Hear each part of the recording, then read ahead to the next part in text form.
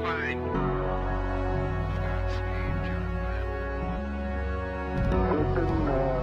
Tranquility Base here. The Eagle has landed.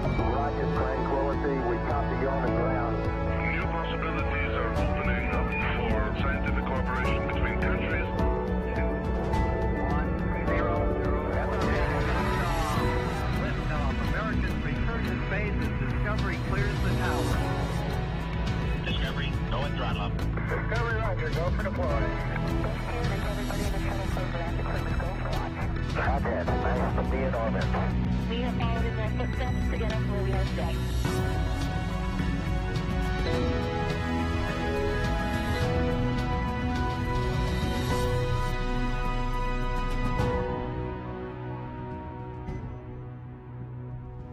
You're looking live at the Crew Dragon spacecraft and Falcon 9 rocket set to launch 4 astronauts to the International Space Station in just a few hours.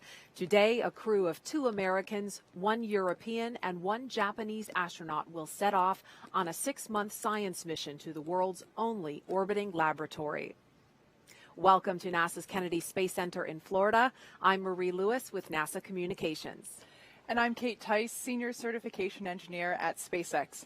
Joining us today is NASA astronaut Tracy Caldwell Dyson. Welcome, Tracy. Thank you, Kate. Thank you, Marie. It's sure a pleasure to be here. You know, it's a busy month for human spaceflight with traffic to and from the International Space Station, and today's launch of Crew 2 is a very exciting part of that, and I'm just so pumped that I get to be right here. And Tracy, we were talking earlier about when the last time was you were in Florida for a launch. That was in 2011 for STS-135. I had just returned from my space station mission, and they needed some help in the C-squared group, the Cape Crusader, and so I came here to support. Well, we are so happy to have you back for this new era of human spaceflight. A quick note for you all, we have each been vaccinated against COVID-19, and so that's why you see us sitting here together without masks on. We want to keep everyone safe and healthy. At 5:49 this morning Eastern Time, NASA astronauts Shane Kimbrough, Megan MacArthur, European Space Agency astronaut Thomas Pesquet, and Japan Aerospace Exploration Agency astronaut Aki Hoshide will lift off from Launch Complex 39A, which you see right there, at NASA's Kennedy Space Center as part of the agency's Commercial Crew program. This crew will relieve the 4 Crew 1 astronauts who have been living and working on station since November. This will be the first time that SpaceX reuses both a first stage and a Crew Dragon capsule. This booster supported the Crew 1 mission, and the capsule, Dragon Endeavour, flew astronauts Bob Behnken and Doug Hurley to the space station in last year's history-making Demo 2 test flight. And we have teams all around the country covering the action, from SpaceX headquarters in Hawthorne, California, NASA's Mission Control Center in Houston, and of course, right here in Florida. We'll also be answering your questions throughout the countdown, so you can send us yours by using the hashtag #LaunchAmerica on social media. At T-minus 4 hours and 5 minutes, NASA will turn the crew over to the SpaceX team. And once that happens, there are a series of key milestones to be checked off as we count down to T0. The first one is Suit Up. The Suit Up room is located in NASA's Neil Armstrong Operations and Checkout Building, or the ONC. Here, the SpaceX team will help the astronauts put on their suits and perform some key suit checkouts to ensure suit integrity. After Suit Up, we'll see the crew walk out. The astronauts will leave the ONC building for final goodbyes with coworkers, friends, and family gathered outside before they head to the launch pad. Following goodbyes, the crew will get in their Teslas and begin the roughly 15-minute drive to pad 39A. Once there, the 4 astronauts will ascend to the 255-foot level of the fixed service structure. That's the structure you see to the right of the rocket. Then they take the last 10 feet to the crew access arm and white room. The white room is their last stop before boarding their spacecraft, a process known as crew ingress. During ingress, the SpaceX team will run a series of checks to ensure the suits, seats, and vehicle interfaces are all functioning properly. After all the vehicle and crew checkouts are complete, the SpaceX closeout team will close the Crew Dragon's side hatch with the crew safely inside. At T-minus 40 minutes, the crew access arm, which is the long suspended walkway the astronauts use to board Dragon, will retract, followed by the arming of the launch escape system. And once the arm is retracted and the escape system armed, propellant loading on Falcon 9 will begin. At T-minus 5 minutes, Dragon will be configured for what is called terminal count. This is when Dragon's onboard computers take control of the spacecraft. And finally, at T0, Crew Dragon and Falcon 9 will lift off from pad 39A. Roughly 12 minutes after liftoff, Crew Dragon will separate from Falcon 9's second stage, enter its preliminary orbit and activation phase, and begin using its own onboard propulsion system to carry the crew to their destination, the International Space Station.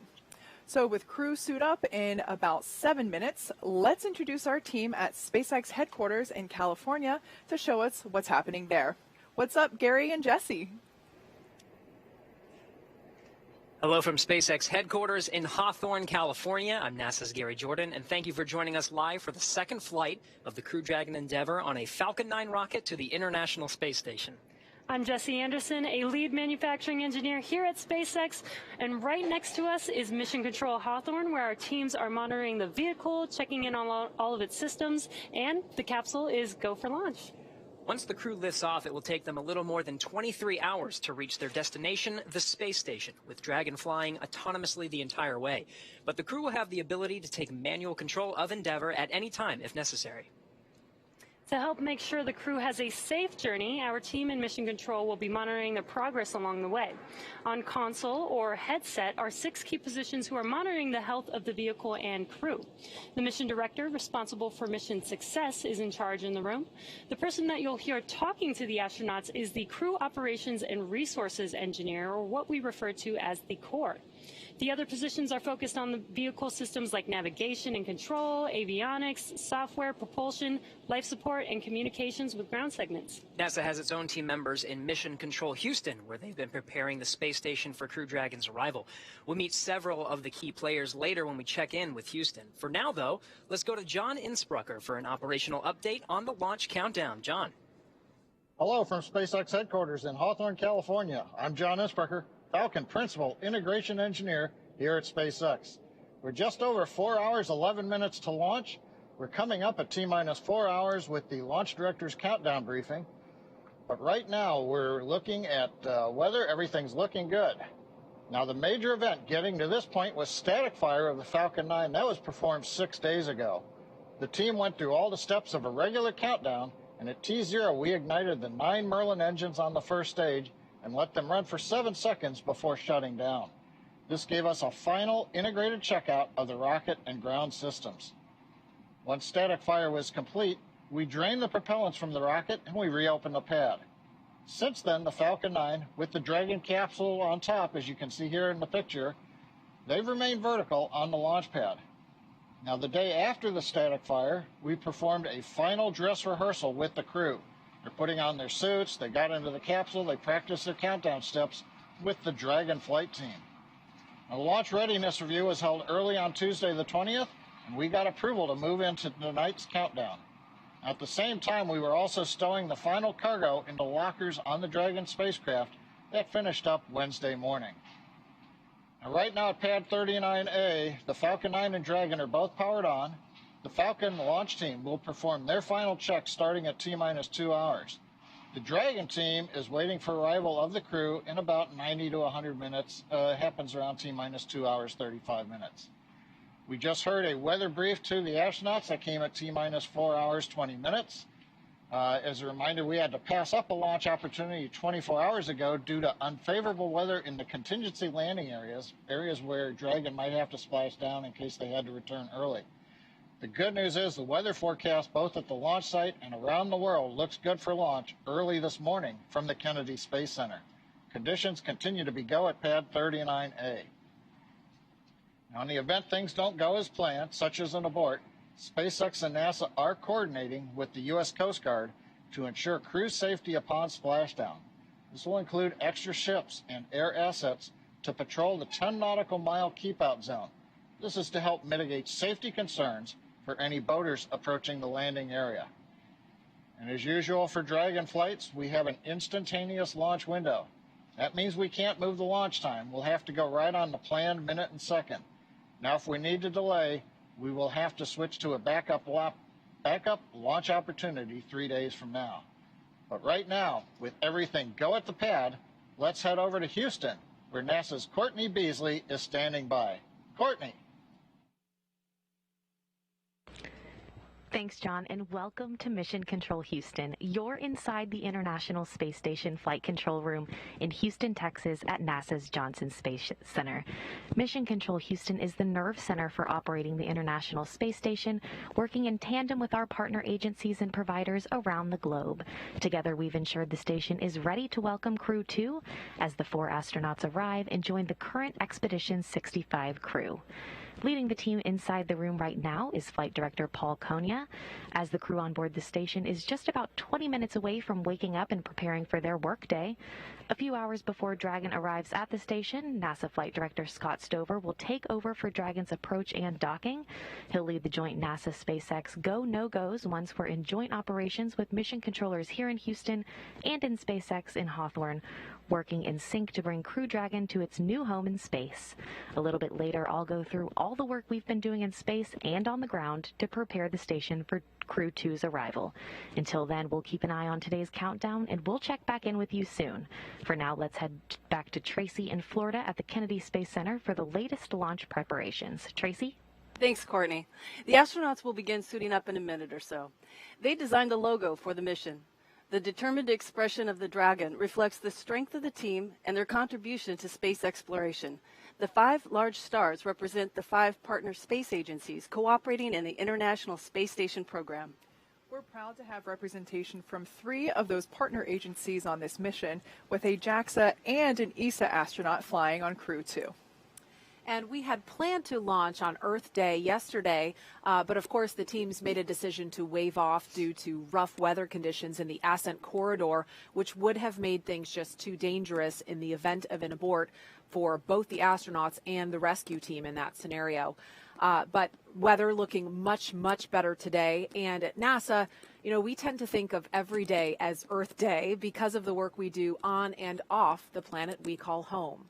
We've all seen this iconic Earthrise image taken by Apollo 8 astronaut Bill Anders as he circled the moon all the way back in 1968. Here's how the Apollo 8 crew remembers the impact of this view. I think it was Bill, too, who said, look, we went all the way to the moon to discover the Earth. First time that we had gone so far, and the first time that we saw the Earth from 240,000 miles away.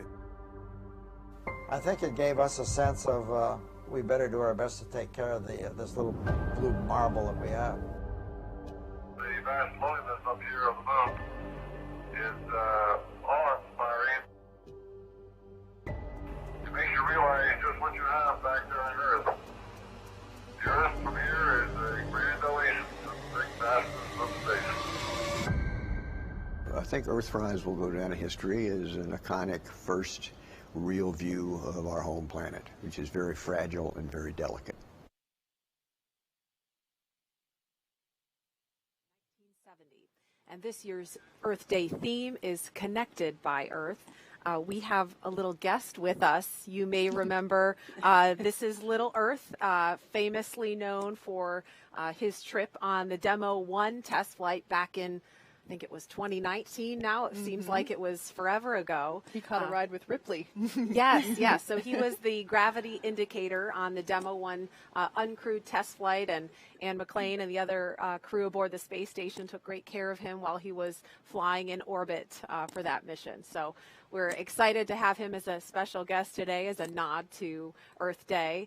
And we also have a view of the actual spacesuits worn by NASA astronauts Bob Behnken and Doug Hurley during the Demo 2 test flight last year. That's a view from the pre-launch news conference Tuesday morning. You can see the briefers, and on either side of them in the background, that is Bob Behnken's spacesuit on the left and Doug Hurley's on the right.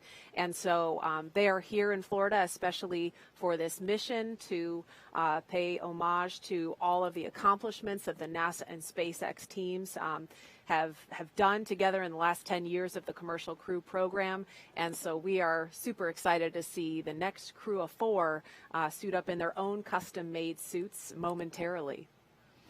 Yeah, we're looking forward to getting live views inside the ONC suit-up room momentarily. But while we have a great shot of the rocket out at pad 39A, something I want to point out, as I mentioned earlier, this is the first time that we are reusing a booster for a crewed flight. And it's also the first time that we are reusing a Dragon capsule. But you can actually see the soot from the previous mission, which was the Crew 1 mission that this booster was utilized for. So if you're wondering why this particular rocket is not quite as white and shiny as other ones you may have seen, that's because this one is flight proven. It's already been to space and back.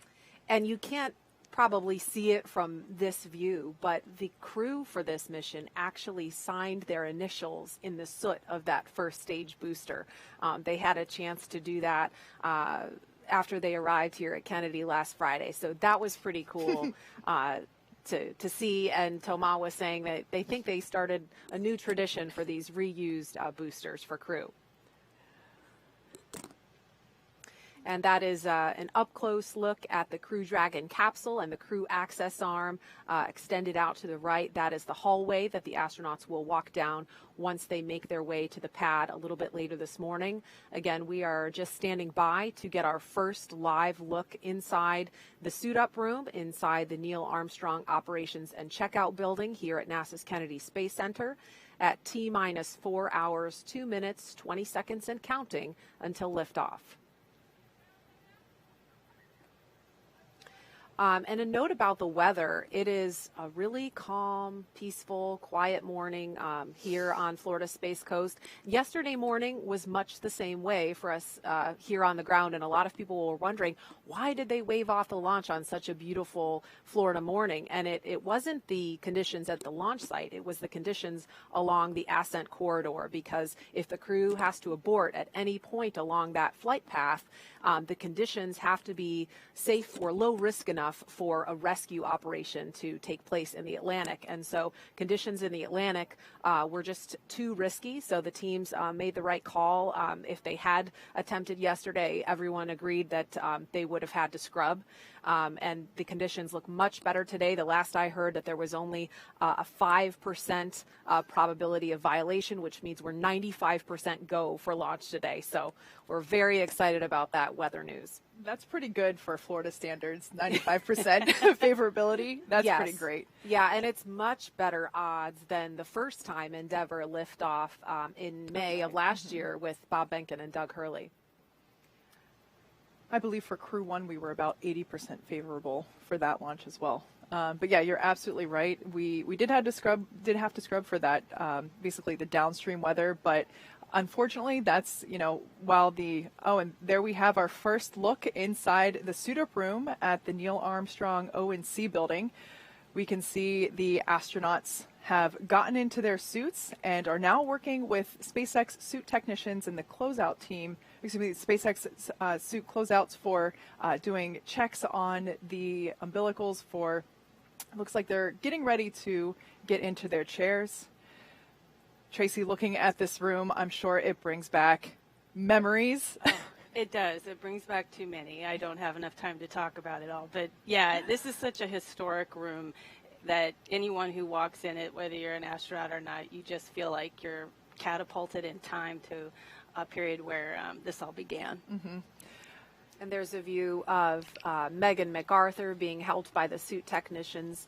She happens to be the wife of Bob Behnken, and she's going to be flying in the same spacecraft in the same suit, not the same suit, excuse me, the same seat as her husband in the pilot seat. But of course, she's got her own custom-made suit on. Yep, all of these suits were designed in-house at SpaceX. We took safety, comfort, and style all into account. I absolutely love the way that these turned out, and we have heard from crew members that they are really comfortable. So what we see going on here with earlier Megan, they were basically just making sure that everything was comfortable and everything was zipped up. And what we see, I can't quite tell who's in that chair there, but they're basically sitting in a mock-up of the Crew Dragon capsule. And that looked, that's our commander, Shane Kimbrough. And he's basically sitting in a mock-up of the chair that he will be seated in inside Crew Dragon. So while they're seated inside Crew Dragon, they actually have an umbilical plugged into their suit that flows cool air through the suit to keep them cool and comfy, as well as communications umbilicals and power. So it's really important to make sure that we do these fit-ups here so that there really aren't any surprises once we get into Dragon Capsule out on the pad. And the helmets that they're wearing are also custom printed using 3D printing technology. So that's a really exciting technological advancement since the shuttle days. In the room shot we saw just a minute ago, and there's Megan MacArthur getting helped into her gloves in her spacesuit. But we saw, if we could take the wide shot of that room, we saw another astronaut. There it was in the foreground, number 38. That's Jessica Meir. She is a member of the pad closeout team. So we'll see her here in the suit up room, and she'll also be headed to the white room a little later to provide crew support. Yeah, that role for the astronaut is also pretty historic. We've had a group of astronauts in the shuttle days come down and support shuttle crews, basically pre-flight the orbiter and get it ready to go. Before that, in the Apollo days, that's where it all started with our astronaut support personnel, and it's nice to see that tradition continue, having an astronaut there to help support. We can also see the red recliners from the shuttle days kind of in the top right corner off in the background. So they did keep those chairs around, but it's really nice for the crew to have actual mock-ups of the seats that they're going to be inside the spacecraft, so they can do all that kind of fine-tuning in the room before they go get into the actual seats inside the spacecraft. Yeah, I always like to say we kept the history, we just relocated it. Like I said, yeah, this is an integral part of launch day is doing these initial suit checkouts in the mock-up Dragon seats, but yeah, you can even see the corner of one of those maroon chairs in the upper right hand corner there. So yeah, those are the same recliners that the astronauts used during the shuttle days to do basically the same process that's going on now. And there's a close-up. We just lost view of him, but that's Aki Hoshide having a laugh with some of the suit technicians. This is crew the LD on Countdown 1 with a T-minus 4-hour situational awareness briefing. We are currently counting down to a T0 of 9:49:02 UTC, 5:49:02 local, with an instantaneous window. The crew has started suit donning and leak checks in preparation to begin ingress activities. The advanced team is currently on the way to the pad to open the side hatch and prepare for crew arrival. Vehicle gases are at MEOP, FTS checkouts are complete, and Dragon prop tanks are pressed. F9 is not working any issues at this time. The team is tracking ascent winds and pad winds for this morning's launch, but are currently go for those conditions. Expecting a final update on ascent winds at approximately T-minus 3 hours and pad escape winds at T-minus 1 hour. Falcon 9 launch and recovery weather is not tracking any constraints at this time. In the event of a scrub, the next available launch attempt will be Monday, April 26th. Procedure 52.911 is open in the event of any crew contingency from crew ingress through launch. As a reminder, the launch escape system will be armed prior to propellant load today. Fire Room 4 will go into lockdown at T-minus 45 minutes and last until after spacecraft separation, where the launch escape system is disarmed. All personnel are requested to stay in their locations until lockdown is complete. CE, do you have a report on F9 health? F9 is healthy, and we are not tracking any vehicle issues at this time. COPVs are at full pressure, and we are looking good for today's op. Copy all. MD, report on Dragon health. Good evening, LD. I can report the same Dragon is healthy, and looking forward to proceeding with the count. All right, great news. This will conclude the T-minus 4-hour situational brief unless there are any further questions. All right, all good news there from SpaceX Launch Director Frank Messina and SpaceX Chief Engineer Emma France. Everything sounds like we are on track and looking really good for our on-time liftoff today for this Crew 2 mission. And just a quick note about those call-outs. Sometimes they may happen a little bit ahead of schedule from what we have on paper. And so we might be in mid-sentence, and we'll do our best to just stop talking so that you don't miss that traffic on the nets. But moving right along, this is the second rotational crew to fly on a commercial spacecraft, and they bring a diverse set of experiences to today's flight. Crew Dragon Commander Shane Kimbrough, sitting there, will be making his third trip to space. He was born in Killeen, Texas, and raised in Atlanta. He was selected as an astronaut in 2004. Kimbrough is a retired U.S. Army colonel and holds degrees in aerospace engineering and operations research. He first launched aboard the Space Shuttle Endeavour on STS-126, then aboard a Russian Soyuz spacecraft for expeditions 4950. Kimbrough has spent a total of 189 days in space and performed 6 spacewalks. Pilot Megan MacArthur will be making her second trip to space, but her first one to the space station. She was born in Honolulu, but considers California her home state. NASA selected MacArthur as an astronaut in 2000.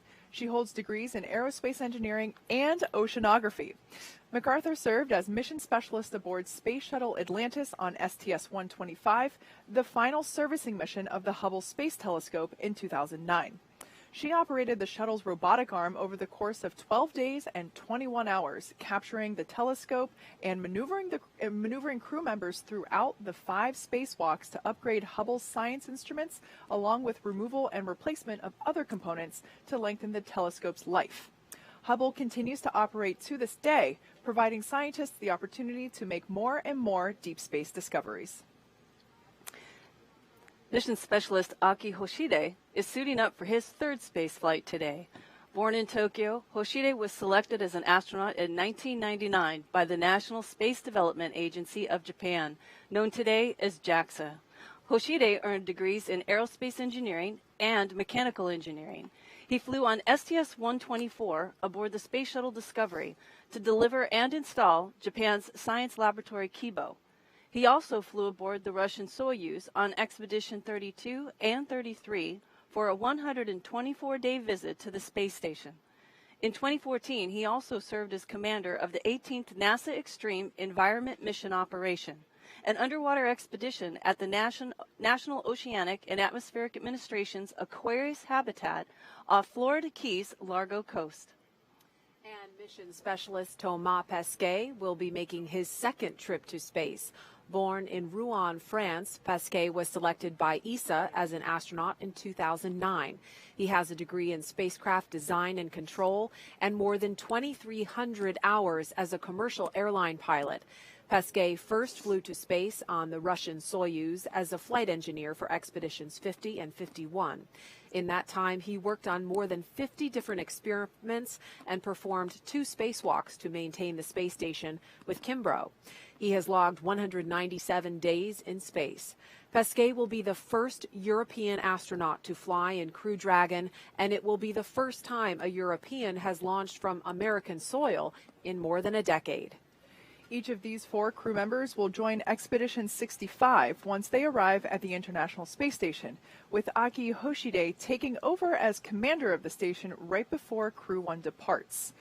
And of course, we will be sure to give you a closer look at each of these astronauts as we approach launch time. So we can see right now, pilot Megan MacArthur is now going through the leak check portion of suit up. Aki looks very comfortable. The advanced team is in the white room on schedule. All right, the call that we heard there indicates the advanced team, which is basically the SpaceX team that just arrived out at Pad 39A to start preparing Dragon capsule for the arrival of the crew and the remainder of the closeout team. Once again, Aki having some more laughs with our suit technicians there in the suit up room. You know, the suit-up room is kind of where the on happens. You know, for the crew, this is it. There's no going back to your room to get something. There's no break from this point. It's the moment that you're on. So it's kind of nice to see a little levity break out and put everybody at ease that they're still with everybody in the room. And these 4 will have about a 4-day handover period with the astronauts from Crew 1, who of course have been living and working on the space station since their launch from here in Florida this past November. NASA astronauts Mike Hopkins, Victor Glover, Shannon Walker, and JAXA astronaut Soichi Noguchi were the last astronauts to sit in this room and suit up, and they are set to return home to Earth on April 28th after the longest human spaceflight ever launched from the United States. We'll dive a little deeper into the work they've been doing later on before launch, but right now they are preparing to welcome this crew aboard station. The Crew 2 astronauts will also be arriving at the space station in the exact same capsule that first flew NASA astronauts Bob Behnken and Doug Hurley back in May of 2020. After that mission splashed down last summer, SpaceX refurbished the Crew Dragon Endeavour specifically for today's flight. The Falcon 9 launching today is also using a flight-proven hardware. It is the same booster flown on Crew 1. So this crew is about to fly on both a flight-proven spacecraft and rocket, which I personally think is pretty cool. That is really cool. Reuse not only drives down the cost of space exploration, but yesterday Colonel Bob Cabana made a great point, I thought, and that was that when we refurbish these vehicles, we are able to inspect them and notice if there's any issues with them that we can then later fix or design differently that we would otherwise not know if we disposed of it on the way home. So I think it's great. Always more to learn with spaceflight. This crew has been training together since their assignment for this mission was announced this past July, and each has their own unique connection to the mission. Kimbrough had already been familiar with Crew Dragon and how the astronauts interact with the spacecraft. Before this assignment, he was chief of NASA's Vehicle Integration and Test Office, and in that role he spent a great deal of time helping Doug Hurley and Bob Behnken prepare for the Demo 2 test flight last year. As we mentioned, Kimbrough flew on the Space Shuttle Endeavour. There he is, a photo from him on board the Space Shuttle Endeavour during STS-126. That was back in 2008. So this mission has a special meaning for him because of his connection to just the Endeavour name. He's thrilled about flying on the Crew Dragon Endeavour this time. And MacArthur also came into her role with a unique perspective. As we mentioned earlier, Bob Behnken is her husband, so she's getting ready to make the same journey he did nearly 1 year ago in the same seat and role of pilot aboard Crew Dragon Endeavour.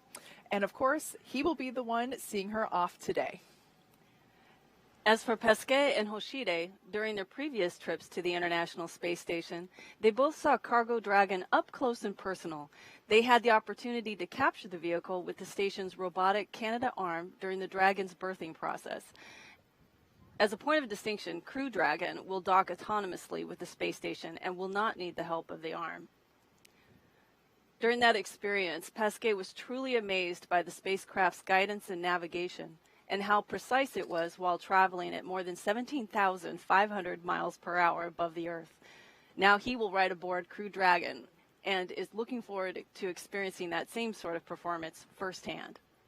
And for Hoshide, he was astonished by the gorgeous design of the Dragon spacecraft, and he had a lot of fun transferring cargo in and out of the vehicle. At the time, he never thought he'd have the opportunity to ride on Dragon, and so he's looking forward to it being a fascinating ride. And there he is giving a wave inside the suit-up room. During one of their many trips to train at SpaceX facilities in Hawthorne, our team had the opportunity to chat with the crew. One thing that's for certain about these 4 astronauts, they all really enjoy each other's company and always have a good time with each other.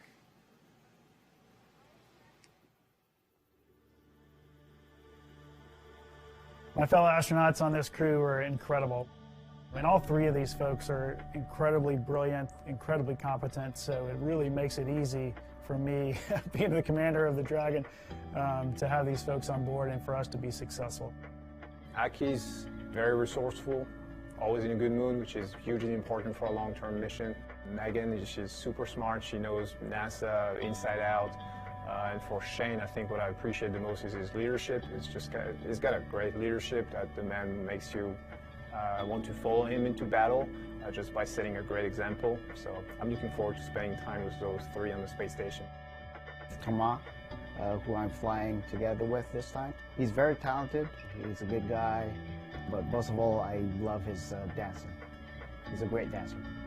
You can ask him, hey, Aki said you're a good dancer. Can you dance for us?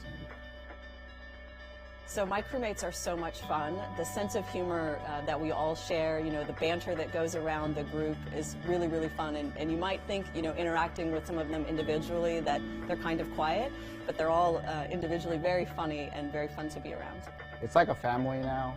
You know, we joke around a lot. We have fun together, and when we need to be serious, we do get serious. I like this teamwork, but most of all, I like the relationship with each other. To be able to laugh about things and your mistakes and the things that you do well, and just enjoy each other. So we have a very compatible crew. I'm very blessed to be on a crew like this with Toma, Aki, and Megan.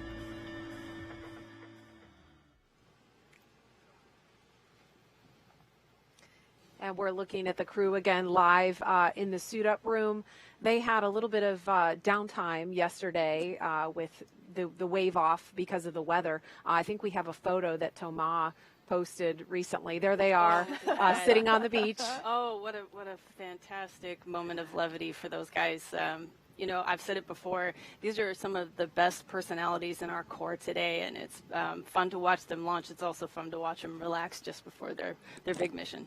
Yes, and now it's all business. Suit donning and checkouts complete on schedule. So we just heard the call that suit donning and checkouts are complete at T-minus 3 hours and 42 minutes. Let's go over to John Innsbrucker in Hawthorne for an update. John?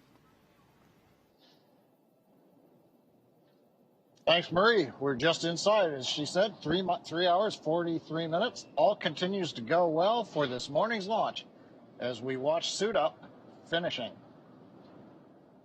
We just heard the call out, side hatch is open. The advanced team is waiting for the astronauts up in pad 39A. Now to get to this point, we began clearing the launch pad of people at T-minus 8 hours. The team began clearing the hazard area around pad 39A at T-minus 5 hours. The only folks remaining on the pad right now are the ones who are needed for ingress of the astronauts. As I mentioned, they have entered the pad and they are waiting for the crew. And we'll be covering crew arrival at the pad and entry into the spacecraft. At the launch pad, Falcon 9 is powered on. Engine and stage checkouts were performed several hours ago. We're currently monitoring telemetry. We're pressurizing gas storage vessels on the first and second stages. A little while ago, we heard the T-minus 4 hour briefing by the SpaceX launch director. The good news is there's nothing significant to report on the rocket. On top of the Falcon 9, Dragon spacecraft is ready for the crew. Functional checkouts were performed in preparation for the crew's upcoming arrival.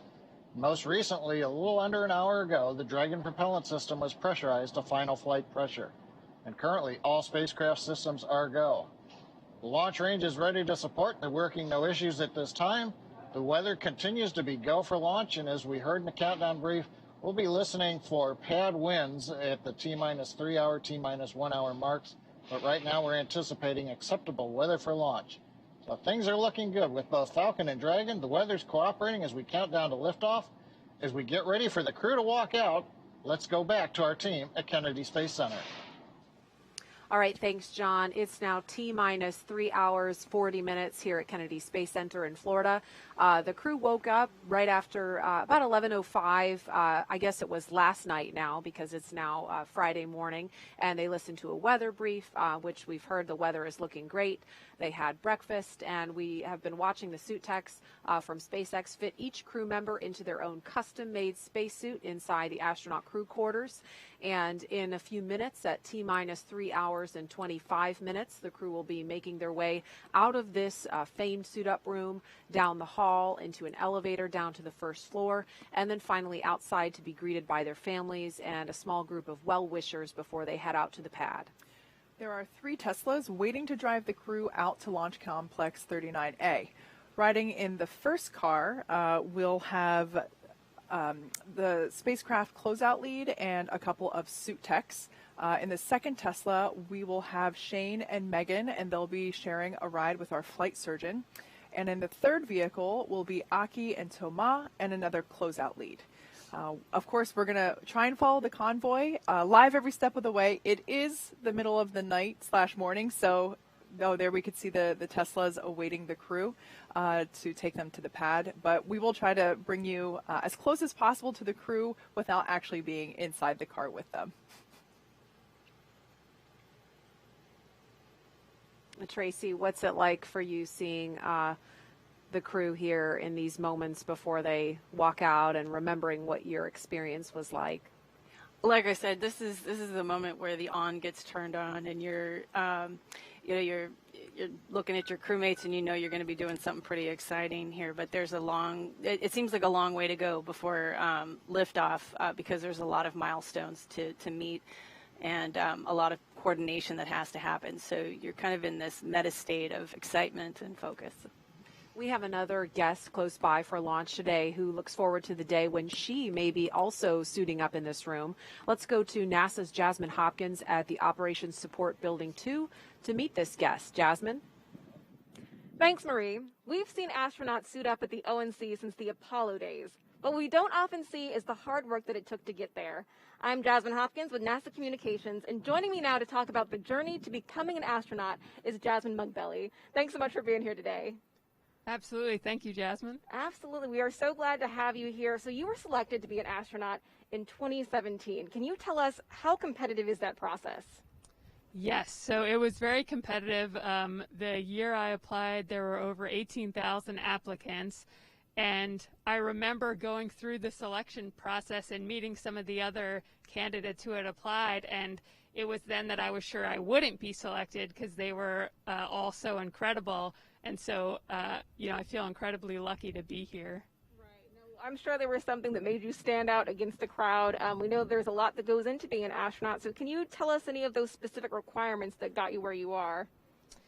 Yeah, so we do generally look for people with STEM backgrounds, but what I like to tell people is it doesn't matter so much what you do as opposed to why you do it and how you do it. I think it's really important for people to do something that they feel passionate about and that they love. And, as for the how, you should try to excel at it and you should do your best at it. And that doesn't mean you won't fail along the way. You probably should fail. That means you're pushing yourself. But if you look at our astronaut office, we have many different backgrounds. You have chemists, you have pilots, you have submariners, teachers, doctors, so all sorts of backgrounds. Right. No, it definitely takes a lot to make up that team. And you now have 2 years of astronaut training under your belt, and you're awaiting assignment to your first flight. So can you tell us what that process is like? For the training? No, how do you know when you get assigned to your first flight? Sure, absolutely. So, I've never been behind the scenes for the actual selections for assignments, but I know a lot goes into it. In one, of course, who fits the requirements for this mission, putting together it's not just a single person, but a whole crew that works together and has all the things they need to accomplish that mission. If you're talking about we need to do spacewalks to maintain the space station, what teams do we have to do that? If we're talking about going to the moon, maybe you want a geologist on that flight, someone who can land the vehicle. So it definitely plays into how the whole crew works together and meets the requirements for that mission. Right. Well, we are definitely looking forward to when you get assigned to that first flight. I know that today is a big day for all of us, but how eager are you to see yourself in that suit-up room? Yeah, just, watching this today, becoming an astronaut has been a lifelong dream for me. So thinking about me actually being on one of these spacecraft and launching into space, it's still something that blows my mind that's even possible right now. Right. No, absolutely. Jasmine Mugbelly, thank you so much for joining us here today. Thanks. Absolutely. Now let's take it back to the KSC host desk with Kate. Thanks, Jasmine. As you can see, we here in our in the suit-up room at the Neil Armstrong ONC building, we have a couple of VIP visitors greeting the crew as they are awaiting, and now they're departing. And it looks like we have a couple last, probably photo opportunities prior to the crew walks out. Now, one thing I do want to point out, that specifically for the folks wearing these black flight suits, this is the suit-up team, and partially will be the closeout team for the astronauts. This crew these suit technicians are responsible for assisting the crew not only in getting in their spacesuits, but making sure that things like unapproved jewelry or is not still being worn when the suits are put on, making sure that any personal items like glasses or medication are tucked in the pockets of the spacesuit. Basically just making sure that those personal items are in the appropriate places. Also making sure that the earpieces that the crew astronauts are wearing in each ear, making sure that those are seated properly, that making sure that everybody can hear. There's a lot that these folks do. It's all in the procedures, which are followed along on the tablets that you see some folks carrying around.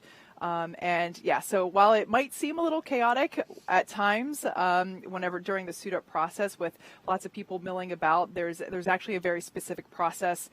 Each astronaut has a specific suit technician assigned to them, and that suit technician is responsible for communicating and relaying basically status to that person's assigned crew member. And I do want to mention the visitors that we saw a few minutes ago, and they were just departing after the interview with Jasmine. But that was Elon Musk of SpaceX in the room, and also NASA Acting Administrator Steve Jurczyk in the room to have some private words with the crew. You may also have noticed that we don't hear ambient sound. We don't have audio from inside this room, and that is by design to give the crew, the suit technicians and the visitors in there some privacy before they go out to the pad.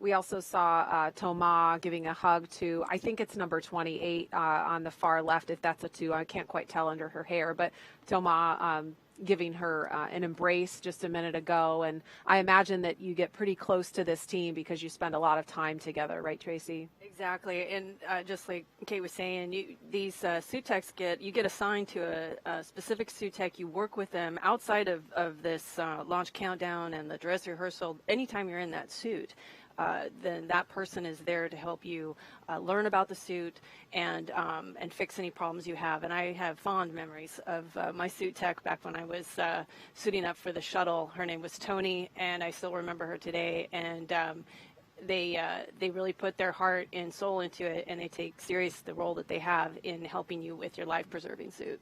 Absolutely. And this crew trains quite often, not only here at Kennedy, but also at SpaceX headquarters in Hawthorne.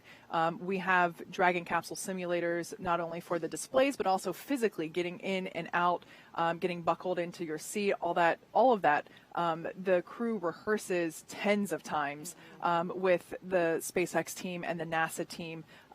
So what we're seeing here really is just another time. They could probably do this in their sleep at this point. Yeah. One thing real quick I want to point out before we lose this shot, the the small blue boxes there that you see behind the crew members that has kind of like an elephant's trunk, an umbilical that's plugging into the leg of each crew member. Gosh, I love the frivolity that we see here. It's so wonderful. Gotta get a good shot. Yeah, so I wanted to mention it because I figured we'd lose the shot. Those blue boxes are basically flowing cool nitrox or nitrogen oxygen mixture air, which is basically the stuff that you have in a scuba tank.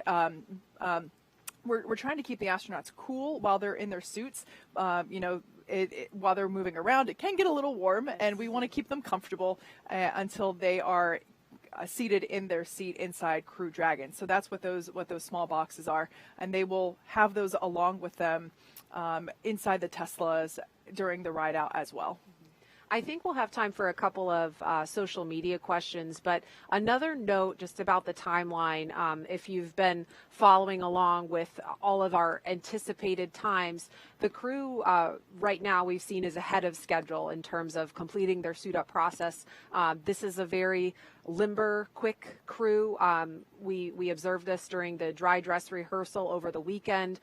They were ahead of schedule getting suited up. We do still expect them to walk out at the anticipated time. We expect that will happen at T-minus 3 hours and 20 minutes. So about 9 minutes from now is roughly when they should walk out of the operations and checkout building. But up to this point, they've been a little bit ahead of schedule. Let's take a couple of social media questions while we're waiting for that to happen.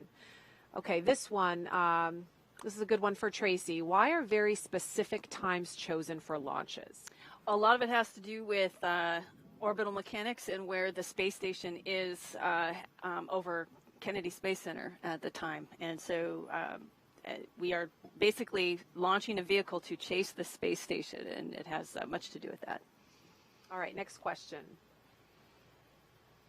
How long does it take to refurbish a Crew Dragon, and how many times can Dragon be reused? As we're looking outside the ONC, Kate, this is a good one for you. Yeah, that's a great question. In terms of how long, it's hard to say right now because this is the first time that we did it, and the first time that you refurbish something, or really the first time you do anything, is generally the longest it will take you to do something.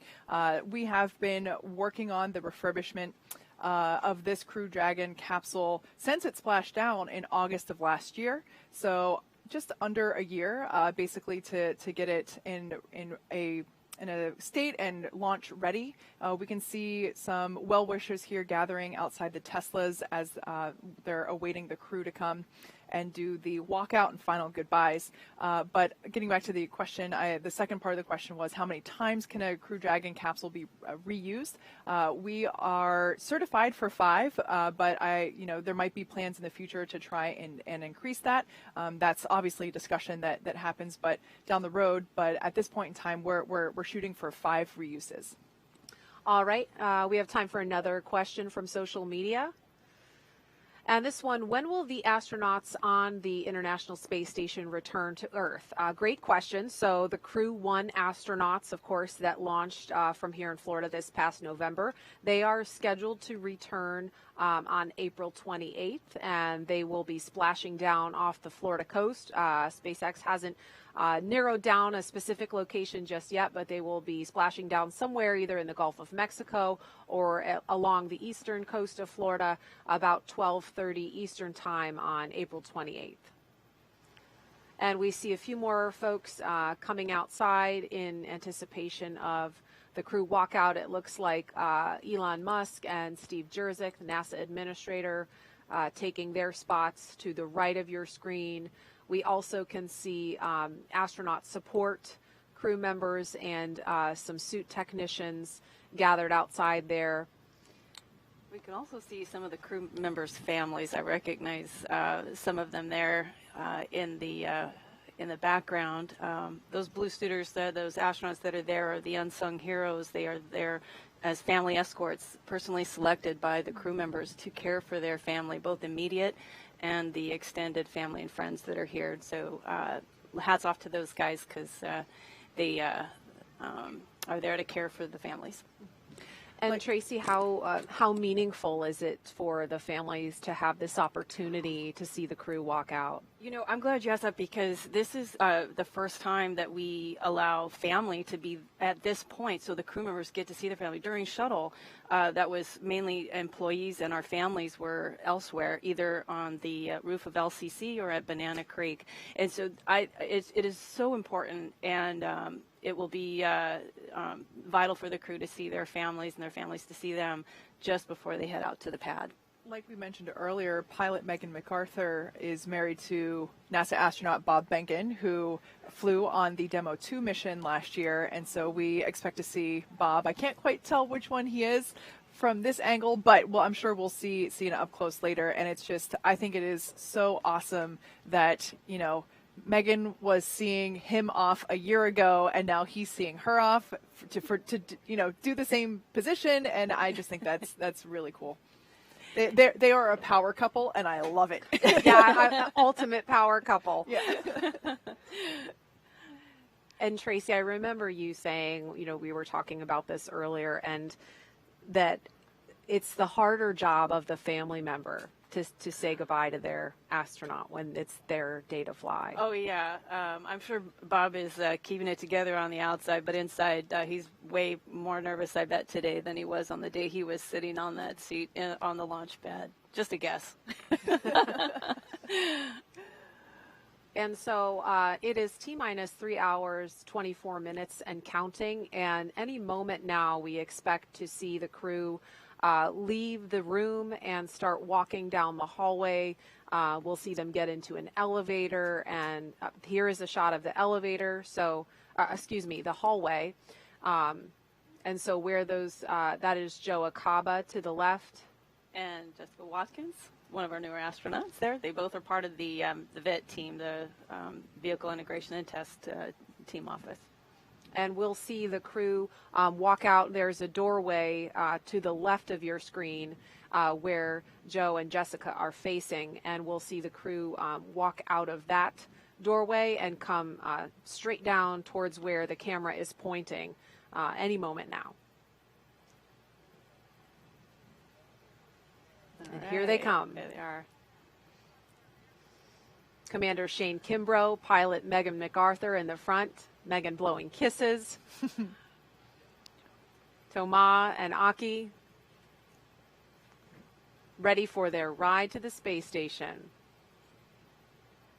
And inside the elevator there is a poster you can see in the background. It has the signatures of folks who have worked on this mission. So this is the first of 2 elevator rides that these guys will be partaking in today.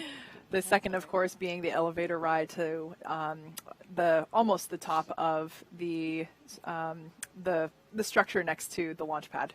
And we will see the crew walk out in just a moment, but first we want to hear a performance of America the Beautiful by preeminent jazz and classical saxophonist, composer, band leader, and 3-time Grammy winner Branford Marsalis. Crew walkout in progress on schedule.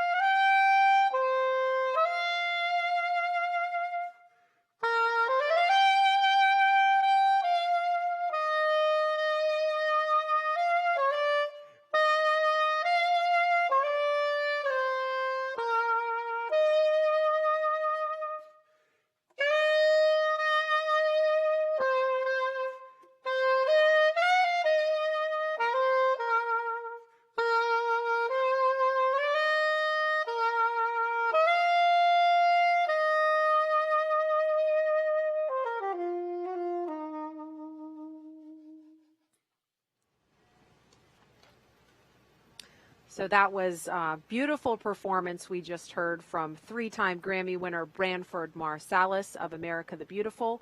And we can see some members of the closeout team heading out of the operations and checkout building. We expect the crew to walk out at T-minus 3 hours and 20 minutes. So about a minute from now, we will see the crew walk out those famed doors. And you can see above them, they're teeny tiny from where we're looking, but stickers from past mission patches. And Tracy, I'm sure you have a sticker up there. Yes, yes. From STS-118, one of my crewmates made sure that we were well represented.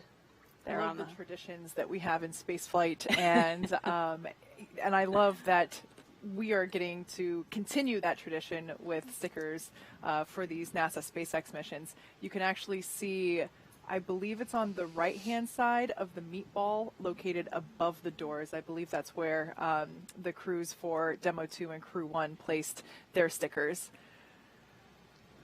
We're going to have to widen the walkway here, I think, a little bit. Yeah. And there we have another shot of more stickers, and these stickers denote the missions in which the Teslas were utilized for. So here, counting backwards from the right, the red one is obviously the Crew 2 mission patch, the blue dragon to the left of that being Crew 1, the white helmet from Demo 2, and then the triangular patch from Demo 1. So even though we didn't have any real astronauts, we had Ripley, our test subject, but we did do full mock-up. And here they come, the Crew 2 astronauts taking their first steps outside before their journey to space. Yay!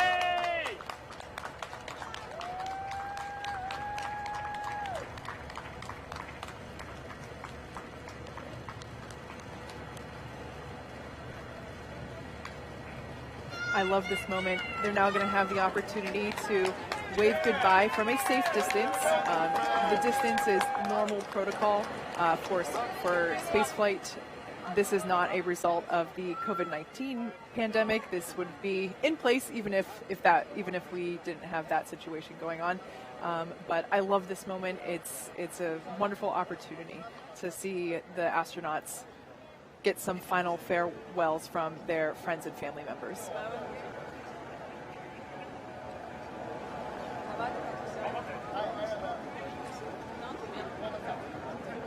We've got Shane and Megan to the right of your screen, Thomas and Aki to the left.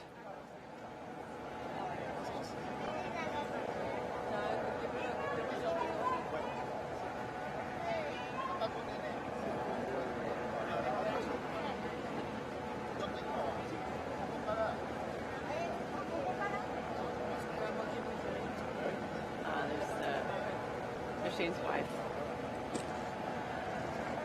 Shane and his wife posing for a socially distanced photo. Yes. And it looks like Bob Behnken is there in a blue polo with the son of he and Megan MacArthur.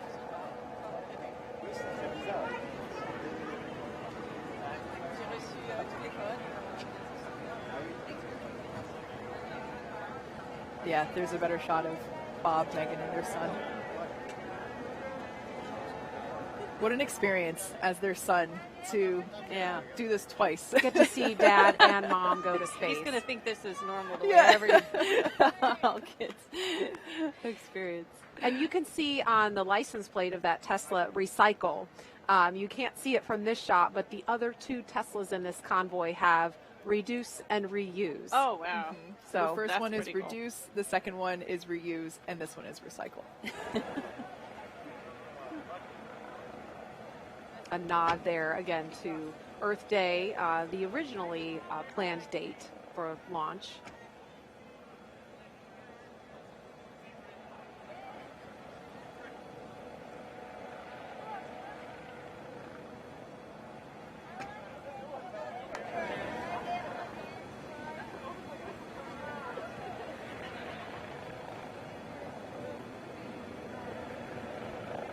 Actually, people are more impressed by the Tesla than by the rocket.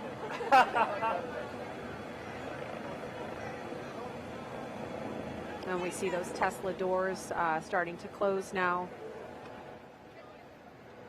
Like I mentioned before, the equipment is already in the Tesla. The astronauts are plugged into that small blue box, and they're getting that cool air flowing through their suits once again. And the AC is turned up on high in those Teslas to make sure everybody's comfy. You've seen some people go around to the backside of the cars. This is another opportunity for family members to approach and have a little bit more private moment with their crew member before they leave. With the windows up, of course. Yes.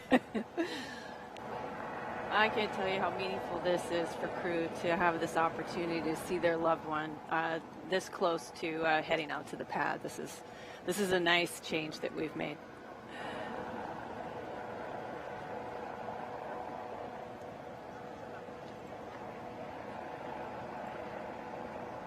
And this is the car carrying Shane Kimbrough on the right rear passenger side, and Megan MacArthur is on the left rear passenger side. And then this the third Tesla in the convoy here with the recycle license plate has Thomas sitting on the back rear side and Aki sitting on the left rear side.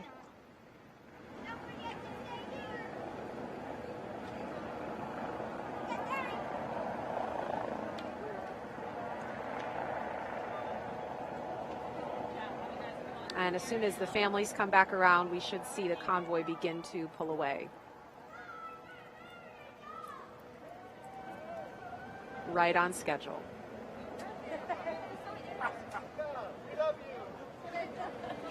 How about you two, brother?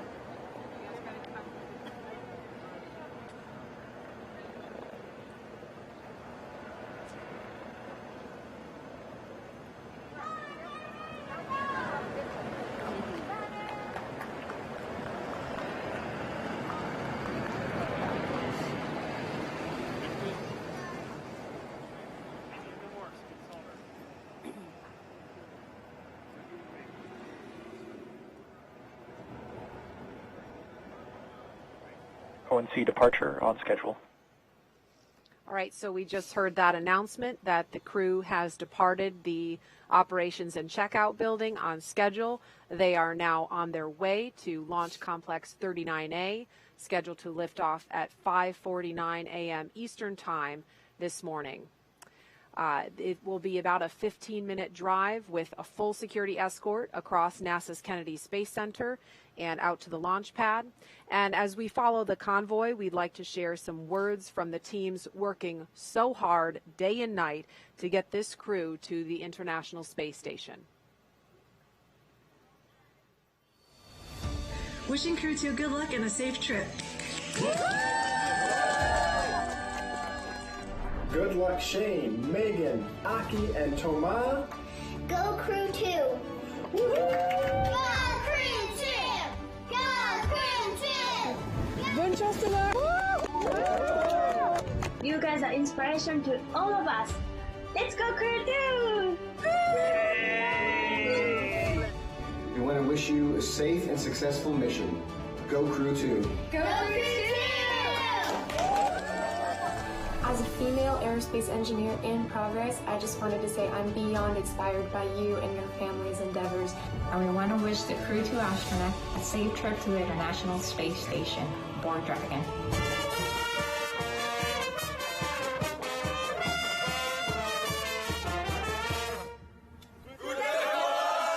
Hey, Crew 2. Looking forward to watching you guys launch today. The screens behind me should look familiar. I'm looking forward to getting to see you guys use it for real. So proud you'll be representing all Yellow Jackets on the NASA SpaceX Crew Dragon to the ISS. Good luck. On behalf of the Hunt program, Clear Creek High School has a message for you. Have a safe and successful mission to space. Ganbatte kudasai! Yay! Yay! Let's go Crew 2! Go Megan MacArthur and all of Crew 2. UCLA is rooting for you. Hey, Toma! We wish you a great flight! Godspeed, Crew 2. Go Falcon 9, go Dragon! We want to wish you Godspeed. Yay! Crew 2, have an amazing and safe flight. Good luck, Crew 2, on your mission to help further research and human presence in space.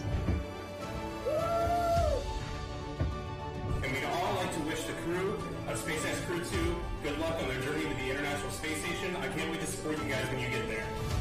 Enjoy space, enjoy your mission.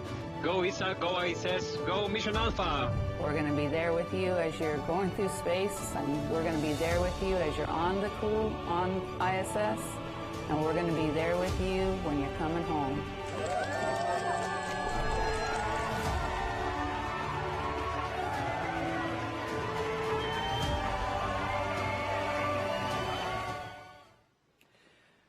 So the convoy will be making their way just behind us here at the press site. But for right now, a closer look at the Crew 2 spacecraft commander riding in this convoy. Here is two-time spaceflight veteran NASA astronaut Shane Kimbrough.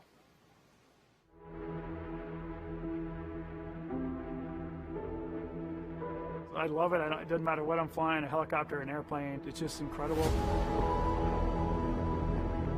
The views we get are great, the sensations you have. Helicopter flying to me is really a lot of fun because generally we're down in the trees. It's very challenging, and now learning to fly jets around here at NASA's been pretty incredible too. Had to hang up the helicopter keys, but pulled out some jet keys, and it's pretty nice.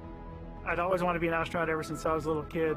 My grandparents lived in Titusville, right across from the Kennedy Space Center in Florida, so I spent a lot of time down there as a small child. Ignition sequence start. My grandfather was really the inspiration behind all this because he would drag me out to see anything launching.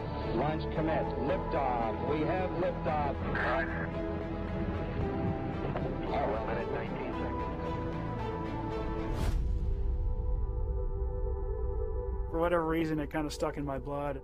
The ironic thing is when I decided to go to West Point, I figured that my dream of being an astronaut was gone, so I kind of gave up on it because I didn't realize you could be in the Army and be an astronaut, but it turns out you can. So back in 2008, I flew on STS-126. We were kind of a resupply mission. So they called our mission actually the Extreme Home Makeover Mission for the space station. We got a chance to bring up new bedrooms, a new bathroom, a new kitchen, a new gym, really outfit the station to be able to support more than 3 crew members. So that was pretty cool to be part of that. And then to go back a few years later in 2016 and 2017 when I flew on the Soyuz. That was an incredible time up there. The long duration piece is obviously a lot different than the shuttle couple-week mission. There's a different cadence, a different rhythm you have to get into, more of a marathon pace versus a sprint pace.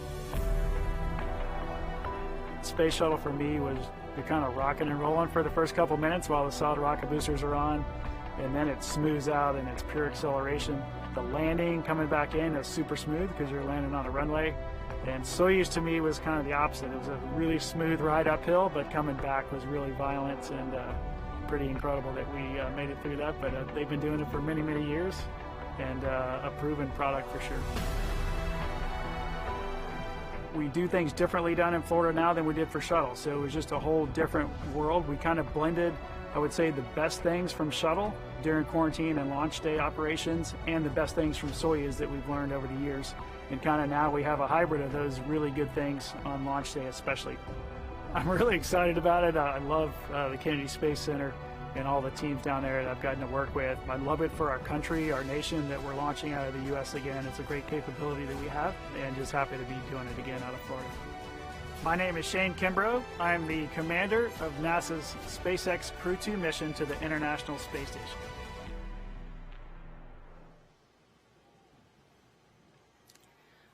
Riding in the same car as Kimbrough is Crew Dragon pilot and NASA astronaut Megan McArthur. She's about to embark on her second space flight, and this will be her first trip to the International Space Station. My name is Megan McArthur. I'm the pilot for NASA's SpaceX Crew 2 mission to the International Space Station. I first thought of becoming an astronaut when I was in high school. So my dad was a Navy pilot, and so I first thought, well, I'd love to be a pilot. We lived at Moffett Field Naval Air Station, which was connected with Ames Research Center. And we'd hear the wind tunnels going, you know, at all hours of the day and night. And also it's where shuttle astronauts would come to do their landing and rollout training. And so I would see them, you know, come in their T-38 jets and get out in their spiffy blue flight suits and walk in to do their training. And I thought, well, that looks like fun. How do I get that job? And I knew that it was a long shot, right? But I also knew that I wanted to be a part of something like that, right? A part of this bigger thing of exploration. And then I kind of took this left turn into oceanography, but really it's all about exploration. We're not better equipped to survive underwater, you know, any better than we are in outer space. And so we need technology to help us explore those areas. So how do we do those things? You know, we can send rovers, we can send people, you know, we have to build the right kind of machines to support that. And so there's a lot of parallels. From graduate school in oceanography, I always had this idea in the back of my mind, and I went ahead and applied, and I got really lucky. Every launch experience is very unique to the individual. You know, we climbed aboard and there's that period of waiting, and you actually get a little bit uncomfortable. You know, your body starts to cramp up and you're ready to go. And then when the actual launch goes, it's indescribable. It's so much energy. You are moving so fast. One of my main focuses was capturing this free-flying vehicle, the Hubble Space Telescope. The really complicated spacewalks that were planned out, 5 spacewalks back to back to back. So it was just this tremendous rush of activity for really 11 days until we were ready to let the telescope go. 3, 2, 1, release. And back and away. Clear the antenna. We dream these amazing dreams, we have these huge goals, and we're going to be successful when we work on them together. When you think about the International Space Station and the size of that vehicle and the breadth of science that gets accomplished on that vehicle with all of the different countries that are participating, and then now we've added commercial partners where they have a vehicle that we are using to get us to our space laboratory. Have these big dreams where we look out to the horizon and this desire to explore the universe around us, and we're always going to be more successful when we work together to achieve these incredible dreams.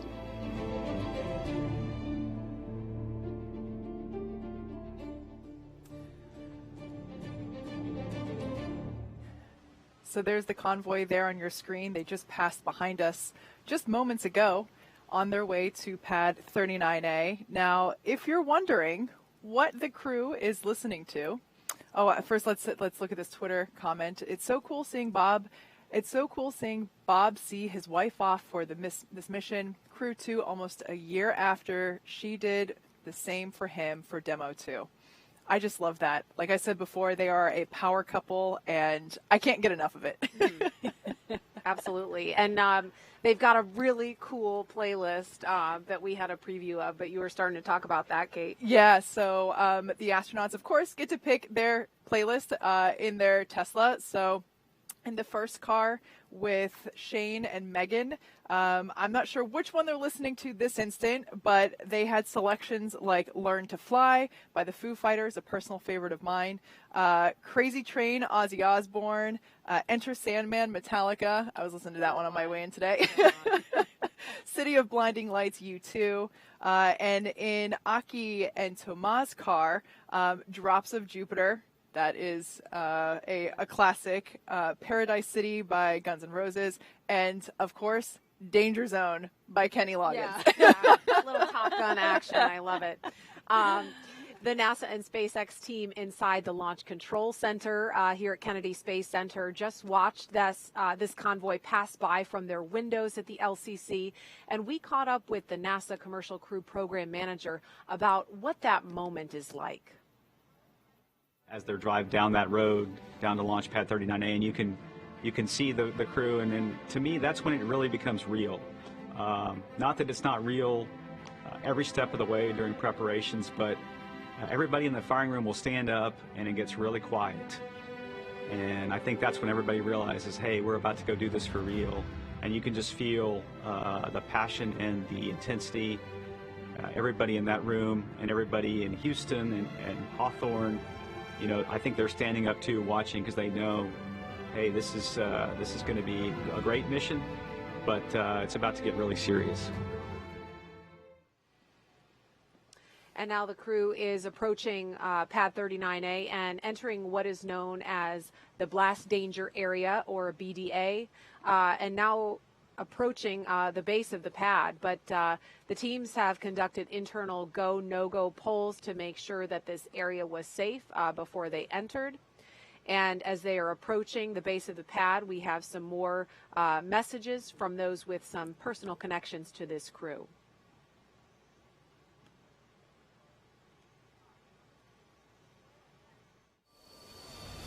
Godspeed, and we'll see you when you come home. Godspeed, and have a great trip to the ISS. Yeah!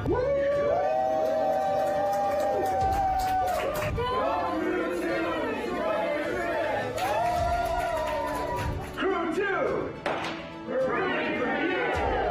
Thank you for flying with SpaceX! Good luck from the bakery and Simco Logistics team. Go Crew Dragon! Someone to wish Crew 2 a happy flight. When I say crew, you say 2. Crew 2. Crew 2. Go Dragon! Go SpaceX! Go NASA Crew 2! Crew 2 is launching. There's 10 seconds for this cheers. So good luck to the astronauts and Dragon engineers. Go Shane! Go Megan! Go Thomas! Go Aki! Go Falcon! Go Endeavor! And go Crew 2! We are wishing you guys a safe mission to the ISS. Good luck and Godspeed, Megan, Shane, Akihiko, and Thomas. So I'm here to wish Crew 2 a successful launch on the Falcon 9. Launch America! Good luck, Crew 2! On behalf of the Dragon Engines and Tanks engineering team, have a safe flight. Wishing Shane, Megan, Tama, and Akihiko a safe flight and a productive stay at the ISS. Go Falcon, go Dragon, and go Crew 2! Crew 2, Godspeed, and thank you for flying SpaceX. Have a safe flight! And it is an honor and a privilege to be a part of this and contribute in some way. And I couldn't be more excited to see you on this mission.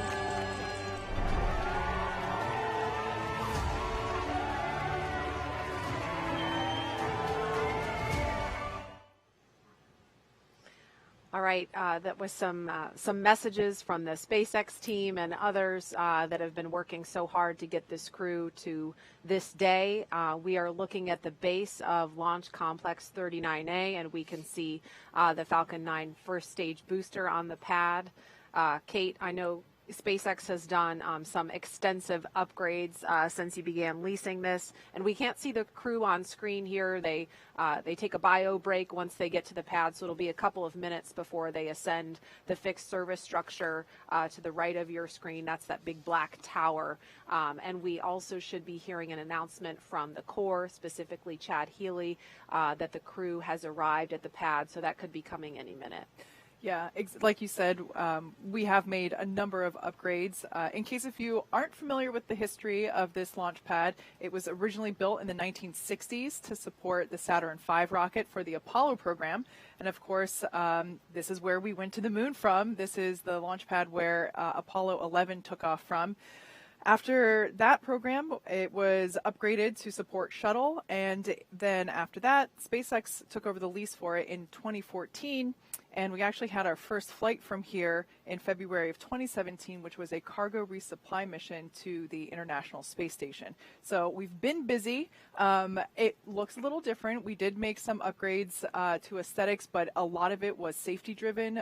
I believe, you know, the shuttle structures were iconic. It was, of course, heartbreaking for everyone to see the rotating service structure come down, but we did have to remove it for safety purposes, but also it was just unnecessary for what we would be doing to advance the next generation of human spaceflight. So I will say that the tower there does have the bones of that original fixed service structure. And so there are many things that are still original in there, like the telephone, which we will see later on. I think we'll save that for later, but also it's the same elevator that the shuttle astronauts rode up in as well. Yeah, so Tracy's got her hand on her heart here. It looks different, but there we have a shot of those elevators there. Yeah, elevators that don't have floor numbers, but rather foot numbers on them. Yeah. The Crew 2 astronauts will be hitting the button for the 255-foot level of this structure. But yeah, these are the original elevators, obviously maintained for safety, but they're so while it may look different, a lot of that history is still there. And Tracy, this is the same pad, of course, that you launched from years ago. Yes, very fond memories of it on my flight. So we got out of the Astrovan, the pilot on our flight on STS-118, Charlie Hobaugh, who we called Scorch, paused and looked up at the stack, and he stopped my crewmate, fellow rookie, Barbara Morgan, and I to pause and take a look at this mammoth spacecraft we were about to fly on, because he said this is going to be the last time you see this view.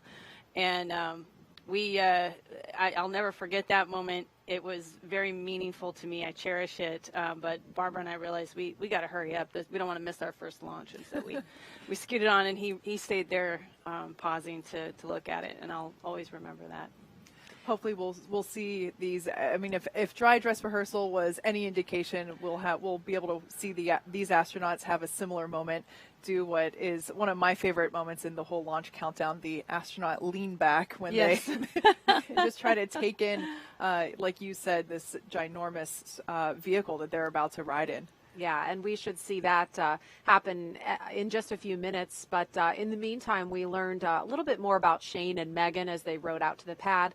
Now let's take a closer look at mission specialist Thomas Pesquet This is the LD on Countdown 1. We've received our final weather brief for the Dragon Ascent corridor weather. Ascent weather is go for launch. The final weather brief for pad escape winds will be at T-minus 1 hour. Okay, so we heard ascent weather looking good. We'll hear another weather brief at T-minus 1 hour. But again, Thomas Pesquet of ESA will be the first European to fly aboard Crew Dragon and the first European to launch from U.S. soil in more than a decade. Okay, are you ready? Yes, I'm ready. I tend to work a lot, even outside of work. You know, going to new places, meeting new people. I like new experiences. I like to learn all the time. My name is Thomas Pesquet, and I'm a mission specialist for NASA's SpaceX Crew 2 mission to the International Space Station. On board the Crew Dragon as a mission specialist, everything that's manual is in our ballpark. If we have to open a hatch, if we have to use the emergency equipment, if we have to open or close valves, if we have to manage the cargo and the stowage, all this is going to be on us. I remember as a kid, everybody's an interest, but mine was space shuttles and planes, and I had the posters in my room, I mean the complete kit. And so I went into math and physics, and then I became an engineer. I went into aerospace. That seemed natural at the time. And then I got a chance to become a pilot, which was kind of another piece. We have an astronaut selection every 10 to 15 years in Europe, and I didn't think it was going to happen, but I passed all the selections and I made it. So really it's been a dream. I've been so lucky. If I would have pictured it when I was a kid, I couldn't have pictured it any better than what really happened. So space station, to me, it's a step for exploration. So we're preparing the next steps that are going to take us, to the moon and to Mars. And then at the same time, we're using the space station as an orbiting laboratory. So every day you do research that you couldn't be doing on the ground. You have to prepare for the spacewalks. You always prepare it very meticulously, very thoroughly, and then once you go out, and just your adrenaline is very high. And it's also physically challenging because you got to be for 6-7 hours fighting against that spacesuit, because that spacesuit is inflated with air for you to be able to breathe, which means it's going to resist your movements. So those are huge, big memories that you have, but really also sometimes the small things, like the fun that you could have. It's one of the big achievements of the space program is to bring people together. That's what makes us go. In the future, I think our programs are going to be more and more ambitious. So we're going to need more than just one country. No single country in the world can do it on its own. So I think it's the partnership that takes us forward. It makes you better, it makes you achieve more, and I think that's the path we're in. The space station has paved the way, and every future big space program is going to have to follow the same path.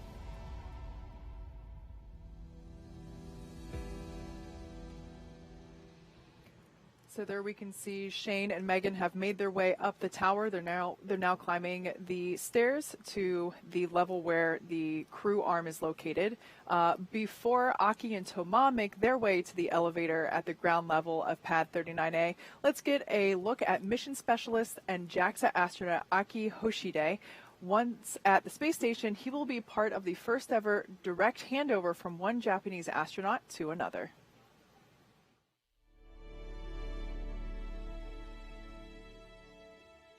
I meant to check this, but do you know when I was selected as an astronaut? 1999, thank you. I always get mixed up there. So I was born in Tokyo, Japan, and then from age 3 to 7, I actually lived in New Jersey because of my dad's job. In high school, I went to Singapore for 2 years. Went to Keio University in Japan. Got my degree in mechanical engineering, and then right after college I joined the Japanese Space Agency. I have dreamt of becoming an astronaut since my childhood and tried a couple times in astronaut selection, and on my third try got selected as an astronaut candidate in 1999. So on my first mission on STS-124 on the Space Shuttle Discovery, that was my first flight, so I thought I would be nervous, but my crewmates were already like my family, so we were just chit-chatting inside the cockpit. 6, 5, 4, 3, 2, 1. Booster ignition and liftoff of Shuttle Discovery.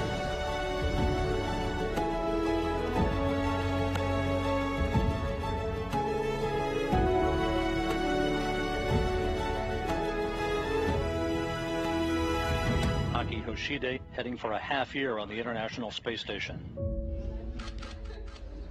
My second flight was a long duration flight. We launched on a Soyuz capsule, docked to the space station, and did a lot of science and spacewalks. Flying on 3 different vehicles, that's going to be amazing. The new spacecraft, Crew Dragon, it's a new technology, new layout, new operation, and I can't wait to actually experience it. So I guess the difference would be it's a brand new vehicle, a lot less switches. It's like a smartphone, I would say, which felt uncomfortable initially because as an astronaut, you're like, where are the switches? Which button do I have to push? So initially I felt a little, I would say a little awkward. Then after training, you get adjusted and you understand, hey, this is how the system works, and how can I, as a crew member, help out the mission. It's a privilege, actually, to work together with these people, and look forward to actually doing the mission and spending more time working together. I'm Aki Hoshide, JAXA astronaut and mission specialist for NASA SpaceX Crew 2 mission. All right, that was a look at Aki Hoshide, and we can see the astronauts inside the crew access arm. That walkway. Here are Commander Shane Kimbrough and pilot Megan MacArthur. Making their way up behind them are ESA astronaut Thomas Pesquet and JAXA astronaut Aki Hoshide. And we'll be seeing them make their way up. There they are, coming up the steps.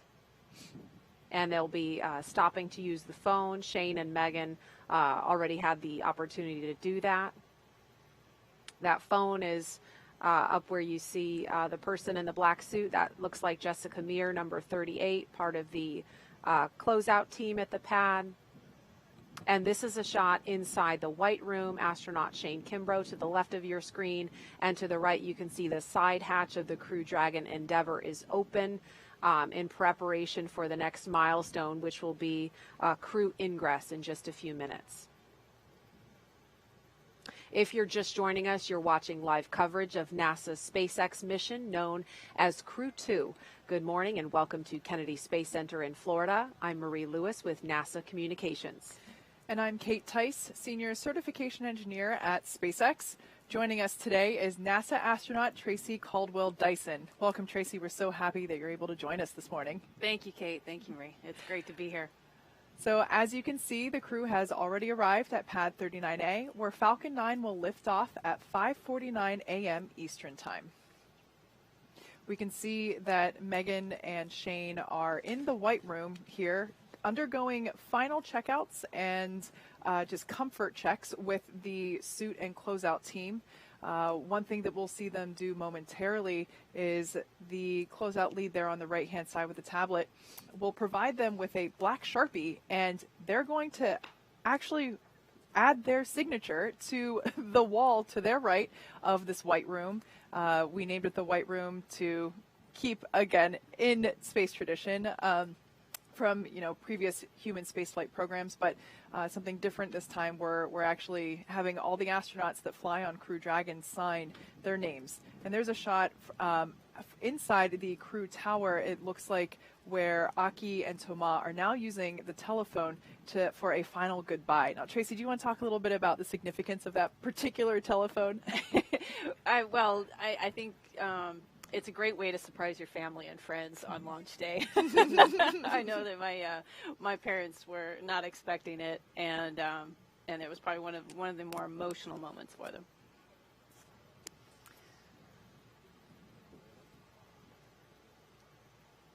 And in a moment, we will see Commander Shane Kimbrough. Here he is climbing inside Crew Dragon Endeavour. We call this process ingress.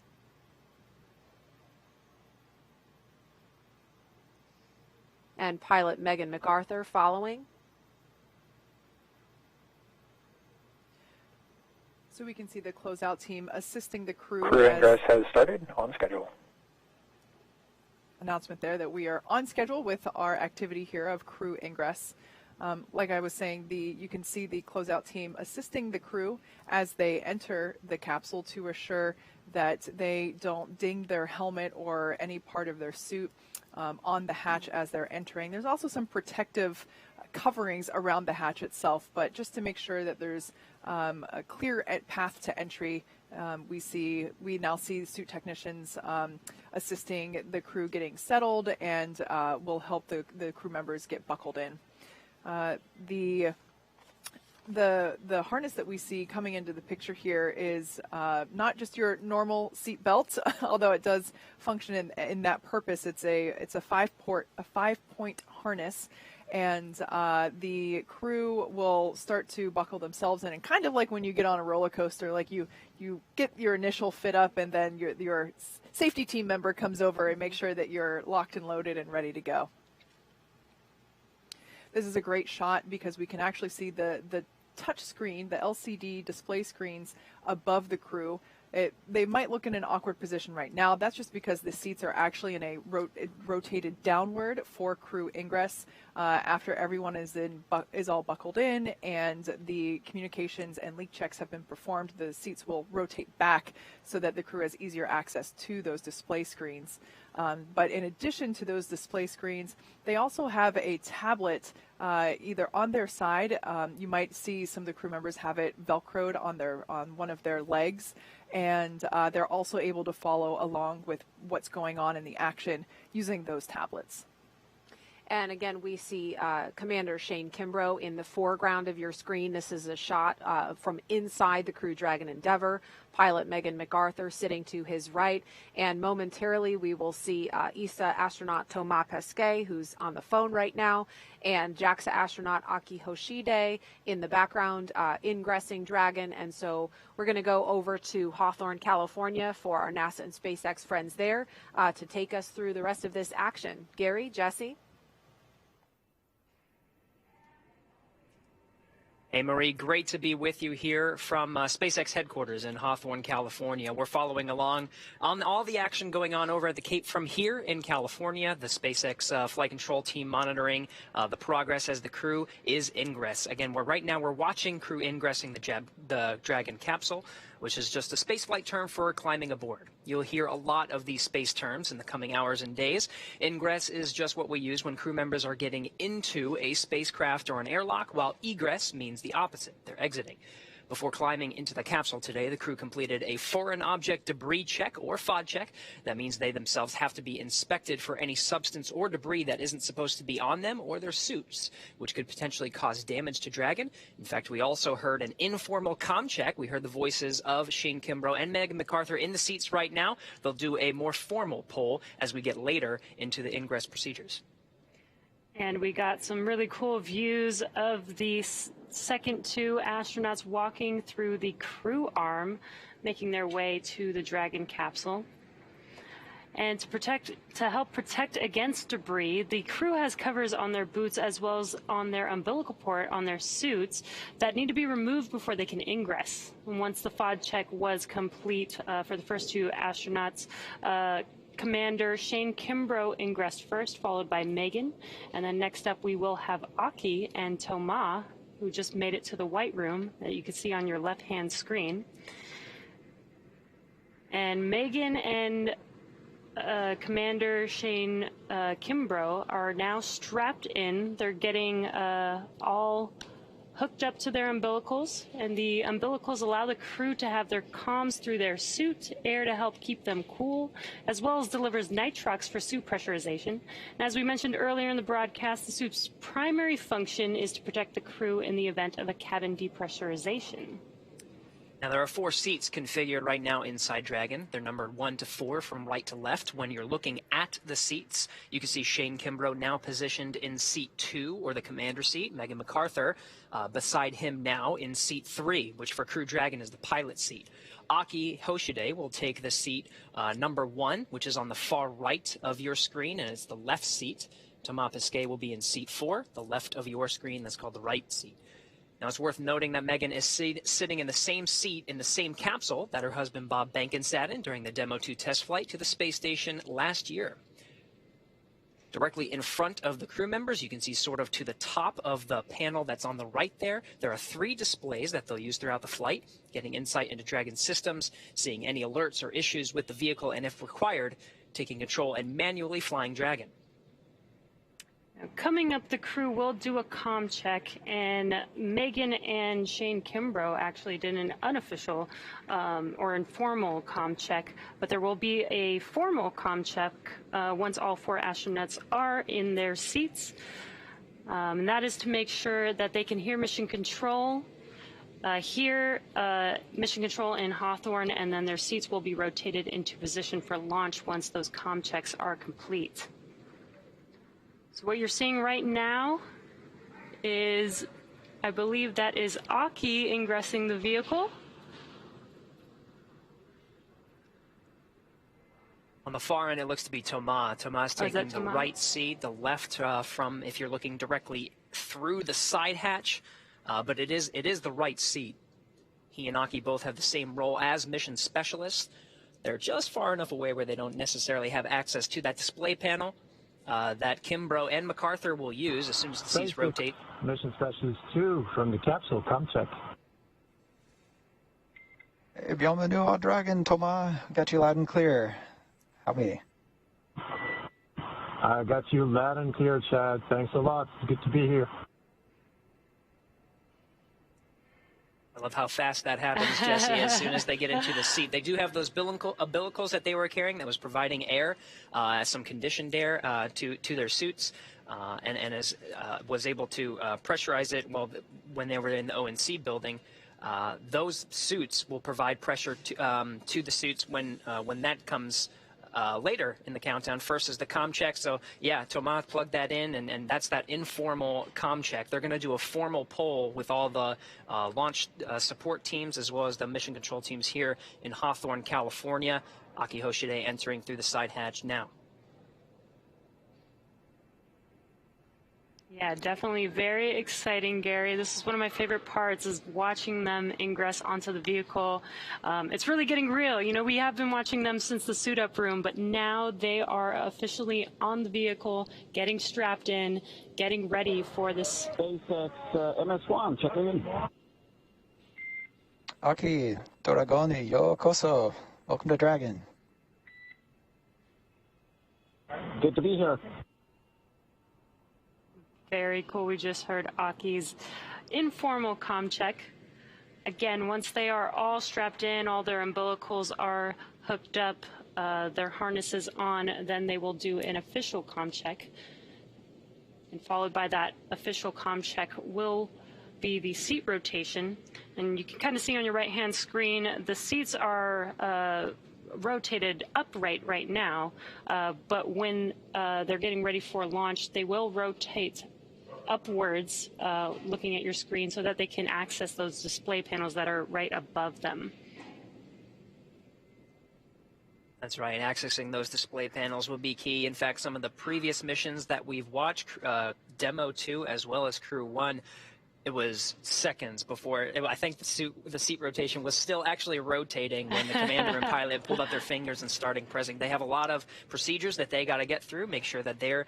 Yes, you can see already Shane Kimbrough already accessing the panel.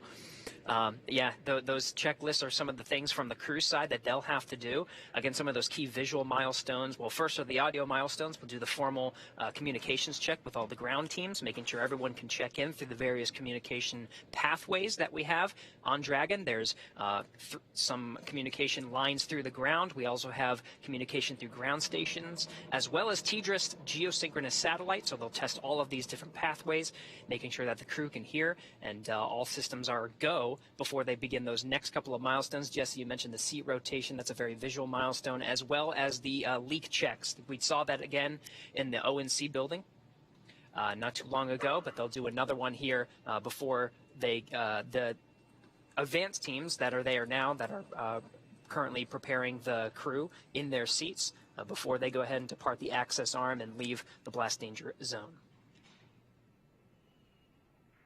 Yeah, and as you mentioned, they did perform those suit leak checks while in the suit-up room at the ONC building, but they'll do that again right before liftoff, and that's because, you know, they're strapped into a whole new system now. They're strapped into the Dragon system officially, so we want to make sure that their suits are good for liftoff today. Again, we have all 4 astronauts on Crew 2 sitting in each of their seats. These are custom seats with their custom suits for each astronaut. And it's almost like its own entire system. It's almost like they are inside of a vehicle inside of a vehicle. A spacecraft within a spacecraft. Right. That's exactly right. That suit will hold pressure. just in case there is any breach and that causes atmospheric pressure to decrease. They do have that redundancy with the suit itself, providing pressure and holding throughout some of the more dynamic phases of flight. That includes ascent. This is very important until they reach an orbital insertion. It's not too long after they get into a healthy orbit. You got checkouts of the Draco engines that will provide the navigation and some of the thrust needed to make its way to the International Space Station, but it's really not too long until they start doffing or taking off their suits and getting into a position to get some shut-eye. Actually, they got a long flight ahead of them. Yeah, it's about a 23.5-hour flight, so they will want to get comfortable. You can see the suit techs are there helping all 4 astronauts get strapped in, preparing them for these suit leak checks and comm checks coming up here shortly. And you may have seen some of them holding a tablet. That is so that they have access to those procedures. Each procedure has very specific and intentional steps that they need to follow. And the astronauts also have a tablet themselves that they can follow along those procedures. All right, 2 hours, inside 2 hours and 34 minutes from launch. We're going to stand by and wait for those communication checks. Meanwhile, let's check in for an operational update with John Insprucker for the latest health on both vehicles. John. As Gary said, just over 2.5 hours remaining in the countdown for the launch of Falcon 9 with Dragon on the Crew 2 mission to the space station. The Dragon launch ops team has completed their major activities to prepare the spacecraft for the astronauts. Checkouts are complete of the major systems, including the escape system. And as you can see on your screens, ingress of the astronauts is well underway, all 4 crew members inside the Dragon capsule, and there are no issues in work. We're also listening right now for the Dragon team comm checks with the crew. That'll be coming up momentarily. Now, the Falcon 9 team is located in Firing Room 4 in the Launch Control Center at Kennedy Space Center. They're settling in for final checkouts and then propellant loading and launch. We've been hearing some of the comm checks as the engineers get on station here in the last 15-20 minutes. Now, the Falcon 9 team will also do comm checks with the crew. That'll happen at about T-minus 2 hours, or about 30 minutes from now. Currently, all systems are go on the launch vehicle. The range continues to report no problems. The weather forecast continues to be acceptable. We're looking at weather not only at the launch site, but around the world. We need to make sure conditions are acceptable if Dragon has to splash down in the Atlantic in case of an escape. We're also monitoring contingency splashdown locations if the crew had to come back to Earth before docking with the space station. Now, if this were to happen, SpaceX and NASA are coordinating with the U.S. Coast Guard to ensure crew safety upon splashdown. That includes extra ships and air assets to patrol the 10 nautical mile keep out zone. This will help mitigate safety concerns for any boaters who may approach the landing area. But right now, as the clock continues to count down, all systems are go at T-minus 2 hours, 31 minutes, and 32 seconds. Let's head back over to Jesse and Gary, who are also here in Hawthorne with me. Thanks, John. In order to get to where we are today, our 3rd human spaceflight, it took years of hard work. The development of Crew Dragon really started with Cargo Dragon because Dragon was designed from the beginning for flying humans to space, so much so that even the first Cargo Dragon had a window.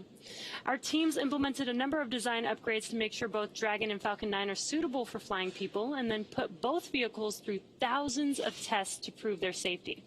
At SpaceX, we believe in a process of continued iteration that allows us to continuously improve the designs of all of our hardware.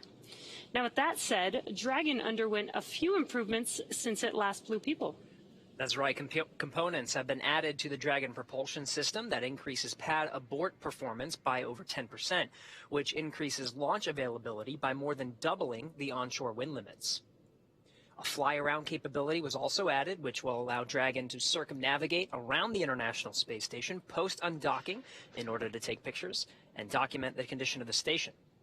As you might recall, this was a maneuver the shuttle used to perform, but since its retirement, there hasn't been any spacecraft that has been able to provide detailed imagery around the space station. You could equate this to being able to walk around your house and check on it to make sure nothing is in need of repair. We've also added and improved some interior cargo stowage locations to make it easier for the crew to access items that they will need during free flight. And lastly, the paint on the mud flaps and Super Draco cartridges were changed from silver to white. While this may seem like an aesthetic change, it actually results in a lower equilibrium temperature on orbit for a given solar input. This has the advantage of increasing return availability by improving structural margins during splashdown. So a lot of preparation has come into ensuring the safety of these missions, and we're really excited to see Crew 2 lift off from the Kennedy Space Center later today. Still standing by for those communication checks. You can see some of the suit technicians getting them situated.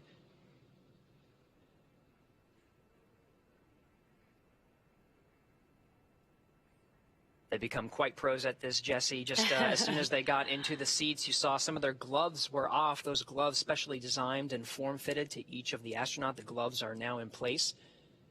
Very shortly, we'll be hearing the communications checks. Some of the other milestones that'll happen very quickly as well will be the seat rotation. It'll be from this position that allows the suit technicians to access each of the astronauts and help them get buckled, strapped in, and the umbilicals checked out. And then, of course, there'll be the suit leak check. And we got a cool view looking from outside of the Dragon capsule in through the hatchway. And some fist bumps there from the suit techs to the astronauts.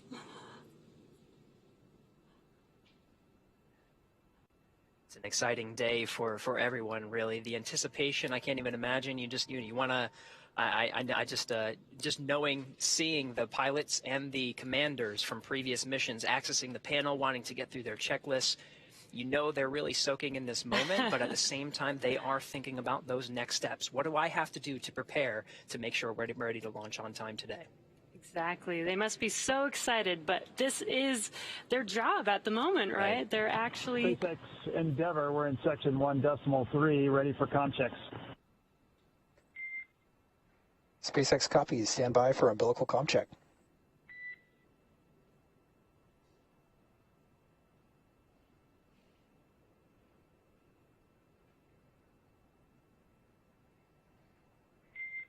CDR, PLT, MS1, MS2, comm check. CDR, loud and clear. PLT, loud and clear. MS1, loud and clear. And MS2, loud and clear. And core, loud and clear. Umbilical comm checks complete. Stand by for ground station comm check.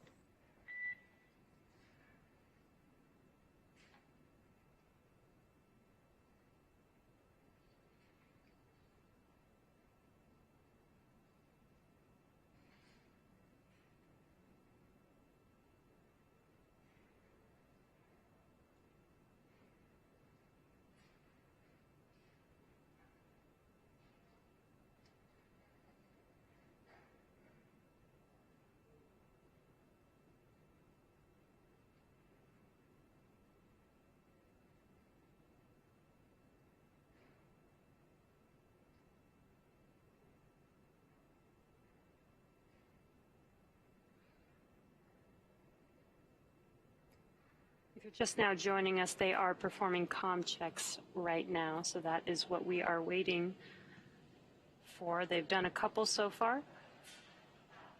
There will be a few more call-outs here for these communication checks.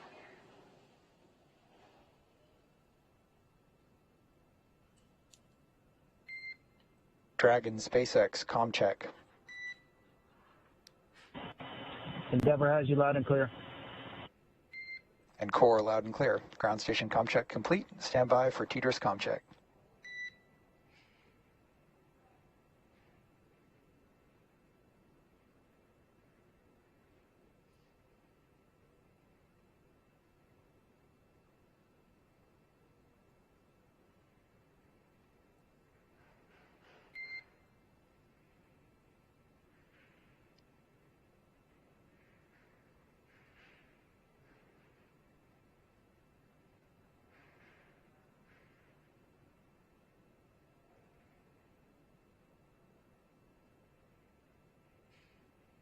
An incredible view from one of the handheld cameras of the suit technician peering in through the side hatch. The side hatch is open now and will remain closed throughout the duration of the mission until Dragon splashes down. We're standing by for some of the further communication Dragon checks. SpaceX, comm check. Endeavour has you loud and clear. Core loud and clear. Teeters comm check complete. Stand by for comm checks with MD and LD in the launch configuration.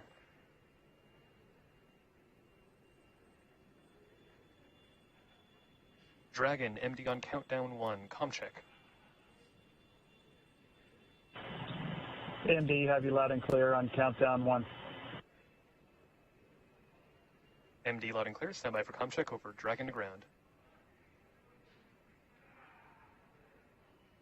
Dragon, MD on Dragon to ground, comm check.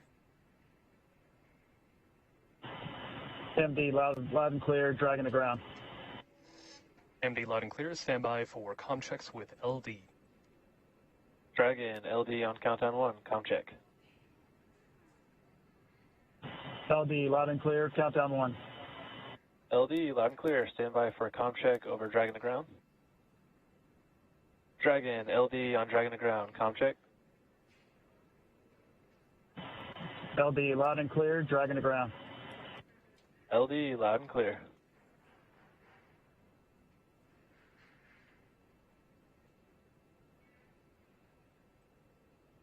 And Dragon SpaceX launch configuration comm checks complete. Report when ready for seat rotation per section 2 of 4.100.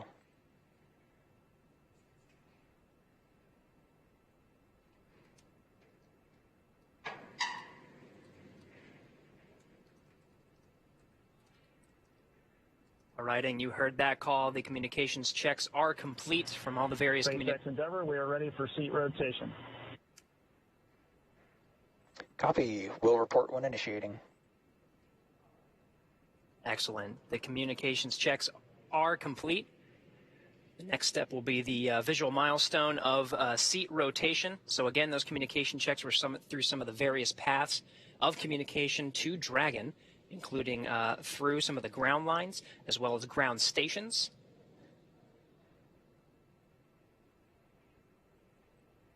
Dragon SpaceX initiating seat rotation. Copy.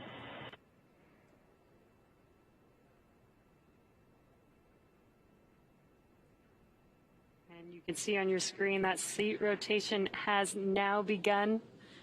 They are rotating from upright to the recline launch position. And this will give Shane Kimbrough and Megan MacArthur access to those display panels right above them. And it's very slow and steady, but this is a pretty cool view that we have here on our screen. An amazing view, really. You can see how much cargo space we have under those seats as well.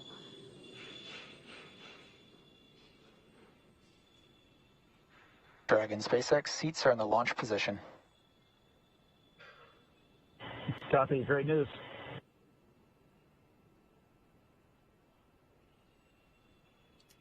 And that seat rotation is now complete.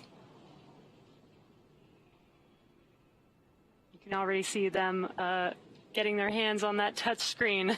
Dragon SpaceX, you are go for Section 3, suit leak check preparation. Copy. Go for Section 3.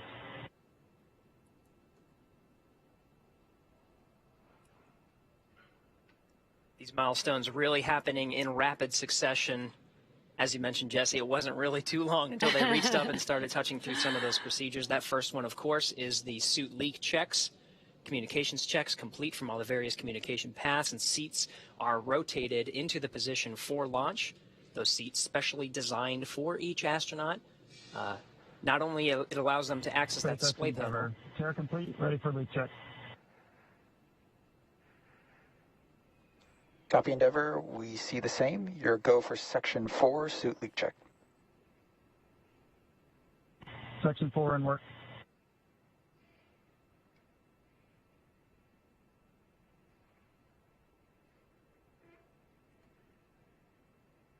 And they've now begun those suit leak checks. So to catch up on the station side, let's check in with Courtney at Johnson Space Center. Courtney, how's it going?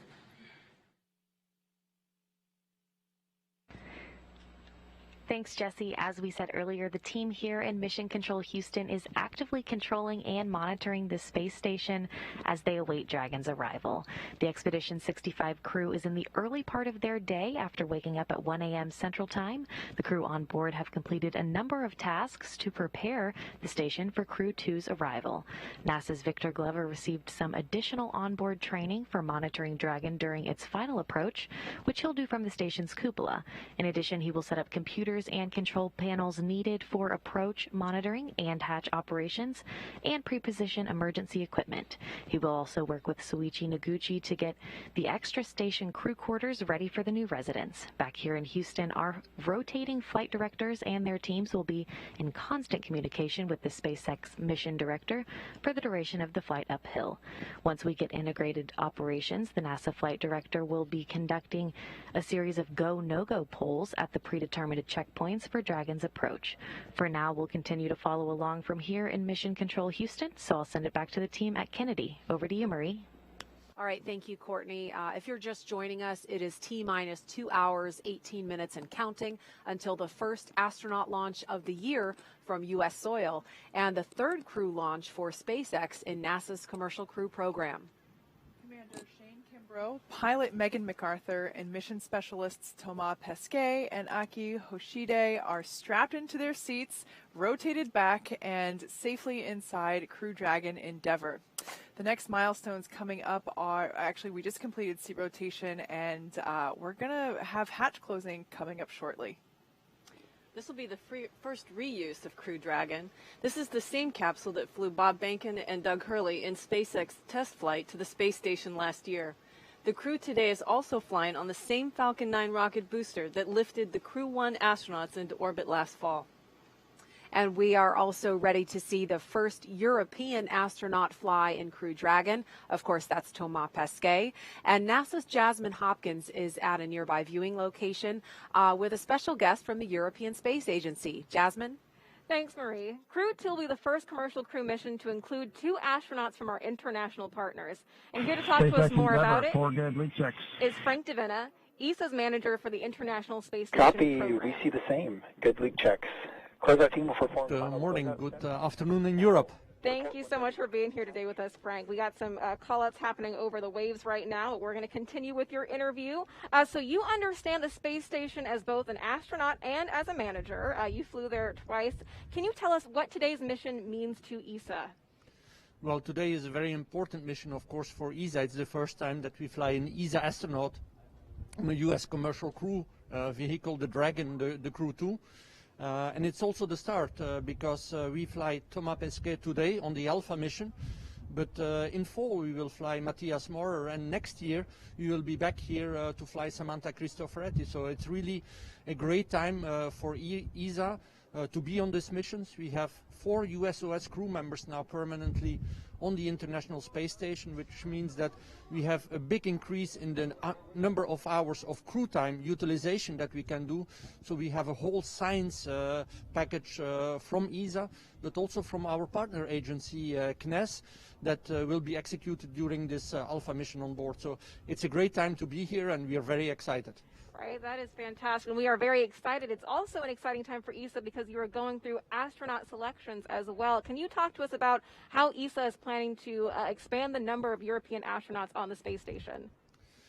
Yes, we are indeed starting a new astronaut selection this year. The campaign is running. We are asking all people from around Europe to participate and to put in their candidacy till the end of May. And then the selection process will take about a year, and then by the end of next year we hope to select a new class of astronauts that then will fly towards the International Space Station as of 25, 26, something like that.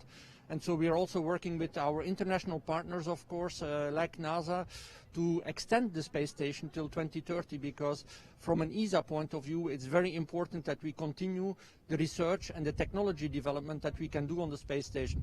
Of course, science for the benefit of humankind here on Earth, but also to prepare for the future of exploration. As you know, ESA is also a participant in the Gateway. Some of the astronauts will fly to the Gateway as well, so we need to expand our reach of humankind in the rest of the universe. Right, that's fantastic. We know there's a lot of great science that's going to be going on board the space station, especially from Thomas Pesquet. You've spoken about the European robotic arm previously. Can you tell us more about that and how he's going to be involved? Yes, also the 15th of July, we will see the launch of the MLM from Baikonur, from our Russian colleagues, Roscosmos. And on this multi-lab purpose module, there will be the European robotic arm. A robotic arm that has been prepared long time ago, has been long time in storage, be waiting for its launch. And now finally we will be able to commission the European robotic arm during the flight of Thomas Pesquet. The first part of the commissioning, the second part will happen during the flight of Matthias Maurer. And then hopefully we can start using this arm also to enhance the capabilities of the space station on the Russian segment, to place, for example, experiments on the outside of the Russian segment, or to relocate some modules. So we are very excited as well to also work with our Russian colleagues of Roscosmos and Energia to get finally this European robotic arm launched to the space station. Right. No, that's very exciting. We're glad to see some of the specifics of what he's going to be working on board. Can you tell us about the importance of our commercial and international partnerships with ESA? Well, it's very important that we have this partnership going, of course, in the International Space Station. At one day, the ISS will come to an end, but for sure the partnership will continue. And that is already clear in the Gateway program now, and we hope to extend that further to the lunar surface with the astronaut, with the Artemis program, and also have European astronauts one day walking on the surface of the moon. So the partnership for us is extremely important to be able to execute our exploration program. But also the commercial partnership is very important because ESA wants to continue to fly astronauts to low Earth orbit even after the ISS. We want to be able to do research in low Earth orbit after the ISS, do technology development that we will need for further exploration after the ISS. But most probably it will not be the same configuration anymore as we have today. It will be in a partnership with the commercial sector. It's what we call the LEO economy. And so one of the tasks that we have as well at ESA is to help build this LEO economy so that we can also have a good and thriving future of astronautics, flying astronauts, research and science in low Earth orbit after the ISS. We have a lot to look forward to then from ESA. Frank DeVena, thank you so much for being here with us today. Now we're going to take it back to the KSC host desk. All right, thanks, Jasmine.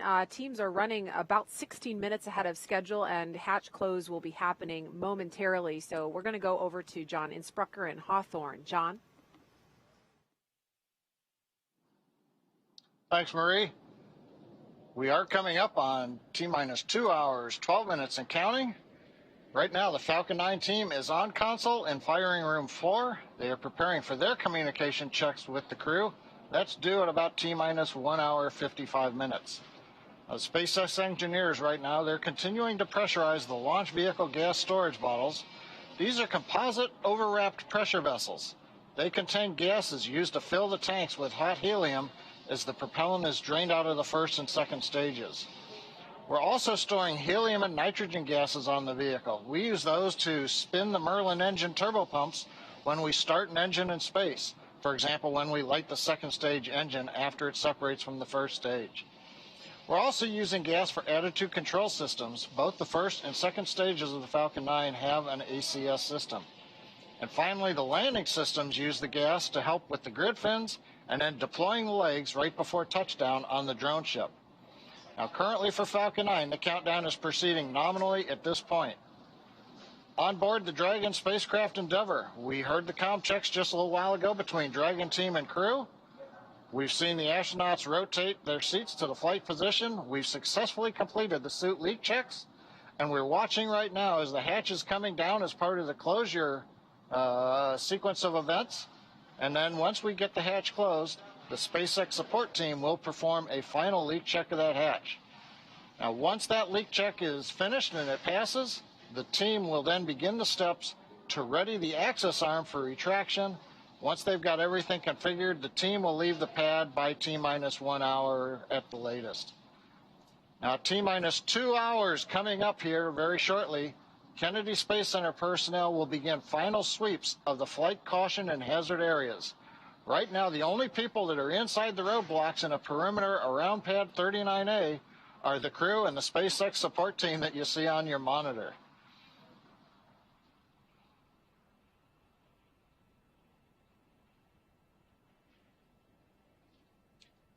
And right now, as we get ready to bring the hatch down, we're going to go back to the team at Kennedy Space Center. Thanks for that update, John. As you can see, we are preparing for the closure of the side hatch. The closeout team there in the black SpaceX flight suits that you see have performed a final FOD check, and they've gotten the final okay from the crew inside the capsule to confirm that they are indeed ready to go to space today. As you can see, the side hatch has just been closed. This is a little bit more complicated than it may seem. So it's this initial closure, and then there will be actual mechanical closure using a torque wrench, which we should see here momentarily. Might be, yeah, we can see that happening now. And then afterward, we will inflate the seal that's around the side hatch in order to do that leak check. We'll inflate the seal, apply a pressure basically, and make sure that the hatch is able to hold that designated pressure for a couple of minutes. And once that's done, we'll put the side closure there on the open part of the hatch that still remains. And like John said, at that point, the crew will then begin to prepare the crew access arm for retraction. And I can't emphasize this enough. We've seen this time and time again with SpaceX. The written timeline, has very specific times laid out, but oftentimes we see that they're ahead of schedule, and that's certainly the case here. Side hatch is closed and starting leak checks on schedule. Okay, so we heard the announcement that the side hatch is Copy. closed. Thanks for the words, Chad.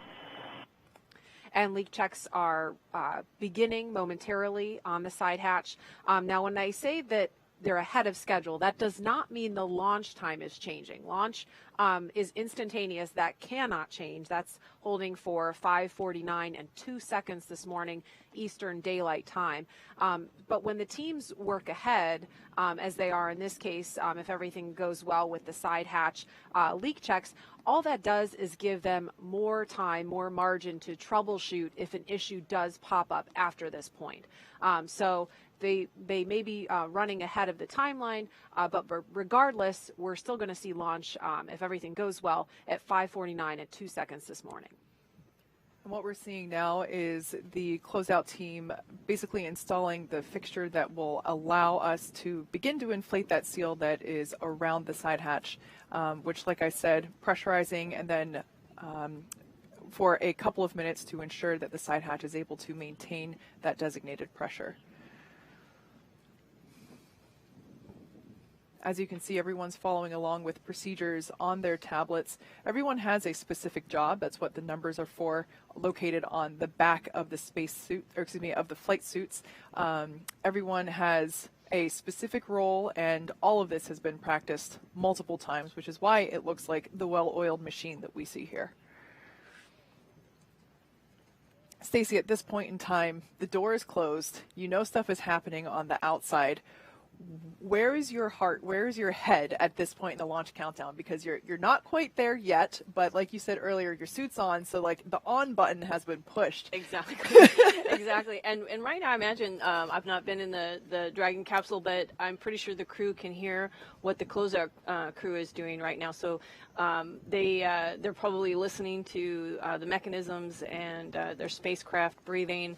But at this point, now that the hatch is closed, it's like a new phase. It's just the four of you, and from this point forward, that it's just the four of you. So your focus kind of comes in a little bit before you're coordinating with the second team, but now it's just the four of you, and then the voices that you hear. So it's kind of it's a transition.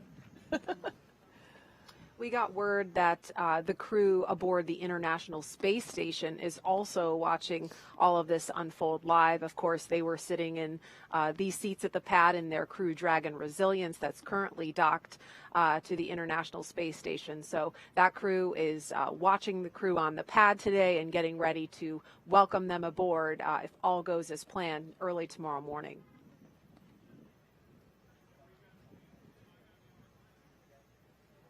And again, if you're just joining us, the side hatch of the Crew Dragon Endeavour on the launch pad has just closed, and leak checks of that side hatch are in progress.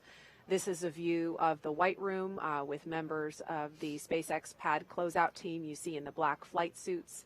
And the shot we saw just before this was from inside the Crew Dragon Endeavour capsule. Like I mentioned earlier, it's not as simple as just closing the door on your car or to your house. We do inflate the seal around the side hatch. Oh, no. We're playing rock, paper, scissors. Double-fisted rock, paper, scissors. What's the prize? What's That's the what I want to know. I know. What's the end game here? Yeah, what's at stake? So, like I said, this process takes a couple of minutes. We inflate the seal around the side hatch and make sure that it's able to maintain that pressure for a couple of minutes prior to actually performing the rest of the physical preparation of the side hatch itself, which at that point, after the successful leak check, will mostly just involve removing the remaining ground support equipment away from the area and installing the tiny hatch on the hatch.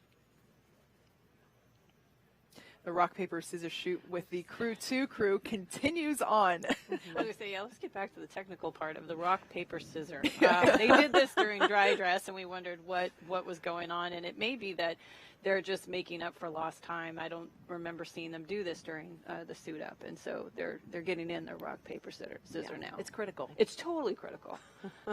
But in all seriousness, I think that, you know, when we see the joke, that we see the crew kind of joke around and have those moments of levity, they can do that because they know these procedures like the back of their hand. Exactly. It's all like muscle memory at this point because they've rehearsed it so many times.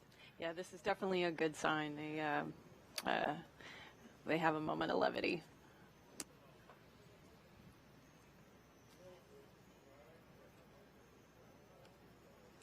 So it's T-minus 2 hours, 2 minutes, and counting. The hatch close has been completed a little bit ahead of schedule, and we're awaiting the results of a side hatch leak check to make sure they can proceed.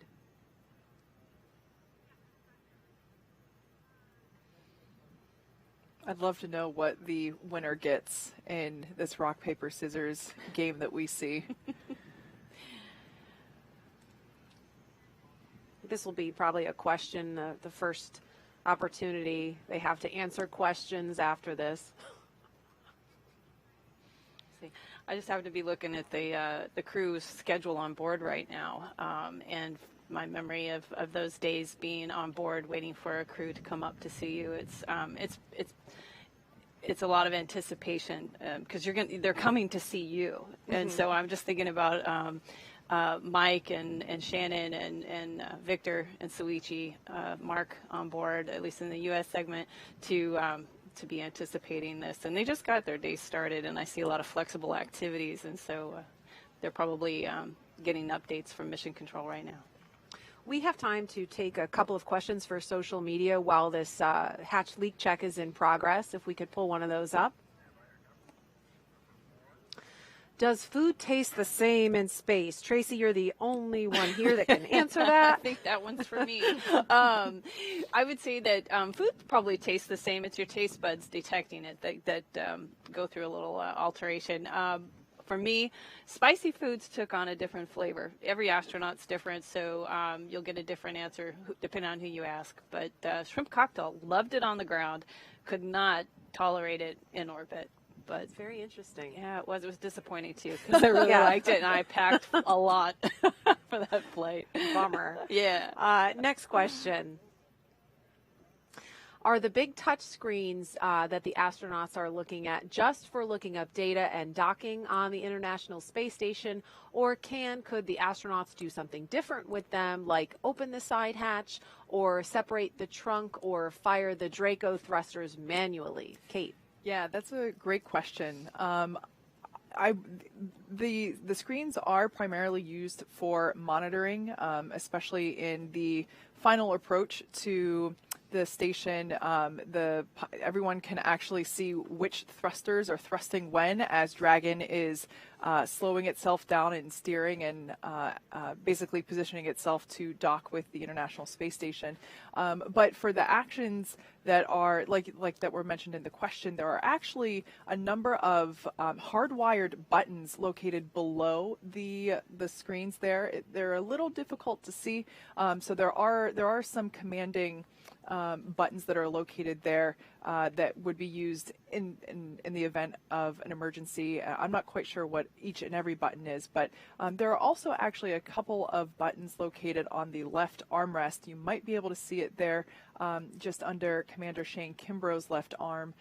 There's actually a small control panel that allows them to basically turn their volume up and down, turns on their task light, which is a little personal light there inside the cabin, and of course transmit their communications. So there are a couple of different buttons located around. The ones used most often are certainly there on the side of their arm. Next question from social media. Why did the other Crew Dragon capsule have to undock and redock on a different space station port? What prevents Crew 2 simply from docking at that other port to avoid all the repositioning? So that's a great question, and I'm going to try to explain it in a simple way. So the shorter answer is the Crew Dragon Resilience could dock to either the forward port or the zenith port. They're going to be docking to the forward port. That is where the Crew Dragon Resilience, excuse me, I misspoke. The Crew Dragon Endeavour is what's on the pad, and they can dock to either the forward port or the zenith port. The Crew Dragon Resilience, which is already on station, relocated from the forward port to the zenith port earlier this month, and that actually had more to do with the Cargo Dragon flight that's coming up this summer. The preferred port for Cargo Dragon is the zenith port, so that keeps the zenith port open for the Cargo Dragon when Resilience departs to come home in just a few days. So it's a little bit of musical chairs, a little bit of just rearranging parking spots on the International Space Station because it's pretty hopping up there. What a great problem to have, though. Too many dragons. We got to move things around. One thing that we did learn that came out of that activity, so in order to perform that port relocation. Side hatch leak check complete and access panel install has started. Okay, great information there. Sounds like that. Copy, thanks. That leak check was successful, and now they're going to install the final plate there on the side hatch. So this is essentially the last buttoning, the last... Dragon SpaceX, we're commencing health check for the launch escape system. Expect a momentary flight computer change, followed by transition back to pad hatch closed. Copy, thanks for the heads up. As I was saying, this is the last physical buttoning up of the Dragon capsule, basically the last bit of crossing the I's or dotting the I's and crossing the T's that the vehicle itself will undergo prior to liftoff. And we can see the team working to finish uninstalling the hardware there that was utilized for that leak check. And so we've got a little over an hour now until the pad team wraps up its final checks and clears the white room. That's when the action will really pick up with the retraction of the crew access arm, the arming of the launch escape system, and propellant loading on the Falcon 9 rocket. So we'll keep a live view of the crew here as they're sitting tight for the next hour or so and provide you with some more context about this mission. Now let's head over to Houston for a closer look at what the crew will be doing once they reach their destination. Courtney? Thanks, Marie. Once Crew Dragon arrives at the International Space Station, they'll be welcomed by their Expedition 65 crewmates. We're doing something called a direct handover, which just means a new crew of astronauts arrives at the station before another crew departs. It will only last a few days, but we'll have 11 people on board the station. The record for the most astronauts aboard the station was set several times during the Space Shuttle program when we had as many as 13 for short periods of time. One question we've heard a lot is, where are all of these astronauts going to sleep? The space station has 7 permanent spots for astronauts to sleep, known as crew quarters. When we have more people sleeping On the station, then locations for a short period of time. Dragon The crew SpaceX works with flight controllers on the ground to stake out temporary camp-out locations in different modules. We can also have a crew member sleep inside each Dragon capsule, as Crew 1 Commander Mike Hopkins did for his stay on the station. This mission will also continue keeping the long-duration crew size on station at 7 on the U.S. side. We'll have 5 astronauts to conduct research. Just the jump from 3 to 4 astronauts takes our average of 30 to 40 hours of science work a week on station, all the way up to 80 to 100 hours, effectively doubling our amount of time dedicated to research. Great words on the With weather 5 and the aboard vehicle. during Thank Crew you. 2's mission, that number will reach even higher. As the station Dragon, is first confirm and when ready foremost a for laboratory, contracts with Falcon 9 operators. Ready for the crew will contracts jump with right into Falcon 9 conducting operators. experiments.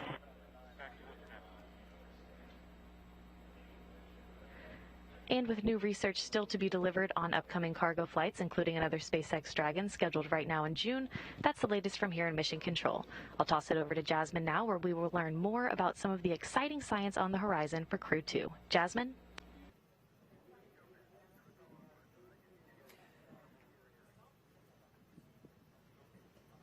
All right, we are actually at the Kennedy host desk at the Kennedy press site. We are currently at T-minus 1 hour and 53 Dragon, minutes. GNC on countdown 1, comm check.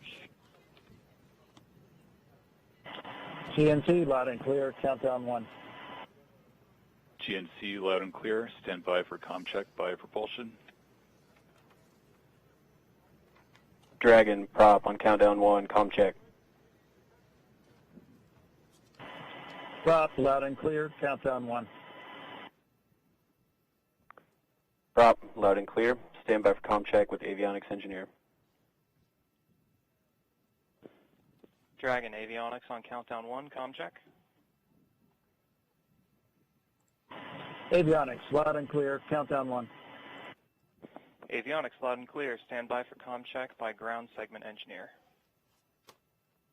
Dragon, ground segment on countdown 1, comm check. Ground segment, loud and clear, countdown 1. Ground segment loud and clear, stand by for comm check by launch control. Dragon, launch control on countdown 1, comm check. Launch control, loud and clear, countdown 1. Launch control, loud and clear, stand by for comm check by the chief engineer. Dragon, CE on countdown 1, comm check. CE, loud and clear, countdown 1. CE loud and clear. This completes the F9 responsible engineer comm checks.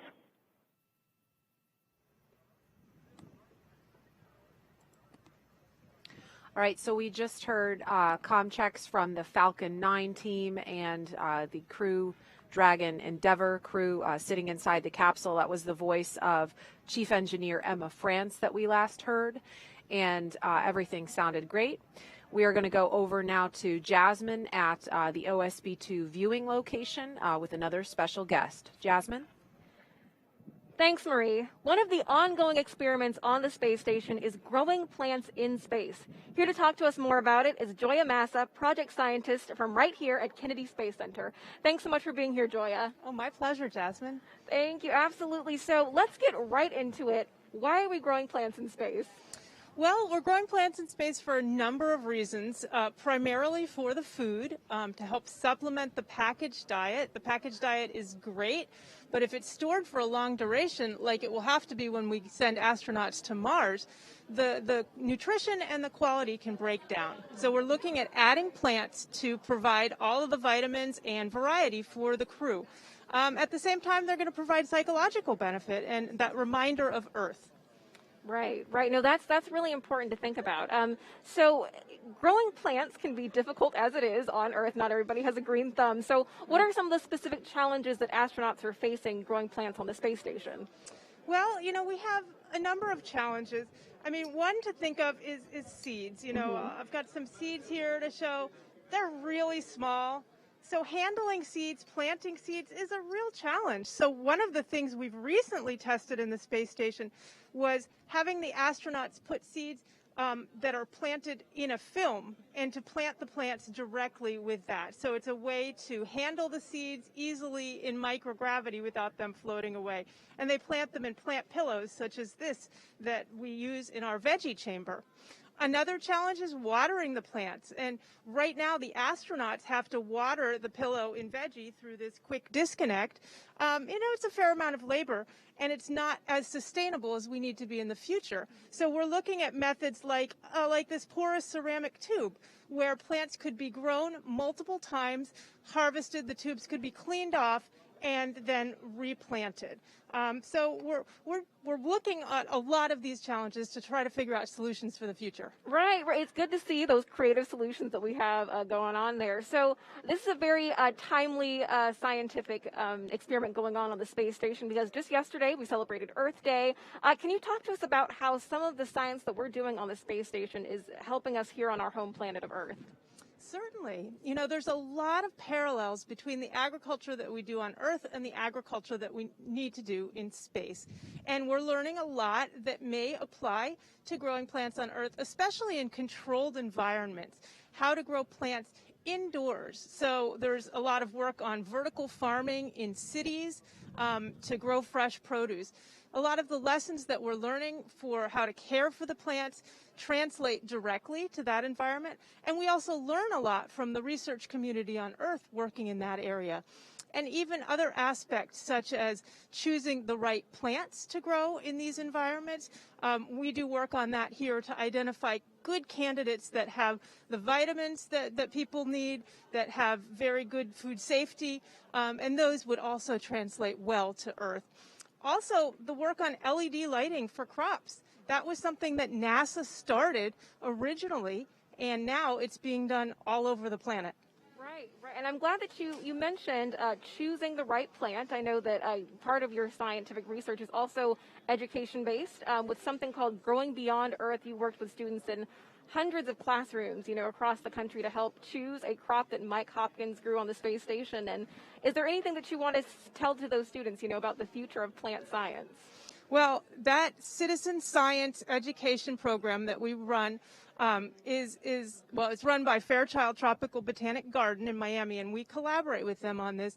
It's been wonderful because we have over 250 middle schools and high schools around the country helping us to do the research that we need. We have a pretty small group here at Kennedy Space Center, and so we need this army of young researchers helping us to decide which plants to grow in the future. So I just really want to thank those students for all their hard work on this, encourage others who are interested in potentially getting involved in this program to look at citizen science on science.nasa.gov to learn more about the program, and to encourage people to grow plants at home, just because you learn so much when you're doing this type of research. Right, absolutely. There's a lot that our future space gardeners have to look forward to. Joya Massa, project scientist, thank you so much for being here with us today.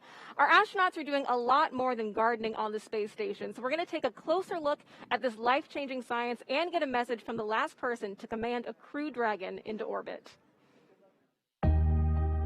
The International Space Station is a state-of-the-art microgravity laboratory that is unlocking discoveries not possible on Earth and helping us push farther into deep space. Every single day, we are answering big questions about Earth and about space, about where we came from and about where we're going. But the other thing that we're doing is we're learning more questions to ask.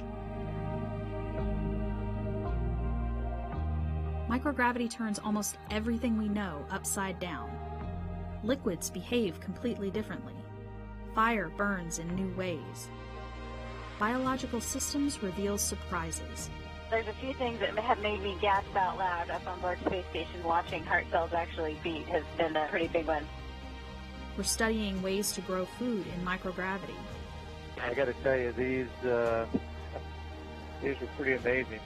We're learning how human bodies react to life in space, and how to keep crew members safe and strong on long-duration exploration missions. Deadlifts are awesome on Earth. They're also awesome in zero gravity. We're testing technologies that will be critical to our return to the moon and great leap to Mars. Our research has contributed to medical and social benefits on our home planet, allowing us to find new ways to combat disease back on Earth and develop technologies to deliver clean water to remote communities in need. The spectacular vantage point of more than 200 miles above our planet supports our monitoring of Earth's climate, natural disasters, and plant life. I can't begin to describe some of the sights that you get to see. It's just an incredible view of our planet that we have from here. The growing new space economy, so vital to our continued progress in space, is flourishing in low Earth orbit. We're inspiring future generations from a platform that is one of the largest international collaborations of our time. We're doing science at 17,500 miles per hour. Come along for the ride.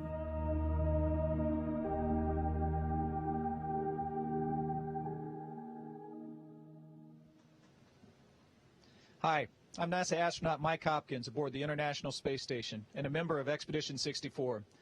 Additionally, I have the honor of commanding Crew Dragon Resilience, which brought us here last fall. Since that time, my crewmates and I have been busy working on experiments and performing spacewalks to maintain this spectacular orbiting laboratory. It has been a privilege of a lifetime for the past 6 months as we continue to pave the way for exciting new exploration that will lead to American footprints on the moon once again in the near future. Victor, Shannon, Suichi, and I are getting ready to come home soon. But first, we're looking forward to welcoming the next SpaceX Dragon crew.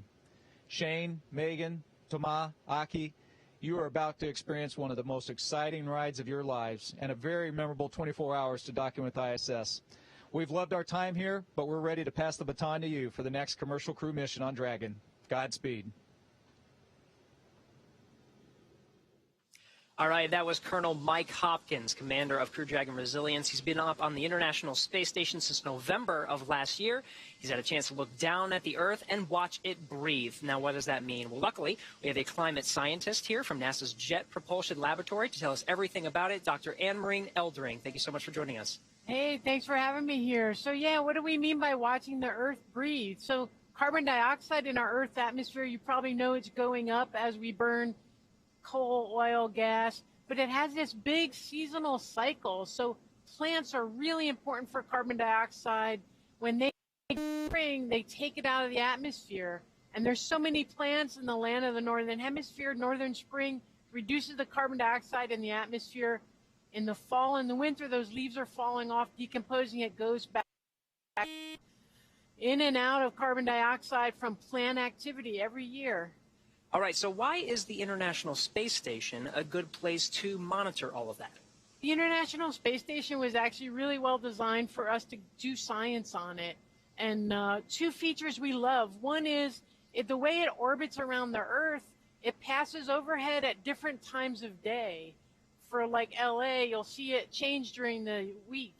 And that's really interesting with plants and these other things that respond to sunlight. You want to see them at different times of day. You can sort of learn about that part of the change. So the OCO-3, Orbit Carbon Observatory 3, has been up on the International Space Station since 2019. It launched on SpaceX Dragon. What have you seen so far? What sorts of data have you seen coming in? We've been really having a great time making measurements. I brought my little plastic model of what we have loaded up there. And one of the things on the bottom, it has this pointing system, and we can look everywhere very quickly. So I brought a graphic along that's a measurement over Los Angeles. We looked at carbon dioxide. In just 2 minutes, we mapped the city.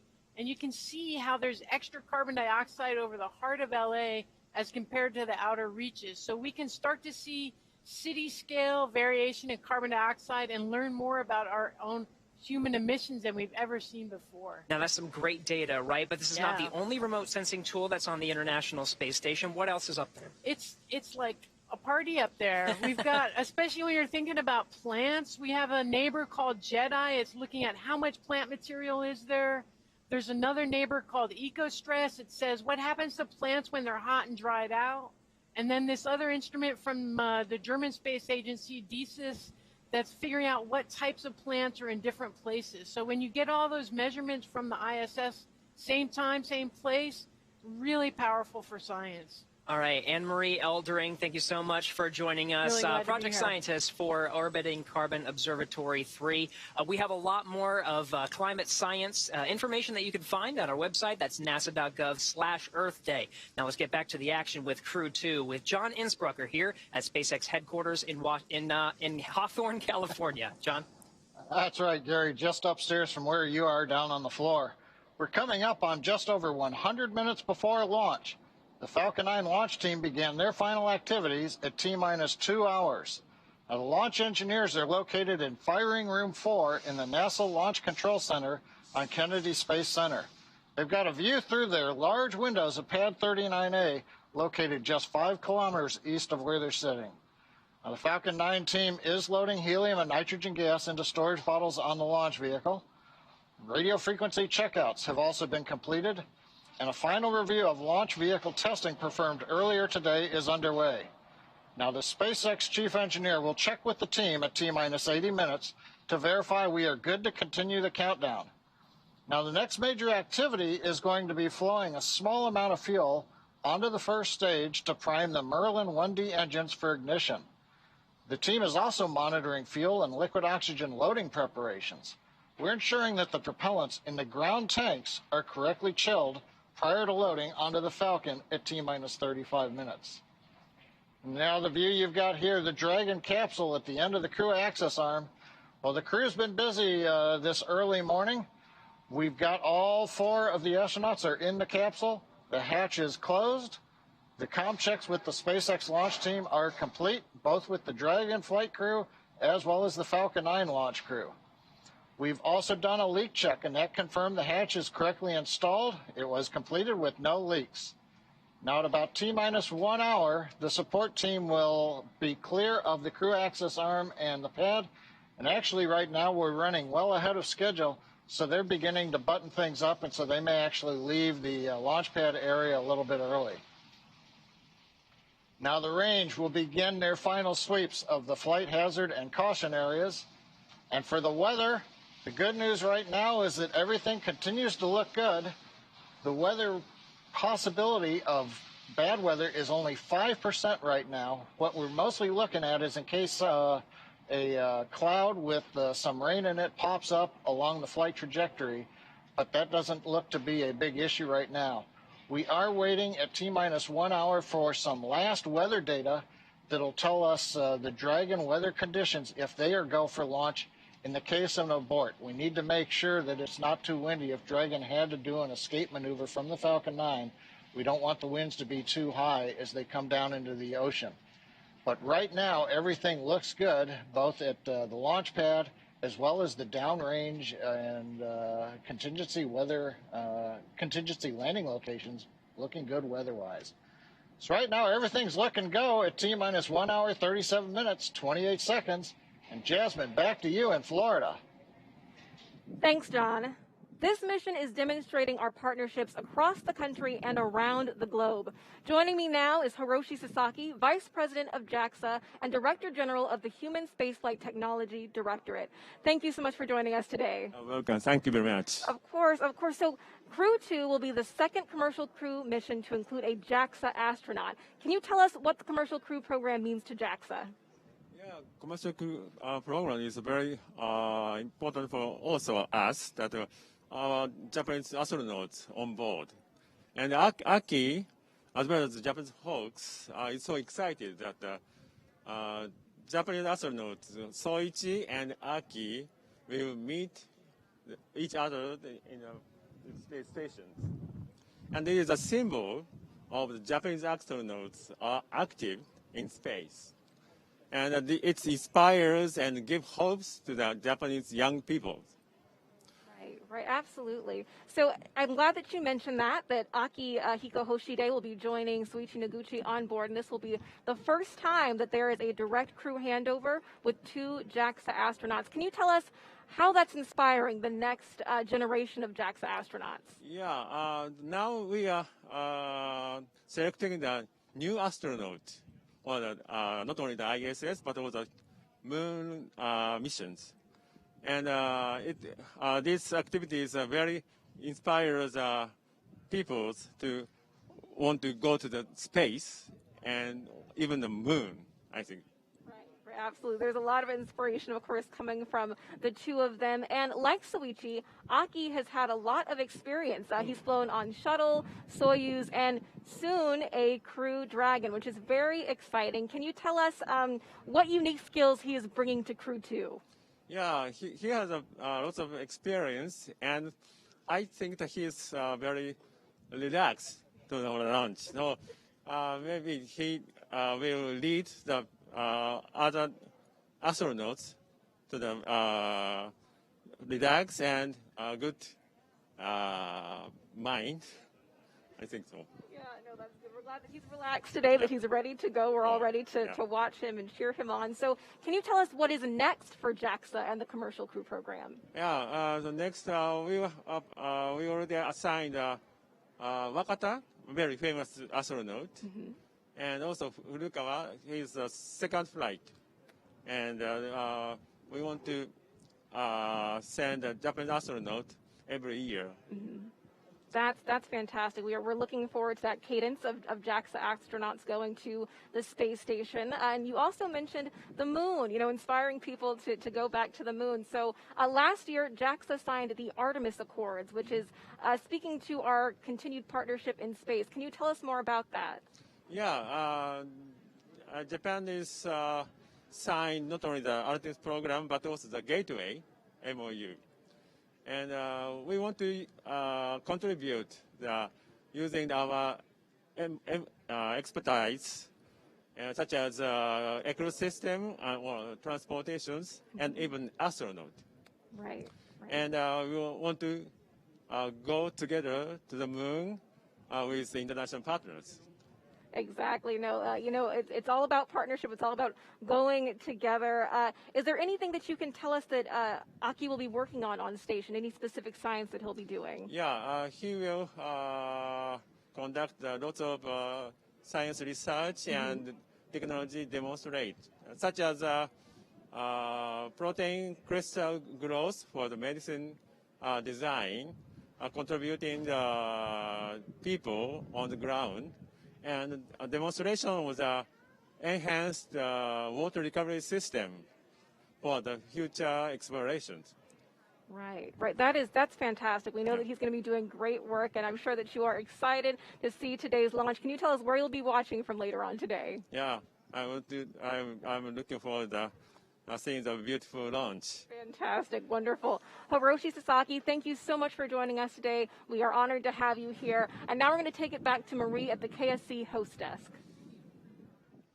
All right, thank you, Jasmine. We are currently at T-minus 1 hour, 32 minutes and counting until Crew Dragon flies its next 4-person crew to the International Space Station with the astronauts you see live inside the Crew Dragon Endeavour spacecraft, Commander Shane Kimbrough, pilot Megan MacArthur, and mission specialists Thomas Pesquet and Aki Hoshide. At this point in time, we expect the closeout team to be given the go to leave the BDA, the blast danger area. We're waiting to hear that call out. They're just doing final inspections. So all good news, proceeding to an on-time liftoff this afternoon. The milestone that will be coming up after that will be the launch escape system checks, or LES checks. That will happen around T-minus 1 hour and 30 minutes, and those will be conducted by the Falcon launch team. Those checkouts are a standard part of the launch countdown and critical to make sure that everything is in working order before arming the launch escape system, and which, of course, there we see the closeout team leaving the Dragon capsule, walking down the crew access arm.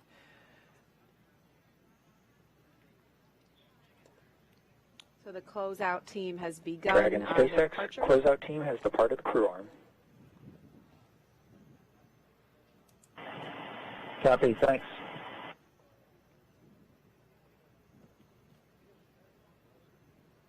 We just heard confirmation that the pad closeout team has departed the crew access arm.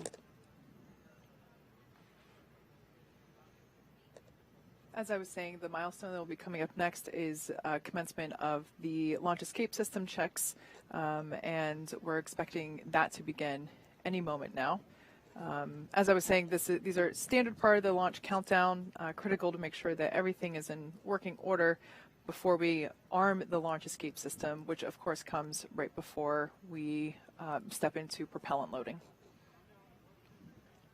And that launch escape system is what basically arms the Crew Dragon capsule to be able to propel itself off of the Falcon 9 rocket in the event of an emergency. And so that is a critical step that has to be taken before the arming of that system that happens just before fueling on the rocket begins at T-minus 35 minutes.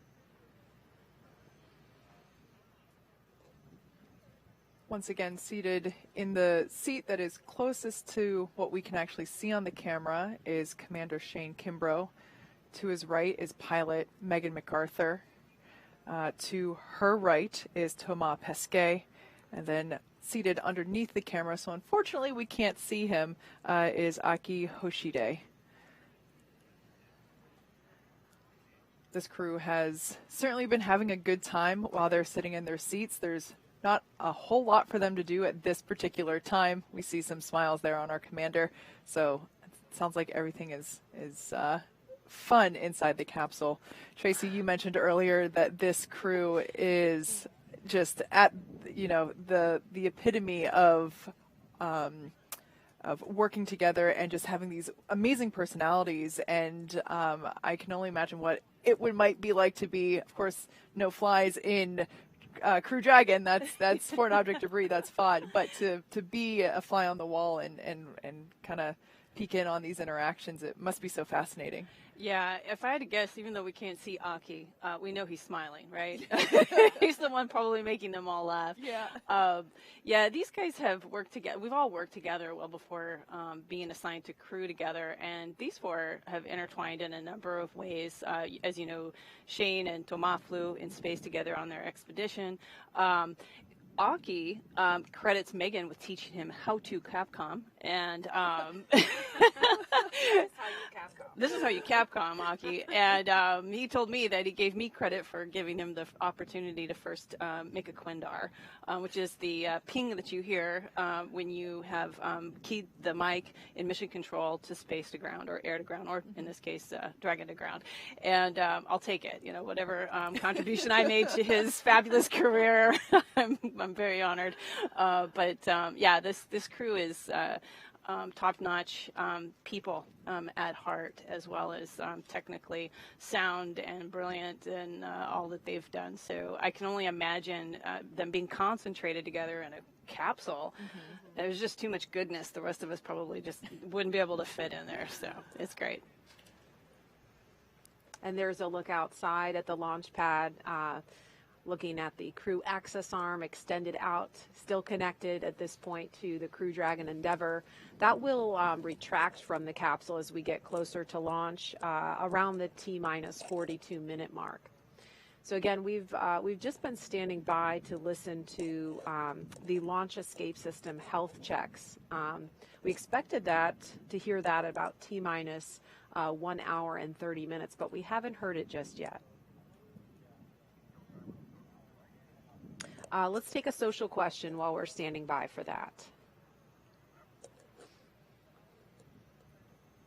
All right, how come some launches take longer to get to the space station than others? Tracy, do you want to take that one? Sure.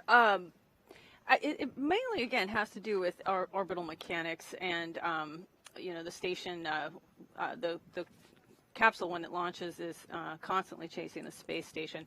But it has a lot to do with phasing, we call it, but that's really just the distance you are to the space station and how far below it you are, and you're catching up to it. And we call it a profile, but it's basically the path that the capsule takes to get to the station.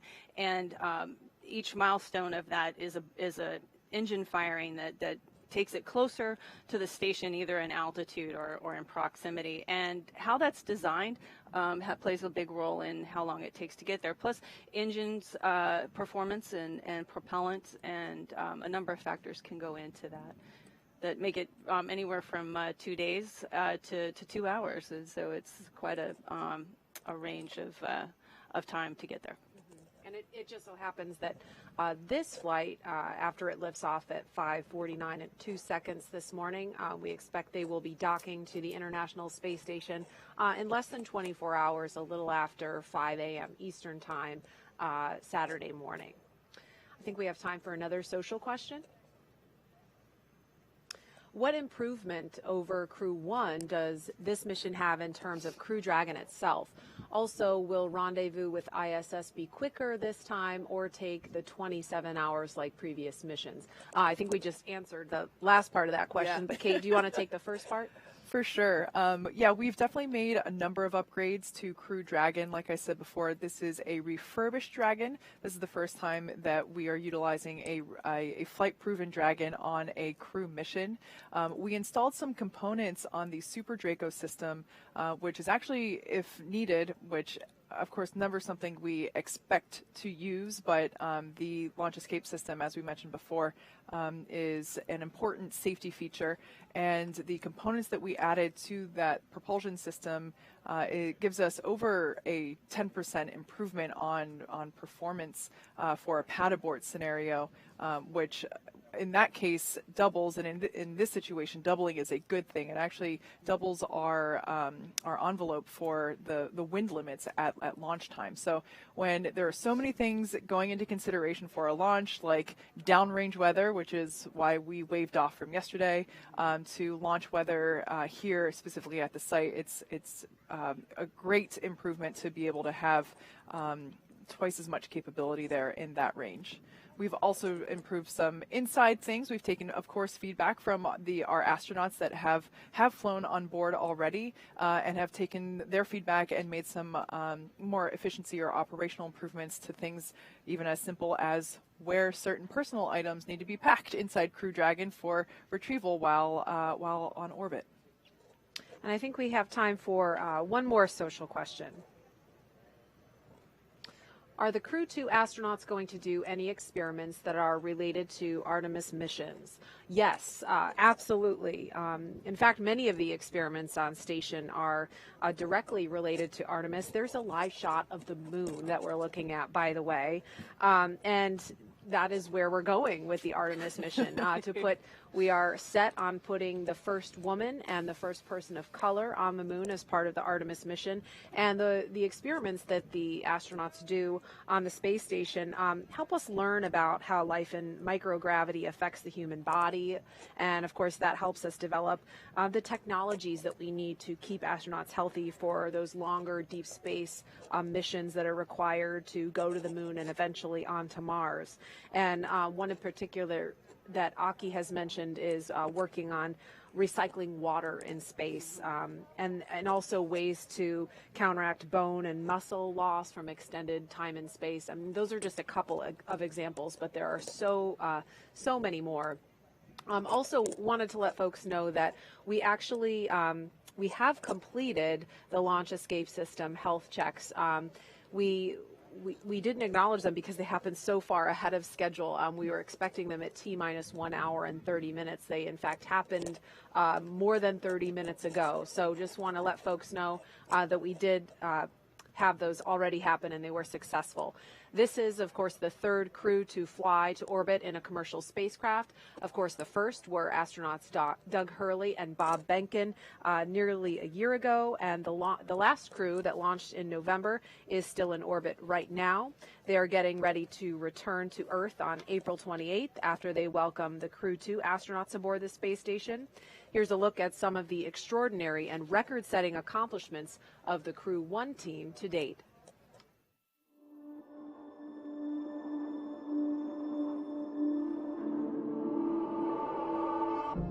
You know, it feels great to be a part of this transition from a test program, a demonstration program, to an operational program. After NASA certified Crew Dragon, Crew 1 is the first mission to the International Space Station. I feel very honored to be a part of this great mission. Dragon, SpaceX, go for launch. When we're sitting on the launch pad, I think what's going to be going through my mind is, I want to be in the moment. and enjoy the experience. There is just an electricity in the air as that countdown is happening. The engines light and liftoff occurs. 3, 2, 1. Ignition. Liftoff. Vehicles pitching downrange. Falcon 9 is supersonic. Stage separation confirmed. Dragon separation confirmed.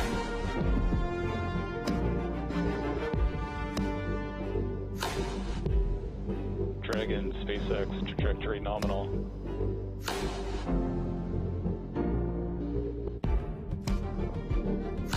It's really hard to explain living and working in zero-G. It's fascinating how normal it becomes so quickly. It just feels like you've done it your whole life.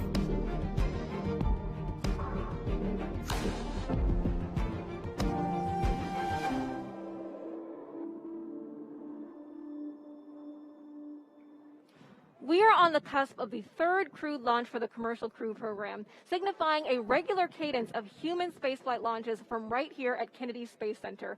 Joining me now is Center Director Bob Cabana. Thank you so much for being here today with us. Absolutely my pleasure, Jasmine. What an awesome morning. Right. We're up before the sun. Yep. Yeah, we are so glad to have you here. What's your reaction to this return to regular human spaceflight launches? All I can say is it's about time. It was so great last May when Bob and Doug launched for the first time in 9 years humans to space on a U.S. rocket from U.S. soil here at the Kennedy Space Center. Then to get Crew 1 up there last November. And now this is really cool because Megan's flying in the same capsule that Bob, her husband, went to space in last May. I mean, it's awesome to have this regular cadence again. Yeah, absolutely. We're thrilled to be here. We're thrilled to see, history being made. And in addition to the excitement from today's launch, we are also coming off our celebration of Earth Day. Can you talk to us about how we launch from Earth for Earth? What is Kennedy Space Center doing to benefit our home planet? Kennedy Space Center has an absolutely excellent environmental program. First off, our 144,000 acres here, it's a national wildlife refuge managed for us by the Fish and Wildlife Service. I've been out and seen the sea turtles. I've helped count eggs, look at eggs, see the nests. It's awesome. It is so cool. We just signed an agreement with Florida Power and Light. They have put in a 491-acre solar farm. It takes care of like 15,000 homes, the electricity that this solar farm generates. We want to be very ecologically friendly. One of the neat things that we're doing here at Kennedy Space Center, we're responsible for plants, growing plants in space, growing plants when we go to the moon, going to Mars, food for the astronauts. Real processed food loses nutrition over time. And there's a psychological benefit to having plants in space, too. So I think it's kind of cool to be able to take, part of planet Earth with us into space as we move on. But no, I'm really proud of our environmental program here at KSC. Right, absolutely. And you really understand the importance of taking pieces of home up to the space station. You have flown 4 times on shuttle. You understand probably more than most of us how our astronauts are feeling today. So have you spoken to them recently? How are they doing? The crew is doing outstanding. I talked to them the other night. They are ready to go. Everything's tracking well on the launch. I can't wait to see those guys blast off. I got to see them come out of crew quarters and get in their Teslas and drive out to the pad. They're all looking great. Their families are great. But, I know they're really focused right now. This is once you strap into that spaceship, you're just thinking about doing everything right, making sure that you do your job to get safely to space.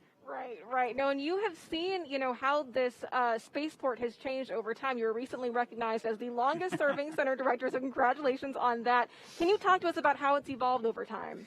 Absolutely. The shuttle paid for everything at the Kennedy Space Center. And, of course, that program came to an end in July of 2011. We had about 15,000 contractors and civil servants working here at the end of the shuttle program.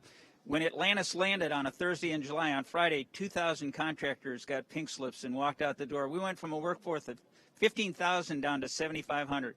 Then we took a look at, hey, what do we need to support the future? And the future was SLS and Orion, but it was also enabling commercial operations.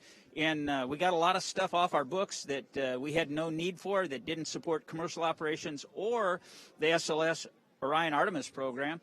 And then what was left, we said, hey, how can we enable commercial operations with this? We went out for notices of availability on this extra facilities that we had. And look at us today. We've got Boeing and SpaceX. Boeing's building the CST-100 Starliner in a facility right over here. The Air Force X-37 orbital test vehicles operating out of these former shuttle facilities over here. We got SpaceX out on Pad 39A, where we went to the moon and launched shuttles. A 20-year use agreement to utilize that pad, launch and cargo and cruise to the International Space Station, as well as their commercial missions. Space Florida is operating what used to be the shuttle landing facility now and commercializing it. We've got Exploration Park, a research and development park on NASA property outside the secure perimeter. Space Florida operates that. We got Blue Origin out there. We got more companies coming in. I mean, this is an exciting time for America's space program. Right. No, absolutely. You know, there's a bright future right here at Kennedy Space Center. Director Bob Cabana, thank you so much for being here with us today. Now we're going to take it back to Jesse and Hawthorne for a launch update. I have it in my script, if that helps. Thanks, Jasmine. We're just T-minus 1 hour and 14 minutes from launch, and we're getting pretty excited over here. Since arriving at the spacecraft, the crew were helped by our closeout engineers to get into their seats, attach their suits to special umbilicals that provide breathing air and a communication link to Dragon systems. They conducted suit leak checks, which were successful, and communications checks with the Corps here in Hawthorne, which is the person who will speak to them directly throughout the mission, as well as the launch director in Florida. This is where they're checking their comm path through both ground stations and data tracking and data relay satellites that we'll use to talk to the crew the entire way to the station. And after those suit leak checks, the closeout team was able to seal the hatch, which also gets its own leak check. The closeout team has departed the pad, and weather operators will kick off their final check on wind speeds at the pad, which will be used during the final go, no-go for launch. Now, before we get to that final go, no-go, the various teams at both NASA and SpaceX will do an internal go poll, making sure conditions are right with the Falcon 9, the Dragon, the crew, the range, and the space station before that final go is given. Let's check back in on Houston for a status on the team supporting the space station on their readiness for launch. Courtney. Thanks, Gary. The team here in Mission Control Houston remains go for launch. All systems on board the station that are required to be healthy for this mission are continuing to look good. Before the station team is go for launch, they must verify that key systems on board the station are functioning as expected. This includes life support systems like oxygen generation, carbon dioxide removal, and the water recycling system that allows us to reuse about 90% of the water we send to station. We're also ensuring that the computers that allow us to command the station's major subsystems, essentially the station's nervous system, are functioning normally. We also work with our Russian counterparts to ensure that both methods of controlling the station's attitude are fully functional. This includes the large U.S. gyroscopes and the thrusters found on the Russian segment. Both systems play a critical role during Dragon's docking. Mission Control Houston will be closely monitoring the crew's flight and checking off milestones for most of the journey. Again, Flight Director Paul Kanya is now on console, leading flight controllers here in Houston for launch, and Flight Director Scott Stover will lead teams for docking tomorrow, expected to take place at 4:10 a.m. Central Time. The International Space Station team is ready for launch, so I'll send it back to Hawthorne. Gary? All right, thank you, Courtney. As we mentioned, the Crew 2 astronauts will spend about 6 months on the International Space Station. During this time, the Crew 1 astronauts will depart the station and return to Earth. They're set to undock from the station in the Crew Dragon Resilience on April 28th and splash down off the coast of Florida, where they'll be picked up at sea by one of SpaceX's recovery vessels. Next, SpaceX will launch Commercial Resupply Mission 22, or CRS-22, to the space station to deliver cargo and supplies to Crew 2 and the astronauts and cosmonauts aboard. It will automatically dock to IDA-3 at the Zenith port of the Harmony module. Before Crew 2 returns home, they will hand the baton to the next crew to arrive at the orbiting lab on Crew Dragon, the Crew 3 crew. That mission is targeted to launch this fall. It will carry Crew Dragon Commander Raja Chari, pilot Tom Marshburn, whom are both of NASA, mission specialist Matthias Maurer of the European Space Agency, as well as a 4th crew member who will be added soon. The Crew 3 astronauts will also complete a 6-month mission as expedition crew members aboard the space station. They will will be joined there by 3 additional crewmates who will launch on a Russian Soyuz spacecraft. This will mean that 7 people will be on the space station at one time, allowing NASA to effectively double the amount of science conducted in space. This will be Chari's first trip to space, but he has more than 2,500 hours of flight time as a test pilot. The U.S. Air Force colonel is also a member of NASA's Artemis team and is eligible for assignment to a future mission to the moon. Crew 3 will be Marshburn's 3rd visit to the space station and his 2nd long-duration mission. He flew on STS-127 and Expeditions 34 and 35. Marshburn is also a medical doctor who once served as a flight surgeon and medical operations lead for the space station. Like Chari, Maurer will be making his first trip to space with the Crew 3 mission. He has extensive experience in engineering and research, and he spent 16 consecutive days in an underwater laboratory as part of NASA's Extreme Environment mission operations. Now let's head back over to Marie at Kennedy Space Center. How's it going over there, Marie? Thanks, Gary. Things looking good here in Florida. If you are just now joining us, welcome to coverage for the mission known as Crew 2, NASA and SpaceX's 3rd flight with Crew to the International Space Station. We are at T-minus 1 hour, 9 minutes and counting until liftoff. Myself and Kate Tice and Tracy Caldwell-Dyson here have all been vaccinated against COVID-19, and that's why you see us here sitting together without masks on. Liftoff is still holding for 5:49 and 2 seconds Eastern Time, and we're tracking no issues at the moment with Falcon 9 or Dragon. The range is green, and weather is looking good. Over the last 3 hours, our crew of Shane Kimbrough, Megan MacArthur, Thomas Pesquet, and Aki Hoshide donned their SpaceX suits in the historic crew quarters suit-up room. They walked out of the crew quarters building just as every astronaut to fly from this spaceport has done since Apollo 7. And then they were transported to the pad where they climbed inside the SpaceX Crew Dragon Endeavour, which we are watching live on your screen. Well, this is SpaceX's 3rd time flying astronauts in Crew Dragon. It will be the first time a European astronaut will fly aboard Dragon. If you remember back in November, we launched NASA astronauts Mike Hopkins, Victor Glover, Shannon Walker, and JAXA astronaut Soichi Noguchi to the International Space Station, and those 4 are nearing the end of their 6-month science mission. They are scheduled to return home to Earth just a few days after the Crew 2 astronauts arrive on station. Over the next hour, we will conduct a series of polls to get ready for launch, have the crew arm the launch escape system, and begin fueling Falcon 9. Launch is set for 5:49 a.m. Eastern Time. This will include a 12-minute flight to orbit and then a 23.5-hour flight to dock with the International Space Station tomorrow at approximately 5:10 a.m. Eastern Time. So we're approaching T-minus 1 hour till launch. Tracy, what is going through the astronauts' head right now as they're seated in their capsule and they're ready to go? They still have another 60 minutes to go. Can you give us any insight into what they may be experiencing right now? Well, normally I would say, building off of experience, that inside an hour, it seems like eternity before those engines light. You're in there chatting it up with your crewmates, but watching these guys, they're having a little party in there. Hand signals are flying. I understand they're playing a game that we thought was rock, paper, scissors. I'm learning from friends that it's actually a game that Thomas knew when he was a kid and had shared it with his crewmates. And so I guess there's no better way to bond than through childhood memories and that are being recreated in the capsule right now. But all kidding aside, these guys are probably glancing back and forth at their monitors, like you see there, and just checking systems, making sure that they're keeping track of what's going on with the vehicle, listening to the sights and sounds, maybe a little bit of chit-chat, but inside an hour they're listening up for what might be coming in through their ear from the teams on the ground. Sure. Today's flight is the second of 6 planned rotational missions NASA has contracted already with SpaceX as part of the agency's Commercial Crew Program.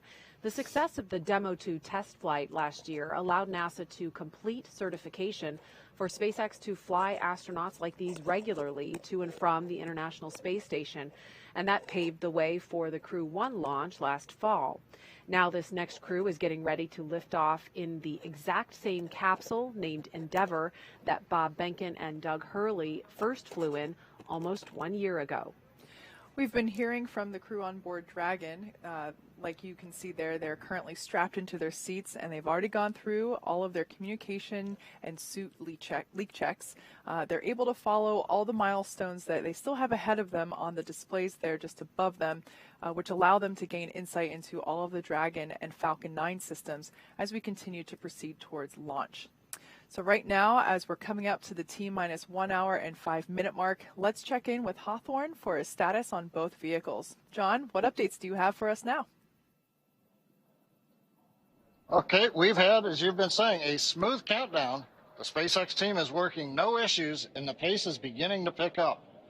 In the Falcon 9, final propulsion checkouts of the first and second stages in the engines began just a few minutes ago in preparation for propellant loading. Now, at T-minus 45 minutes, the team will report their readiness with a final electronic go-no-go poll. At T-minus 35 minutes, Falcon 9 propellant loading will begin. The Dragon spacecraft you can see right here on the monitor with the crew access arm next to it. Earlier today, the Dragon operators performed a series of checkouts of the Dragon flight systems, and the spacecraft is also currently go for launch. The 4 astronauts are currently inside Dragon, and the hatch is closed. The SpaceX closeout team has left the pad, and they'll be outside of the blast danger area very shortly. Now, before we can start loading propellant on the Falcon 9, we've got 2 major items to perform. First, we need to retract that crew access arm away from the Dragon capsule to its launch position. Now, that'll happen between T-minus 44 and T-minus 42 minutes. Now, we move the access arm away to obviously clear the way for launch, but we also do it in case the Dragon capsule has to leave the launch pad in the event of an emergency before launch. Now, once the arm is out of the way, the launch escape system will be armed. With these 2 events complete, Dragon will be ready for Falcon propellant loading. Now, the range is currently clear for launch from historic Pad 39A.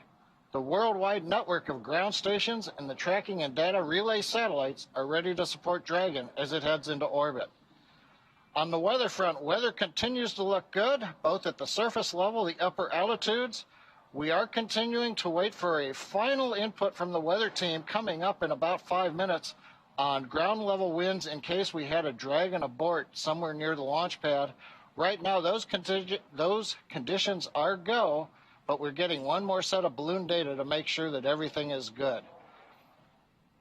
Now today, we have an instantaneous launch window at 5:49:02 Eastern Daylight Saving Time, or just after 49 minutes past this hour. Now, once we begin loading propellant, there's no opportunity to change the T0. We are committed. We're going to get one chance at it today. But the good news, Jesse, at T-minus 62 minutes and counting, we are go for launch. Thanks, John. It's good to hear that we are still go. Today's launch marks the second time a rotational crew will fly on a commercial spacecraft, and each of our crew members brings a diverse set of experiences to today's flight. Crew Dragon Commander Shane Kimbrough will be making his 3rd trip to space. He was born in Killeen, Texas, and raised in Atlanta, and was selected as an astronaut in 2004.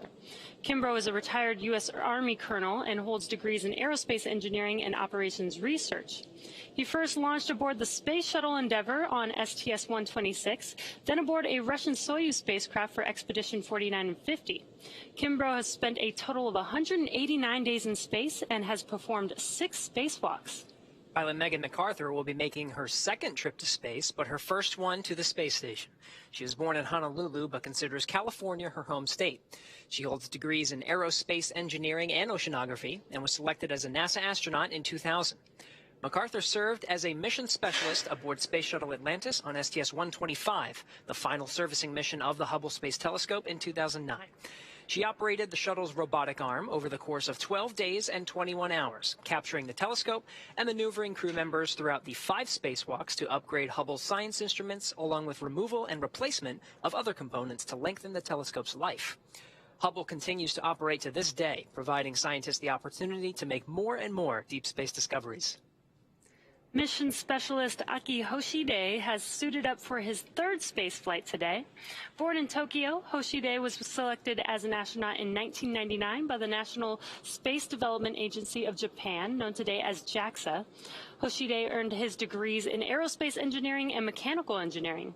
He flew on STS-124 aboard the Space Shuttle Discovery to deliver and install Japan's science laboratory, Kibo. He also flew aboard the Russian Soyuz on Expeditions 32 and 33 for a 124-day visit to the space station. Things continue to progress nominally. Next up is cycling the orbit tank isolation valves to equalize low flow pressure here in about 15 seconds. Copy. We'll be listening. Got some good call-outs there. In 2014, he also served as commander of the 18th NASA Extreme Environment Mission Operation, which was an underwater expedition at the National Oceanic and Atmospheric Administration's Aquarius habitat off of Florida's Key Largo coast. Mission specialist Thomas Pesquet will be making his 2nd trip to space. Born in Rouen, France, Pesquet was selected by ESA as an astronaut in 2009. He has a degree in spacecraft design and control and more than 2,300 flight hours as a commercial airline pilot. Pesquet first flew to space on the Soyuz as a flight engineer for Expeditions 50 and 51. In that time, he worked on more than 50 experiments and performed 2 spacewalks to maintain the space station. He's logged 197 days in space. Pesquet will be the first European to fly in Crew Dragon, and it will be the first time a European has launched from America in more than a decade. Each of these 4 crew members will join Expedition 65 once they arrive at the International Space Station, with Aki Hoshide taking over as commander of the station right before Crew 1 departs. All right, we're inside 59 minutes from launch. The day is a continuation of regular crew flights to space station from U.S. soil. This will be the 3rd Crew Dragon flight with crew and its 2nd long-duration mission to the International Space Station. The astronauts... SpaceX, you are go for Section 6. When ready, report go for launch.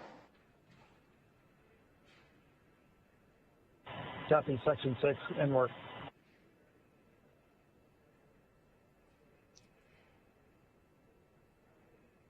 The astronauts are also flying on the Crew Dragon Endeavour, which is the same capsule that launched Bob Bacon and Doug Hurley last year. And today, Bob's wife, Megan, is the pilot on this flight, sitting in the same seat that he did. It's been an awesome countdown so far. Weather is still looking good, and the excitement is picking up as we get closer and closer to that T0. That's right, Jesse. We had a great countdown today, starting with Suit Up just over 3 hours ago. The SpaceX team helped the crew put on their suits and conduct initial checkouts before crew walkout. Crew walkout was where Shane Kimbrough... Go for launch. SpaceX copies. Go for launch. All right, the crew reporting go for launch real time. This just comes right after crew walkout, where Shane Kimbrough, Megan McArthur, Thomas Pesquet, and Aki Hoshide gave final goodbyes with friends and family gathered outside the operations and checkout building before they began that roughly 20-minute ride out to Pad 39A. And though it was early morning before dawn, we did still get some awesome views of those Teslas heading down the NASA Causeway before the crew arrived at the pad. And once they arrived, they all took a brief moment to enjoy the view of the vehicle that they will be taking flight on. And then they headed up the fixed service structure to begin a process known as crew ingress. That is where the astronauts entered the vehicle, and the SpaceX team performed a series of checks to ensure the suits, seats, and vehicle interactions were all functioning properly. About 30 minutes ago, the team closed Dragon's hatch with crew safely inside. So now, in, let's see, less than 57 minutes to go until Dragon starts breathing fire, things will pick up as we get close to the go-no-go pole to arm the launch escape system and begin propellant loading. The crew poll for readiness was completed at T-minus 60 minutes, and we did hear those call-outs. And the Dragon poll for prop load will occur here in just about a minute at T-minus 55 minutes. After that will be T-minus 45 minutes will be the internal mission control Hawthorne poll, and then the launch director's poll for propellant loading. And when we get to about T-minus 40 minutes, the crew access arm will retract, and the crew will get the call to close their visors and arm the launch escape system. Now, this is the automated system in place that can fire the 8 Super Draco thrusters on Dragon to quickly separate the crew from the rocket, either on the pad or during the flight on the ride uphill. And then once we reach about T-minus 35 minutes, propellant loading for the Falcon 9 will begin. Throughout the countdown, we've been getting some pretty incredible views of the astronauts. You see there on the right, making their final preparations, as well as some close-up views of the suits. The teams have often described the suits as an extension of the Dragon spacecraft, almost a mini spacecraft inside of a spacecraft. So we're hearing that the SpaceX teams are go for launch, and we'll wait for that call for propellant loading.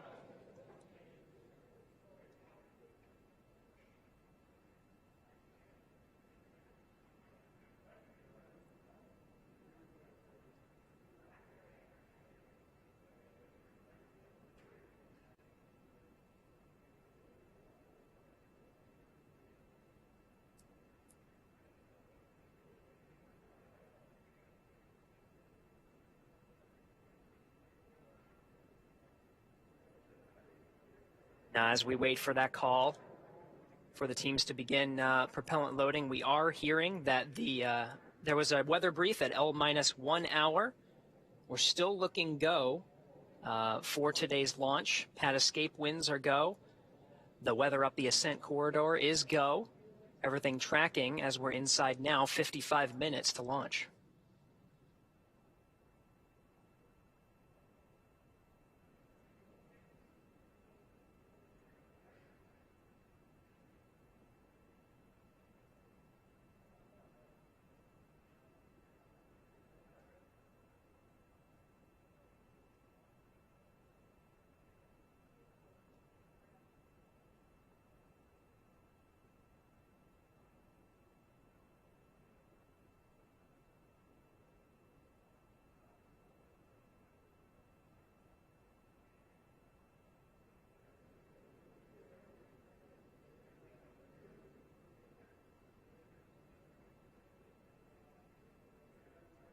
All right, so again, there are several milestones here now that we're less than an hour away from launch. Most of the calls will be the team's readiness to get ready for propellant loading at T-minus 35 minutes.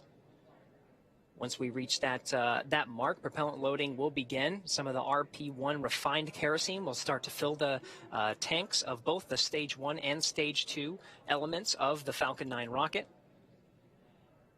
Stage 2 is smaller and expected to fill up just about 20 minutes prior to launch. But RP-1 refined kerosene will continue to load into the rocket, as well as liquid oxygen on both the first and second stages, filling up just about 3 minutes before launch for the first stage and 2 minutes before launch for the second.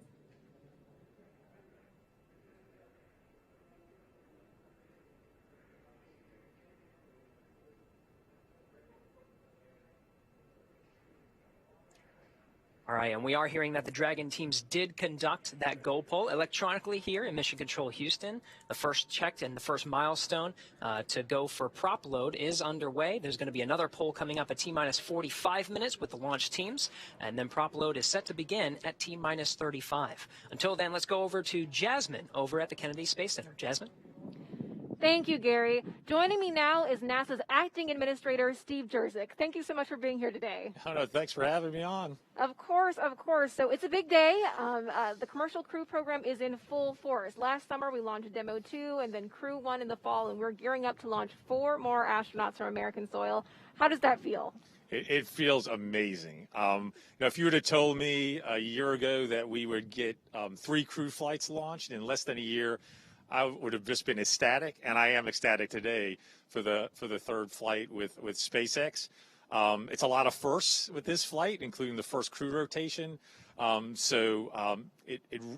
that 4 crew on station in the U.S. segment continuously with the commercial crew program transportation capability is going to accelerate the research and technology development we're doing on station, both to benefit folks here on Earth as well as prepare for our Artemis missions. Right. And with this mission today, we're looking at the space station, but of course, with Artemis, we're going even further to the moon. NASA just announced that they selected SpaceX to develop the first human lunar lander since the Apollo days. What does that mean for our sustained return to the moon? Yeah, so that kind of completes all the systems we need to develop for the first astronaut landing on the moon under Artemis. So we have the SLS, the core stage test.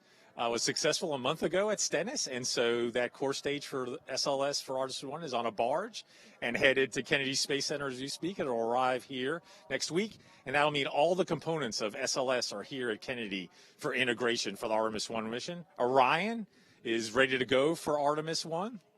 The Gateway, we did a review of the Gateway the other day, and the Gateway's starting to come together. And then, of course, the last piece is the Ewing Landing System, which will transport astronauts from lunar orbit to the surface and back to lunar orbit. So it's really exciting to have the landing system in full development. It's the last piece that we need for our first Artemis missions. And later this year, hopefully, we'll conduct the first Artemis 1 mission, which will be an uncrewed test flight around the moon. Right. So that is exciting. As we are looking at going to the moon, we're also looking at even further to Mars. We made history just this week with the first flight of Ingenuity. There's also the MOXIE experiment that is converting the Martian atmosphere into oxygen. So what does that mean for our hopeful one day putting people on Mars? Yeah, so the science missions, the robotic missions are really important because they fill knowledge gaps for us that we need to fill to plan out eventually human missions to Mars. So, for example, there's a weather station on Perseverance. And for the first time, we're getting 5-day weather forecasts from Mars, right? So also that weather station characterizes the dust, the size and properties of the dust. And that's really important for mitigating that dust in suits and systems. So it fills knowledge gaps.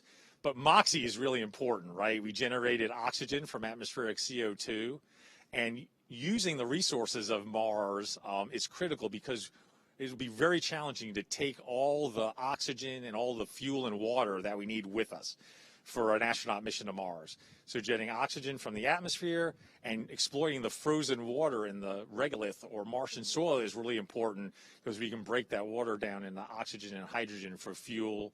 We can use it for potable water as well as for breathable air. So this, what we call in situ resource utilization or living off the land, is a real enabler for our human missions to Mars. Right. And of course, we've got our sights set on the moon and Mars, but we're taking care of Earth at the same time. NASA recently joined the White House Climate Task Force. Can you tell us how NASA is going to expand its exploration and understanding of our home planet right here?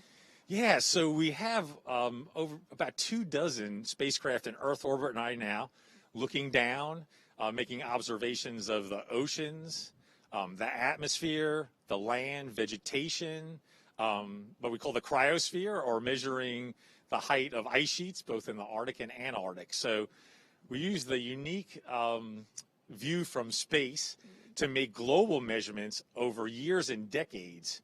And we use that data to conduct research and also to improve models of the Earth systems and modeling, because if we can't predict climate using our research, we can't mitigate climate. And so that's really important that the research we do informs policy making and informs the most effective policies to mitigate climate change, which is really, really important, not only for the U.S., but for the world. Station, on ISS, we also have instruments mounted externally on ISS. It's in a unique orbit, an inclined orbit that's different from most of our Earth orbiting spacecraft that look down, which are in a polar orbit. And for certain types of instruments, that orbit is very advantageous. It gives us a lot of coverage and a unique perspective. And so we're using ISS more and more as an Earth observation platform. So, both with the research we do at NASA, with our other government agency partners through the U.S. Global Change Research Program, and also in collaboration with our international partners we're going to continue to make those observations, do that research, and improve our ability to predict climate change. Right. We are making progress across the universe. NASA Acting Administrator Steve Jerzik, thank you so much for joining us today. Now we're going to take it back to John in Hawthorne as action begins to pick up on the pad.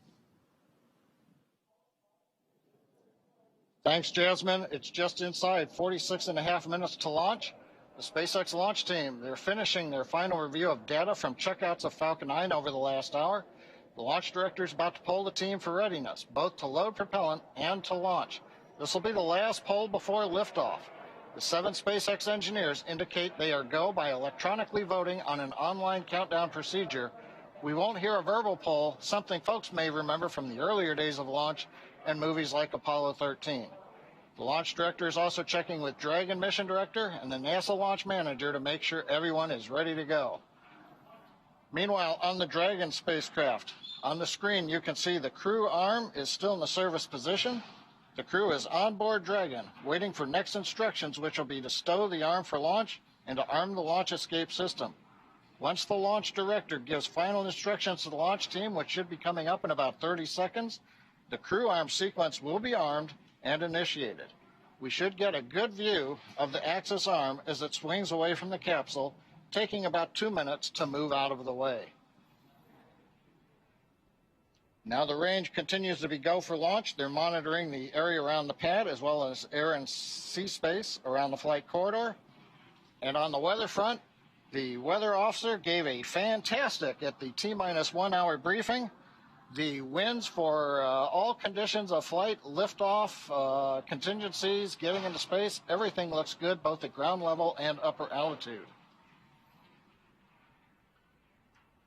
So right now we're just waiting to listen to the SpaceX launch director give the poll and then also give the instructions to the team and move into retracting the crew access arms. So we're going to listen for a minute to the countdown net.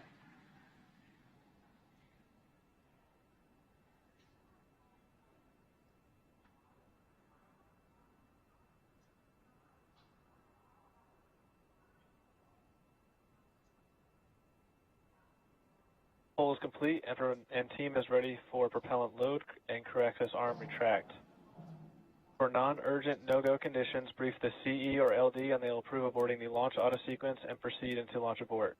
For urgent issues affecting the safety of the countdown, operators shall call hold, hold, hold on the countdown net. Launch control will abort the launch auto sequence immediately and proceed into the launch abort auto sequence. Operators advise launch director whether structural breakup or fire is imminent or occurring per Dragon manual escape flight rules. In the event of a fire alarm, key operators will remain in their post while the alarm is evaluated. In the event that personnel safety is threatened, evacuate to the south-facing emergency exit, which leads directly outside. Launch control, you may proceed with arming the crew arm for movement.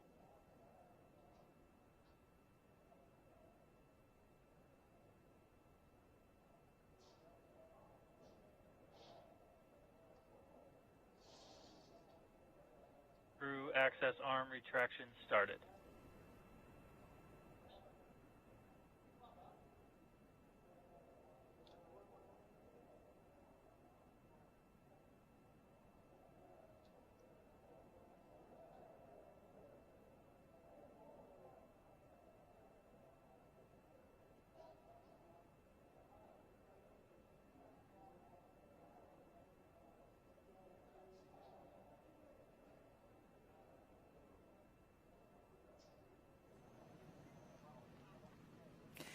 There you see a live view of the crew access arm retracting away from Crew Dragon in preparation for launch. The countdown clock continues to tick, and we're now at T-minus 42 minutes and 33 seconds. We're standing by for the completion of the crew access retraction. This is one of the last major visual milestones that we'll see in preparation for liftoff. Shortly thereafter, we should hear the call out that the launch escape system is armed, and from there, we'll hear that Falcon 9 prop load has started, which is one of my favorite milestones of the launch countdown. We just saw a beautiful shot from inside the White Room as the crew arm was moving away. There it is. The capsule, you can just barely see it in the corner now of that opening where that is where the side hatch was. where the astronauts ingress Dragon, and now you can see it continuing to swing away from the Falcon 9 rocket and Crew Dragon Endeavour in preparation for launch. That is a really cool angle.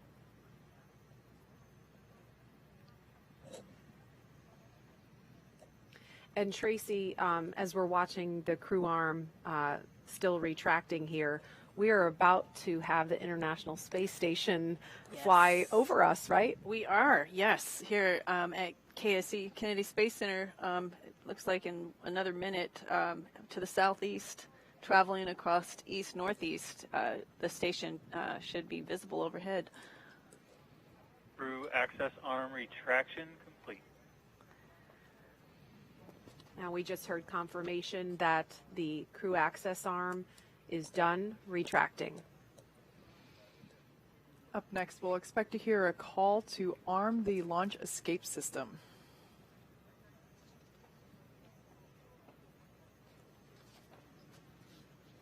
Dragon SpaceX, you are go for Section 7. Close visors and arm launch escape system.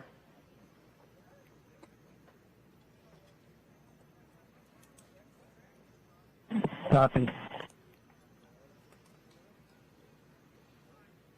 SpaceX Endeavour visors are down.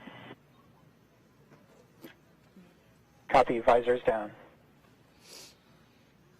Okay, so the crew there reporting that they have closed and locked their visors in place in preparation for the launch escape system arming.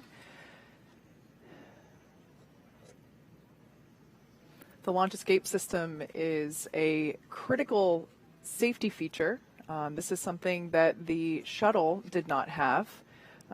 We take very seriously the fact that the astronauts' lives are in our hands, and we take every measure possible to ensure that the crew has options and has an escape in the worst of scenarios. So this is simply a path to safety for the crew in the event that they need to depart the pad in an emergency, and also applies to aborting the mission even after liftoff and through ascent.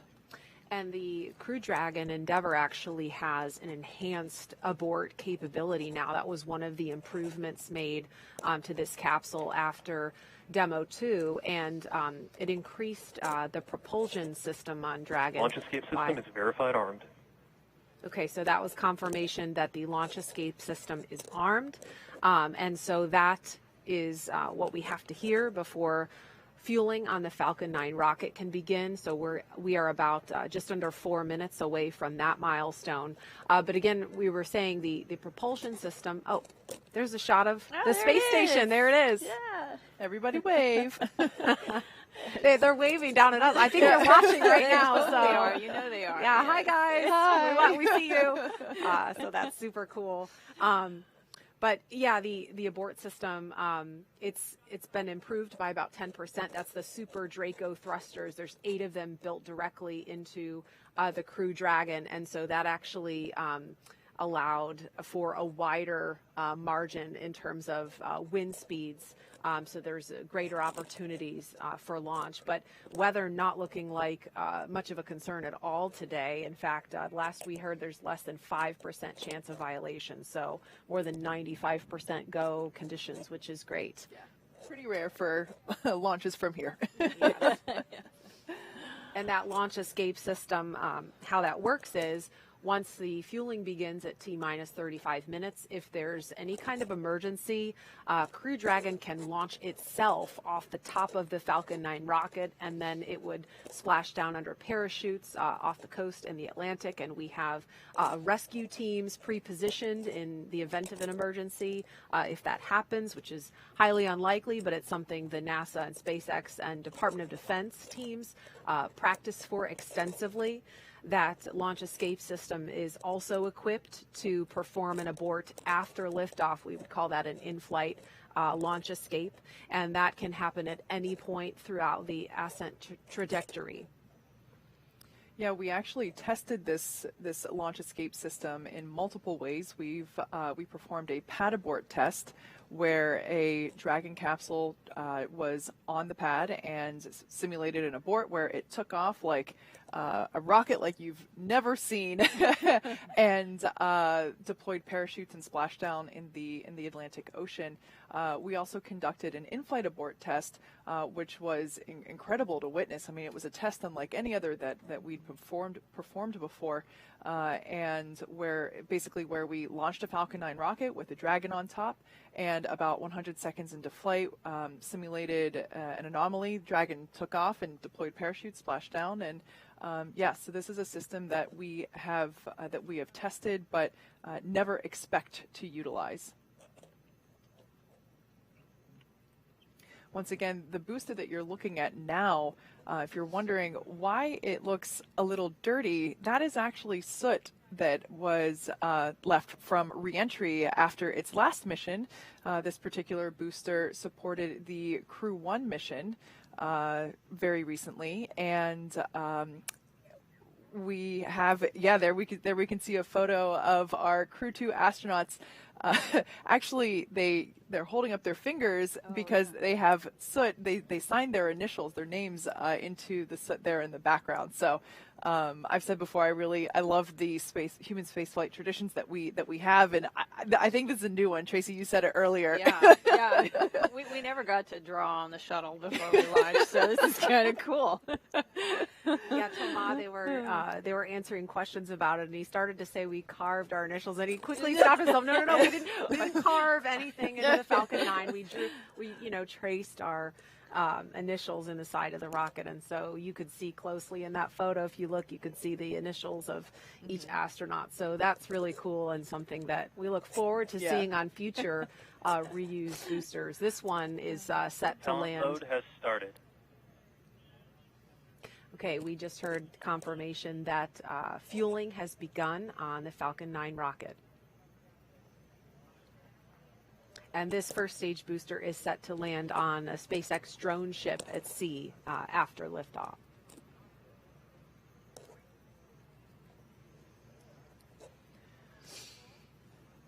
We are now at T-minus 34 minutes, 30 seconds and counting from Crew Dragon's third launch with astronauts and the first for 2021.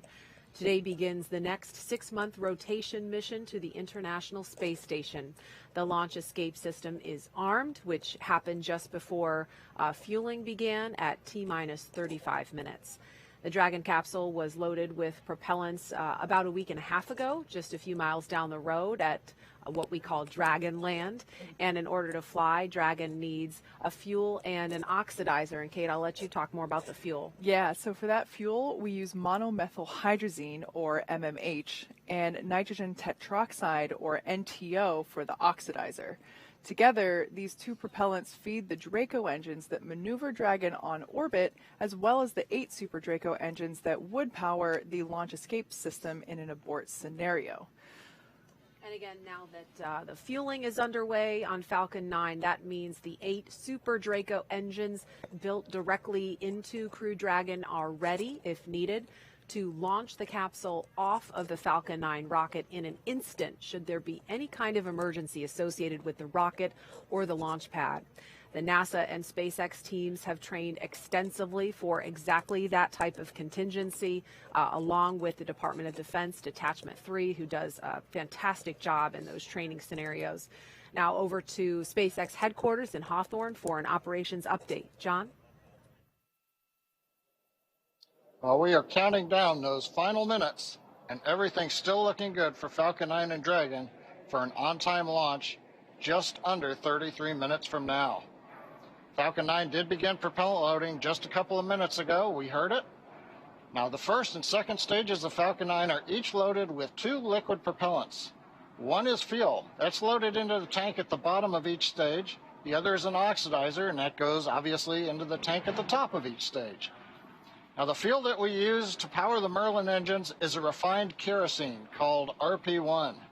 And the oxidizer loaded on each stage is densified liquid oxygen called LOX. Densified means that it is kept much colder than typical for launch vehicles, and it takes up less volumes.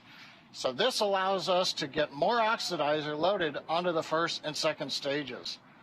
Now, to ignite the fuel and oxidizer in the Merlin rocket engine, we use an ignition fluid called T-Tub. When TTEB comes in contact with oxygen, it burns, and it gives off a green-colored flame. Now, once we've got the flame going, we add the kerosene fuel into the Merlin chamber, and the engine ramps up to full power. You might see the green flash just as the second stage engine ignites following stage separation. Now, currently, we've just begun. The first stage fuel tank is about right now a little under 10% full. The first stage is the bottom two-thirds of the vehicle you see on your screen. The white cylinder topped off by the black cylinder, that makes up the first stage.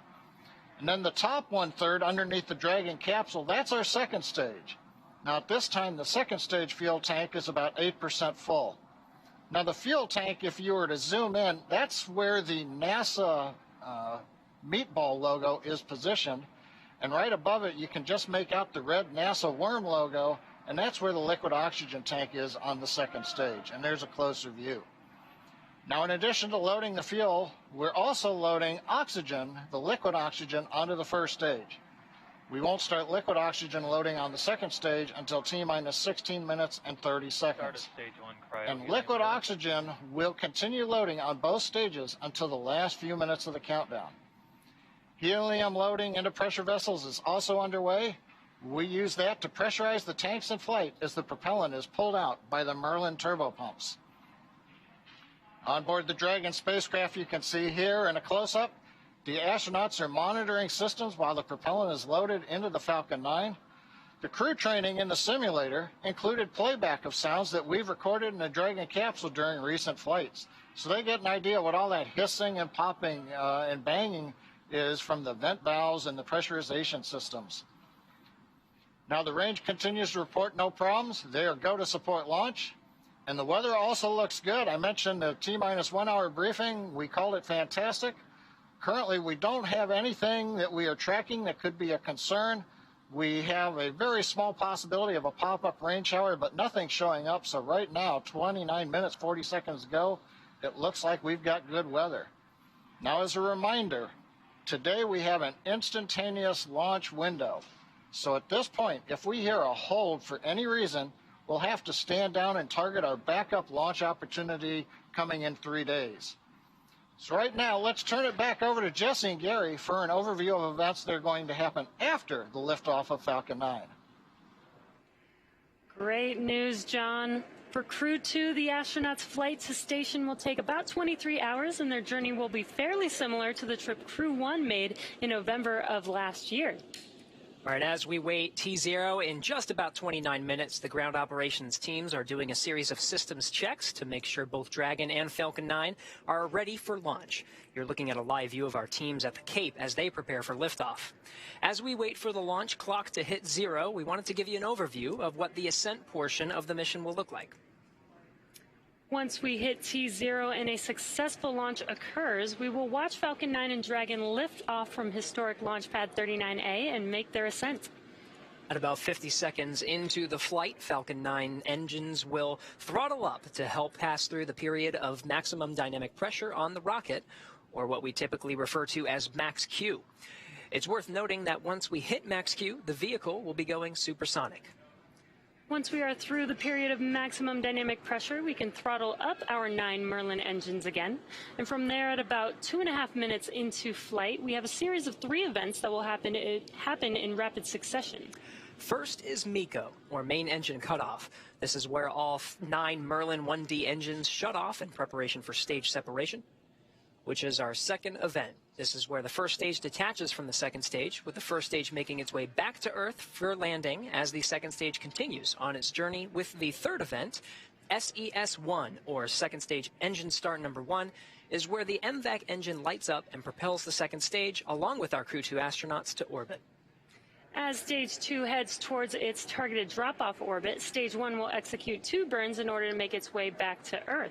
The first is the entry burn, where 3 of the 9 M1D engines will reignite and then shut down. And this helps to slow the stage down in preparation for entry back into the upper parts of the Earth's atmosphere. While the first stage is heading back to Earth, the second stage will cut off its 1 Merlin engine that was ignited right after stage separation. Once this happens, we'll wait for confirmation of a good orbital insertion. About 90 seconds after Dragon gets into orbit, Falcon 9 will land back on Earth. The landing burn is just a single-engine burn, powerful enough to bring the vehicle's speed down rapidly in order to land on the drone ship about 9.5 minutes into the mission. While Falcon 9 first stage is landing, Dragon is preparing to separate from the second stage. At about 3 minutes after the second stage gets into orbit, we should have a great view of Dragon with its 4-person crew drifting away from the second stage. Once Dragon is a short distance away, it will begin checking out its Draco maneuvering thrusters to make sure Dragon continues to increase separation distance from the second stage. It's worth noting that these are not the Super Draco engines that would be used during an abort scenario. About 40 seconds after separation, Dragon's nose cone deploy sequence will begin. It will take roughly 4 minutes for the nose cone hooks to unlatch and open, exposing its guidance navigation controls, or what we call GNC, that will help Dragon autonomously fly to the space station. And lastly, once the nose cone is deployed, the remaining Draco thrusters on the forward bulkhead will be checked. From there, over the next 23-plus hours, Dragon will be in its rendezvous and approach phases, undergoing a number of phasing burns as it makes its way to station. All of that will be coming up soon. For now, let's check back in with Courtney in Mission Control Houston. Courtney. Thanks, Gary. The space station team here in Houston is focused, and the critical systems on the station continue to function normally. The teams have verified the command path from the ground through our constellation of communication satellites to the station. Everything is nominal, and the station will be ready to receive Dragon tomorrow. Once the crew arrives at the station, they'll join Expedition 65. While on board, their official designation will be flight engineers, except for JAXA's Aki Hoshide, who will take command of the space station from NASA's Shannon Walker, just before Crew 1 comes home. He'll be the station commander until the fall, when he'll hand the reins to European Space Agency Thomas Pesquet for the final part of their mission. Flight Director Paul Kanya is on console now, leading flight controllers in Houston for launch, and Flight Director Scott Stover will lead teams for docking tomorrow. Just a reminder that a launch today will take about 23.5 hours to get to station, with a docking to the Node 2 forward port scheduled tomorrow at 4:10 a.m. Central. Once Dragon is docked to the station, the team here in Houston will assist Dragon and space station astronauts with leak checks, as they will work to open hatches on both Dragon and the inside of the station's pressurized mating adapter. We expect hatch open to take place approximately 2 hours after docking. That's it for us here in Mission Control Houston. I'll send it back over to the team in Florida. Marie?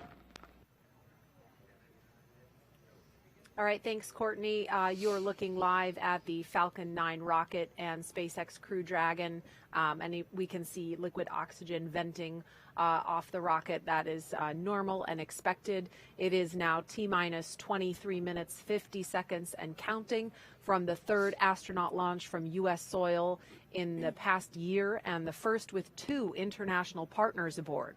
Commander Shane Kimbrough, pilot Megan MacArthur, and mission specialist Thomas Pesquet and Aki Hoshide are strapped into their seats inside the Crew Dragon Endeavour on top. There's an inside view. We can see them live as the Falcon 9 rocket fueling operation is well underway now. The launch escape system is armed, and that means the Crew Dragon is prepared to launch itself away from the Falcon 9 rocket in case of an emergency on the pad or after liftoff. So far, operations look and sound as expected, and we are counting down to liftoff at 5:49 Eastern Time. This mission is the continuation of rotational crew flights to the International Space Station from U.S. soil on private rockets and spacecraft. This wouldn't have been possible without the success of the NASA SpaceX Demo 2 test flight last year and the safe delivery of the Crew 1 astronauts to the space station last fall for a long-duration mission. Those Crew 1 astronauts are preparing to return to Earth shortly after Crew 2 arrives at station. And this will be the first time we'll see 2 Crew Dragons docked to the space station at the same time. Crew 1's Resilience and Crew 2's Endeavour, that's on the launch pad right now. With the arrival of the Crew 2 team, I believe that'll bring the head count on station to 11 people. And as much as I love camping, that does sound like it would be a little crowded up there. Yeah, you know, you counted 11 people on board the station, 9 of them in the U.S. segment. We've got 4 crew quarters, which are basically crew bedrooms.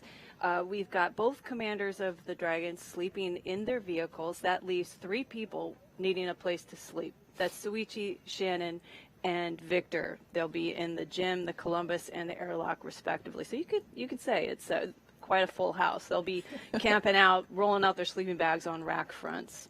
So it'll be tight. What a great benefit to being commander. You have your own private suite with windows. And yeah, it's a nice place to be. Yeah, and that's honestly the window shots that we have been receiving from the crew have been one of my favorite things from the Crew One team up there, and even Bob and Doug whenever they were up there as well. Just the view outside of the Crew Dragon window. It's actually my phone background right now. And it's just incredible, and I love that we get to, that they share their perspective with us from above. Let's give you a quick recap of who the astronauts are sitting inside the capsule here in the foreground. Sitting closest to the front of your screen is Commander Shane Kimbrough. He is commanding the Crew Dragon Endeavour today, and he is a native of Texas, making his 3rd trip to space. The retired U.S. Army colonel first launched aboard the Space Shuttle Endeavour on STS-126, then aboard a Russian Soyuz spacecraft for expeditions 49 and 50. Kimbrough has spent a total of 189 days in space and performed 6 spacewalks. Pilot Megan McArthur will be making her 2nd trip to space, but her first to the space station. She was born in Honolulu. She was born in Honolulu, but considers California her home state. MacArthur served as a mission specialist aboard Space Shuttle Atlantis on STS-125, the final servicing mission of the Hubble Space Telescope. She operated the shuttle's robotic arm over the course of 12 days and 21 hours, capturing the telescope and maneuvering the crew members throughout 5 spacewalks to lengthen the telescope's life. And mission specialist Aki Hoshide is embarking on his 3rd space flight today. The JAXA astronaut from Tokyo previously flew on STS-124 aboard the Space Shuttle Discovery to deliver and install Japan's science laboratory Kibo. He also flew aboard the Russian Soyuz on expeditions 32 and 33 for a 124-day visit to the space station. And in the far corner of your screen is mission specialist Thomas Pesquet. He will be making his 2nd trip to space. Born in Rouen, France, Pesquet first flew to space on the Russian Soyuz as a flight engineer for expeditions 50 and 51. In that time, he worked on more than 50 different experiments and performed 2 spacewalks with Kimbrough to maintain the space station. He has logged 197 days in space. Pesquet will be the first European to fly in Crew Dragon, and it will be the first time a European astronaut has launched from America in more than a decade. Each of these 4 crew members will join Expedition 65 once they arrive at the International Space Station, with Aki Hoshide taking over as commander of the station right before Crew 1 departs. And as we're looking at a live view of the pad, again, fueling is underway. We heard a call out during those bio recaps that the RP-1 load is complete on the 2nd stage. And we have a really special treat if we could take a view of Bob Behnken's spacesuit. We have that in studio. That is the actual spacesuit worn by Bob Behnken during the Demo 2 test flight, and you can see the photo of his wife, Megan McArthur, in the photo there, and she is sitting in the same spacecraft in the same seat that Bob did almost a year ago on the Demo 2 mission. Megan is the pilot for this mission. There's a shot of Bob's spacesuit on the left and Doug Hurley's spacesuit on the right. This was a couple days ago during the pre-launch news conference. So again, looking live at the pad, Falcon 9 will have 1.7 million pounds of thrust at liftoff, and we've We've heard it sounds like a gorilla sitting on your chest. Would you say that's accurate, Tracy? Yeah. I've never had actually a gorilla on my chest, but I imagine that one would be that heavy. That the feeling that you have in your chest is pretty significant. Once again, the white cloud that we see there is expected, totally normal. That's just the liquid oxygen vaporizing essentially as it comes into contact with this humid Florida air. As a point of reference, the liquid oxygen that we load on board Falcon 9 is super chilled to help densify that liquid oxygen. When I say super chilled, I mean really, really cold. We're talking like negative 336 degrees. So, of course, whenever it comes into ambient air, it will turn into its gaseous state. Stage 2 LOX load has started. Okay, and there we just heard the call out that second stage LOX load has just begun. And so the mission teams that we've seen in control rooms from Kennedy Space Center to Houston to Hawthorne are all laser focused on keeping this crew safe from this point and all the way to the space station and back home in 6 months. We had a chance to ask about their mindset right now from a couple of their leaders. There's a very delicate dance between the weather, normally the weather and the operations, and, you know, making sure all these complex systems are working correctly together. And what is really important is just how calmly, quietly, efficiently the team's working through every single one of those things. It's why we train. People are very passionate about this program, as am I, and they know the consequences of what they're doing. They know that the crew's lives depend on what they're doing. This human spaceflight endeavor requires diligence every day on the job, and I think our team knows that. I definitely feel like those crew members are in our hands, and we need to be there thinking straight, making sure we're making the right decisions so that we're getting that crew safely to the International Space Station. And that was Kathy Leaders and Steve Stitch, who have been in charge of the NASA team for much of the life of the Commercial Crew Program and have worked very closely with the folks on the SpaceX side who have gotten to know these astronauts on a personal level and have taken such care in all of the checkouts and the paranoia reviews, as they're called, to make sure that they're constantly looking for problems to uncover, to make sure that every leaf, every stone is unturned to make this flight as safe as possible for the crew. Again, it is now T-minus 14 minutes, 15 seconds and counting. Liftoff will be about 1 hour before sunrise here on Florida's Space Coast, and if we're lucky, we may see a beautiful contrail at first light.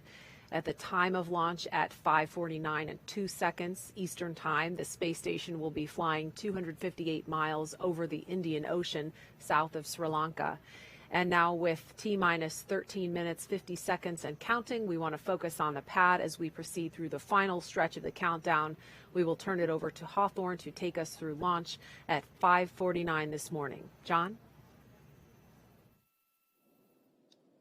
We're inside T-minus 14 minutes. Everything is still looking good for launch of Falcon 9 and Dragon, 49 minutes and 2 seconds after the hour. Falcon 9 began propellant load at T-minus 35 minutes. Loading of the RP-1 fuel onto Stage 2 is complete. Fuel loading is continuing on the first stage. We're over half full, and it'll finish at T-minus 6 minutes. The densified liquid oxygen loading is continuing on the first stage, and we began loading liquid oxygen onto the second stage a few minutes ago. The liquid oxygen loading will wrap up T-minus 3 minutes on the first stage, about T-minus 2 minutes on the second stage. Checkouts of the thrust vector controllers, what we call TVC wiggles, are coming up, along with throttle valve checkouts on the engines. That's where we move the engines a little bit, make sure the hydraulics are ready to go. Currently the range is go, ready to support, working no issues, and we continue to have good weather both at the launch pad at ground level, at the upper altitude winds, and downrange at the contingency landing sites. On the Dragon spacecraft, the Dragon mission director and team, they're reporting no issues. Their communication checkouts are complete. The crew access arm is retracted, as you see on your monitors, away from the vehicle. The launch escape system is armed. The crew is strapped in and ready to go. Final instructions to the crew will be coming at T-minus 10 minutes. They'll configure their displays for launch. That'll give them insight into how the launch is proceeding, and it provides constant updates on vehicle health. And for Dragon at T-minus 5 minutes, we'll hear it enter terminal count as they transition to internal power. Now we're going to hear continued call-outs on the countdown net as we get close to T-minus 0 and to the liftoff. Now, Gary, we talked about the ascent sequence of events that are coming up here. You and Jesse went through that a little while ago. But we're also going to have abort modes. Can you explain a little bit about what the abort mode callouts are that we might hear? That's right, John. We're continuing to track that the Falcon 9 and Dragon are looking good for launch, but just in case anything were to happen, Dragon is fully prepared to initiate an abort and use those Super Draco engines to escape from a speeding Falcon 9. On the way uphill, you'll hear a series of letter and number combinations. Those will denote the stage that the rocket is on and the abort zone that we're on as well. On first stage, you'll hear abort zones A and B. That will cover the Falcon 9's ascent up to about the northern border of North Carolina, about 7.5 to 8 miles in altitude. And the stage 2 will have stage 2A through E. Mostly it will be stage A, or stage 2A abort zone, but towards the end of the 6 minutes that stage 2 will be firing, you'll hear the numbers start going out from B to E, with E being an abort to orbit. All of these capabilities enabled on the Dragon spacecraft to make sure that the crew will be delivered safely into orbit. Inside 10 minutes and 30 seconds, we should be hearing some final status, maybe a good luck and Godspeed from some of the ground teams here, ensuring that the crew is ready to go, that Falcon 9, Dragon, and all the support teams are ready for launch.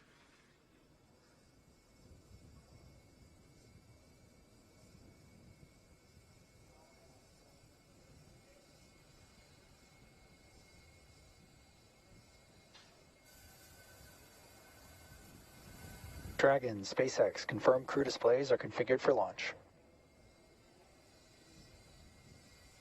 Displays are configured for launch. SpaceX copies. Shane, Megan, Aki, Tama. We're thrilled to have crew on board Endeavour once again, and truly honored to have you all at the helm. It's been a pleasure training alongside you ahead of this historic launch. We wish you a great mission, good luck, and enjoy the ride. Thank you, Chad, Christian, Frank, and all the teams who got our crew and vehicle ready for this mission. I want to say a special thank you to our families and friends.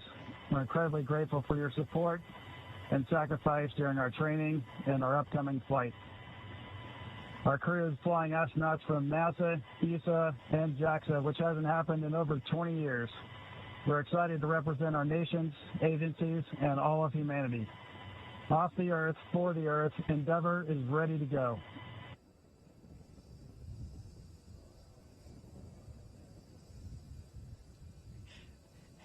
All right, some celebratory handshakes from inside the Crew Dragon. That was the voice of the Corps, Chad Healy, here in Mission Control Hawthorne. Next series of events, John, will be the engine chill. Everything's looking good so far. Yeah, it is. We're actually watching the fuel trim valves on the Merlin 1D engines, going through some checkouts right now.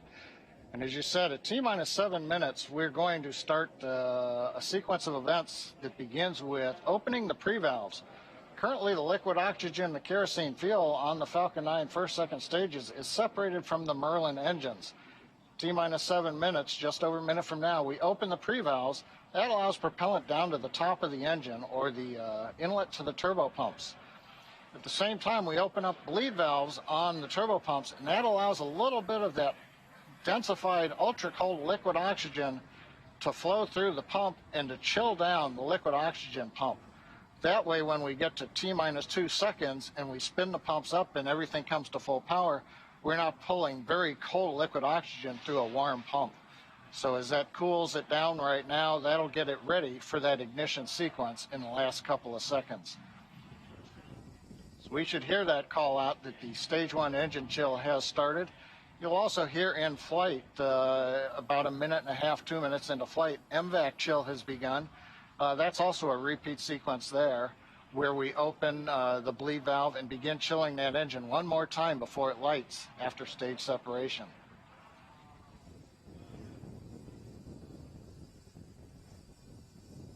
Right now we're waiting to see the pre-valves come open and the chill begin. Stage 1 engine chill has started. Yep, and there's the call out. We've got indication pre-valves coming open on the engines, and we have begun to chill in the Merlin engines for flight. That's right, John. Now inside 6 minutes, 40 seconds. RP1 rocket-grade kerosene is completely filled in the second stage. We're anticipating about 30 more seconds for the first stage to be completely filled with that RP1 refined kerosene.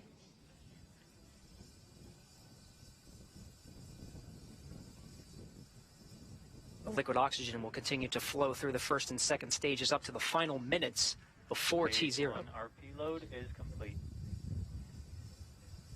All right, confirmation. We have 100% fill of RP1 on both the first and second stages. 6 minutes to go until an instantaneous launch window today.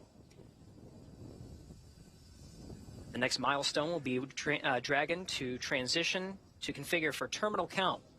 And this time, terminal count, the Dragon will be on internal power, no longer relying on the lines from the ground. And from there, the Falcon 9 propellant tanks will pressurize for strong back retract.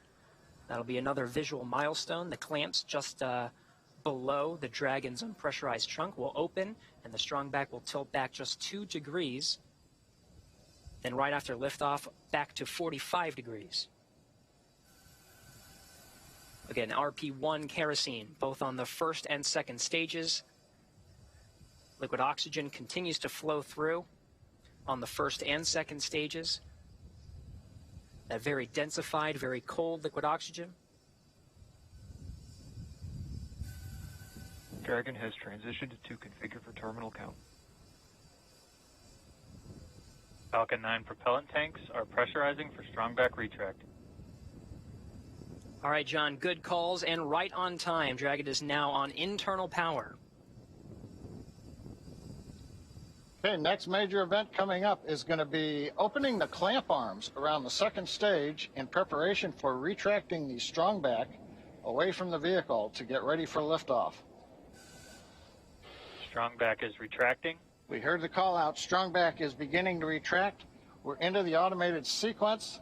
We should see the clamp arms that are just visible there around the top of the second stage begin to open up. Once they are open, then the strong back will begin to move away from the Falcon 9.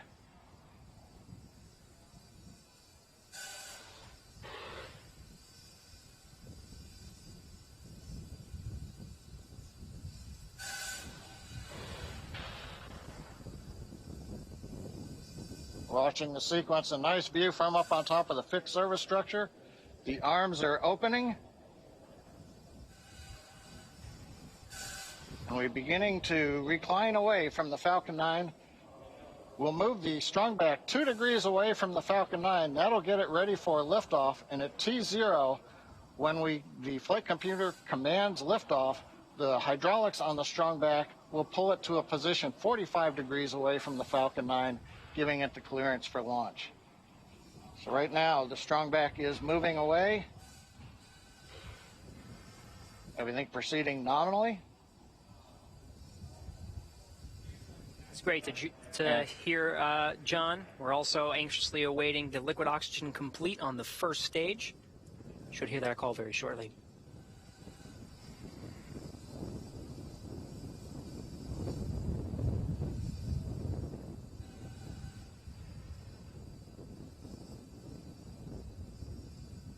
Dragon has transitioned to terminal count and is on internal power.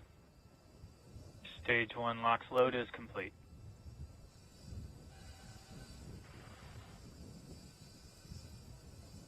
Okay, we've heard the call out. Stage 1 LOX load is complete. We're loading liquid oxygen on the second stage for about another 30 seconds or so. Once we get the liquid oxygen load complete on the second stage, the propellant line that runs up the side of the strongback that carries liquid oxygen will vent that line down to make sure there's no liquid in it when we get to liftoff. When we do that, we open up valves on the strongback, and as Kate and Marie were talking earlier, when we vent off that very cold gaseous oxygen, it'll merge with the warm, humid Florida air, and you'll get a large white plume of condensation off of the back of the strongback. That'll be normal, coming about a minute and a half before launch. Everything continuing to look good. Stage 2 LOX load is complete. Dragon is in auto idle. All right, with that, the Falcon 9 is fully fueled. We have fuel on both the first and second stages, and both stages are filled with liquid oxygen. Gas closeout has started. Expect loud venting. Dragon is also in auto idle. The flight computers on Dragon, maintaining their calculations, standing by, waiting for the T0 mark. 1 minute 15 seconds until launch. The 1 minute mark, Dragon will transition to countdown, and the flight termination system will arm the computers on Falcon 9. We'll be talking to the computers on Dragon and can issue an abort if necessary. FTS is armed. Falcon 9 is in startup and is now controlling. Dragon is in countdown. All right, 50 seconds to go. Everything is ready for an on-time launch today. Dragon, SpaceX, go for launch. Copy, go for launch. Ground teams are ready, and the crew inside Dragon is ready. 30 seconds to go until launch. Seconds.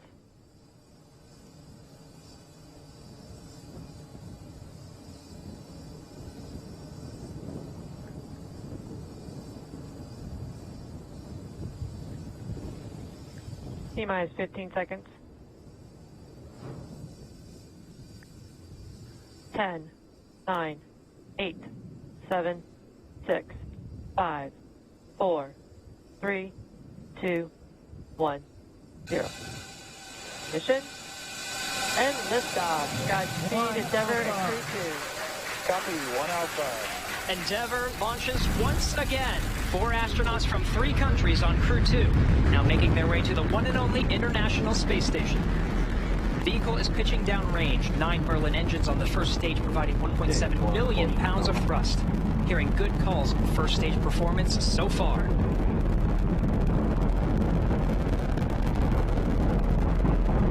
We are T plus 30 seconds into the second rotational crew mission on board Dragon and Falcon 9. Falcon 9 will be throttling down the 9 Merlin engines shortly here in preparation for maximum dynamic pressure. And there's that call out for the throttle down. Maximum dynamic pressure, max Q, is the largest structural load that the vehicle sees throughout ascent, so throttling down does help us pass. Throttling down helps us pass through this period, which should be coming here shortly. Max Q. There's that call out that we have just passed through max Q. Stage 1, throttle up. And 1 Bravo. Copy, 1 Bravo. All right, 1 Bravo is the second abort mode on the first stage. The first stage continues to fire for 2 minutes, 35 seconds. 1.5 minutes into today's flight.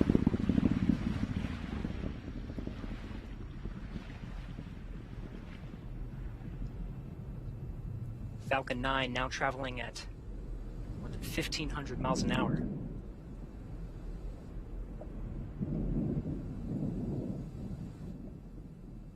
MVAC engine chill started.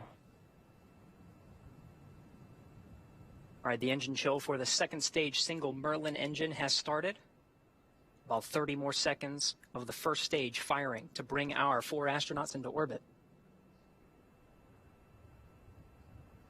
Now from here, coming up in about 20-some seconds, we're going to have 3 major milestones. We'll have shutdown of the 9 Merlin engines. We're beginning to throttle them down. We will then get stage separation. 1, throttle down.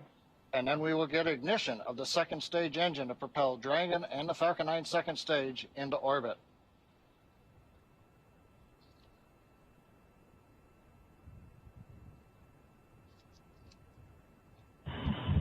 Alpha. Copy, 2 Alpha. Confirmed. Acquisition signal, yeah.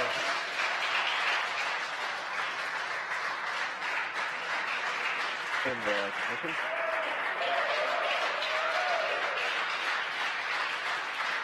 And we have ignition of the second stage. You see the green flash of that T-TEB fluid. The expansion nozzle on the second stage Merlin vacuum glowing that bright red that we like to see. Good performance on the second stage so far. And on the left side of your screen, we saw the exhaust of the second stage engine streaming past the first stage as the grid fins are coming out. We also briefly had a view of the lights of Central Florida in the background. Currently, the first stage is continuing to coast up to apogee. It's unpowered. It'll reach a peak height and then begin to descend back down toward the Earth's atmosphere, where it will light 3 engines to slow down in preparation for what will be a landing burn on the drone ship in the Atlantic Ocean. You can see the grid fins are deployed right now. The first stage Dragon, pulsing. SpaceX, trajectory nominal. We're pulsing the thrusters. Signal Bermuda. Copy, nominal trajectory. And we hear a call out from the crew, nominal trajectory. So we're beginning to move the first stage into position so it can do the entry burn.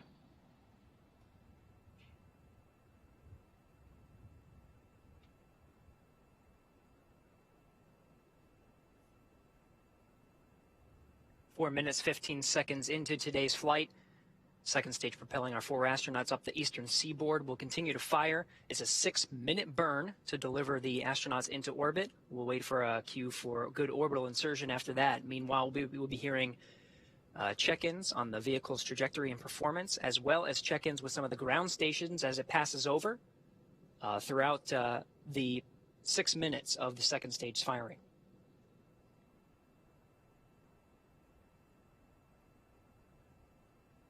Dragon, SpaceX, trajectory nominal. Copy, nominal trajectory.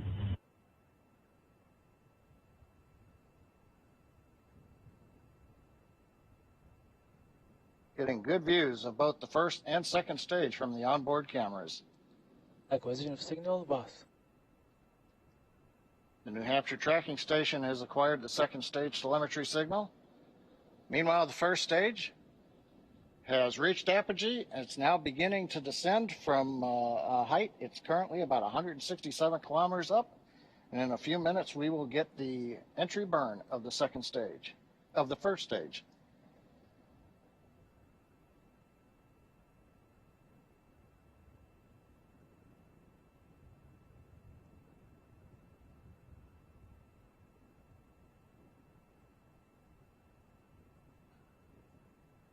Dragon, SpaceX, trajectory nominal.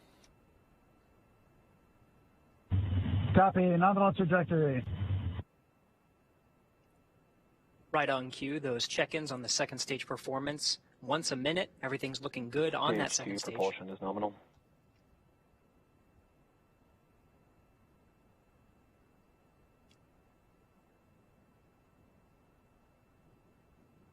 Stage 2 continues to climb. The vehicle now exceeding 8,000 miles an hour at an altitude of about 124 miles. And just about 1 minute from now, we will begin the entry burn of the first stage. That'll consist of lighting the center engine, and then shortly afterwards, 2 more engines for a 3-engine burn to slow down the first stage in preparation for entering the Earth's atmosphere.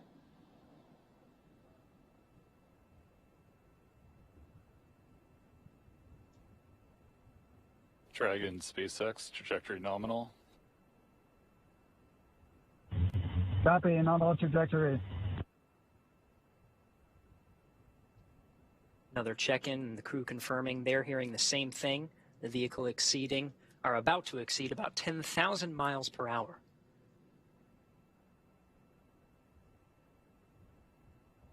Meanwhile, first stage down at 90 kilometers, getting ready to relight 3 engines for the entry burn.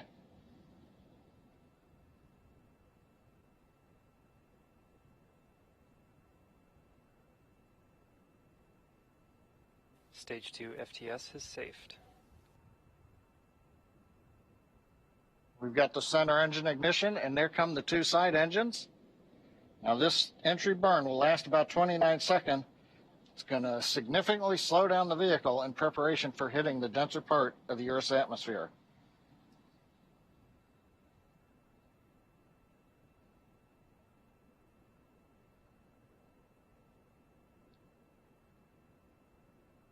Entry burn complete. We're down below 35 kilometers, continuing to look good on the first stage, heading to the Atlantic Ocean for a landing on the drone ship. While second stage is less than a minute away from cutoff.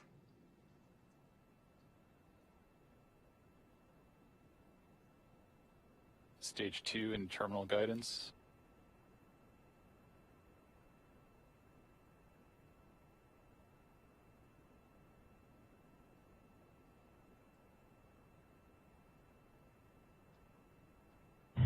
Shannon.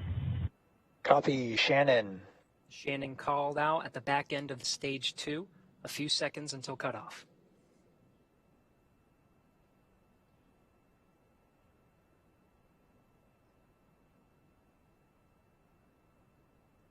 MVAC shutdown.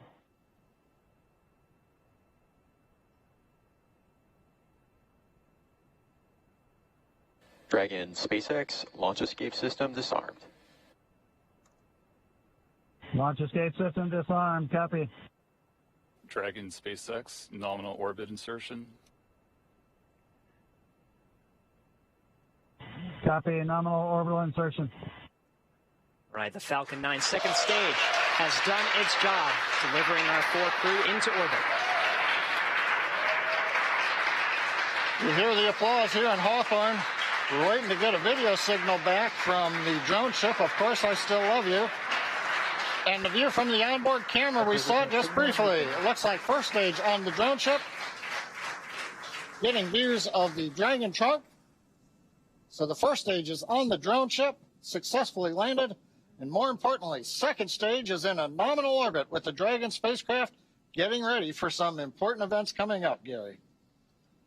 That's right. About 2 more minutes. The Dragon and the second stage of the Falcon 9 will be in a coast phase. It'll take that long until the spacecraft separates from the Falcon 9. Of course, both now in a nominal orbit. It's great to see some of the views of the Earth as it passes by over the North Atlantic Ocean.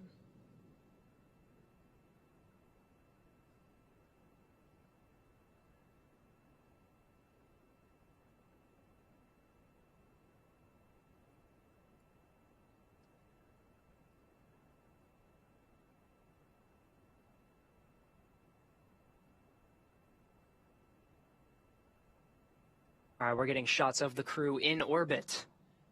I'm looking for that 0G indicator. Can't seem to see it in this shot, but we have a minute to go until we have spacecraft separation. Dragon traveling at nearly 17,000 miles per hour at an altitude of 124 miles.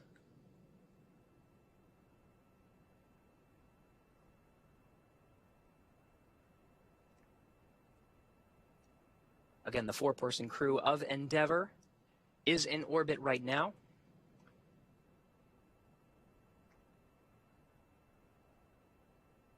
Less than 30 seconds until we have spacecraft separation.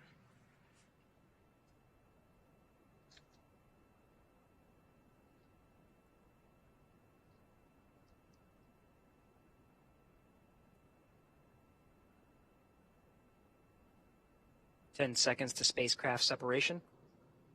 We should hear words from the core here in Mission Control Hawthorne once we have successful separation.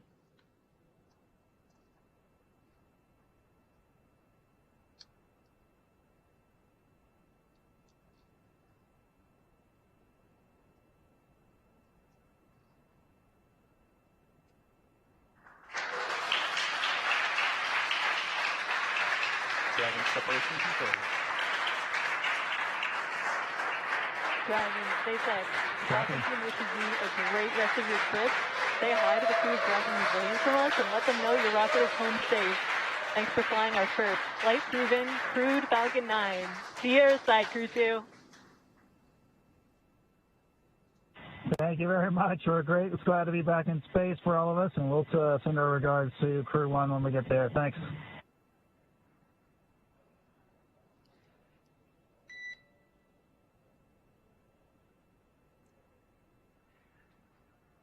Absolutely stunning views from both inside the cabin, seeing the excitement of our four-person crew inside Endeavour, and watching Endeavour drift away from the camera on the second stage as the Earth passes by on an orbital sunrise. SpaceX Endeavour week. And Endeavour, you cut out a little bit there. If the question was if you're go to open visors, you are go to open visors at this time. Copy and work. Thanks. All right, 13 and a half minutes past liftoff. The crew is in orbit, traveling at nearly 17,000 miles an hour.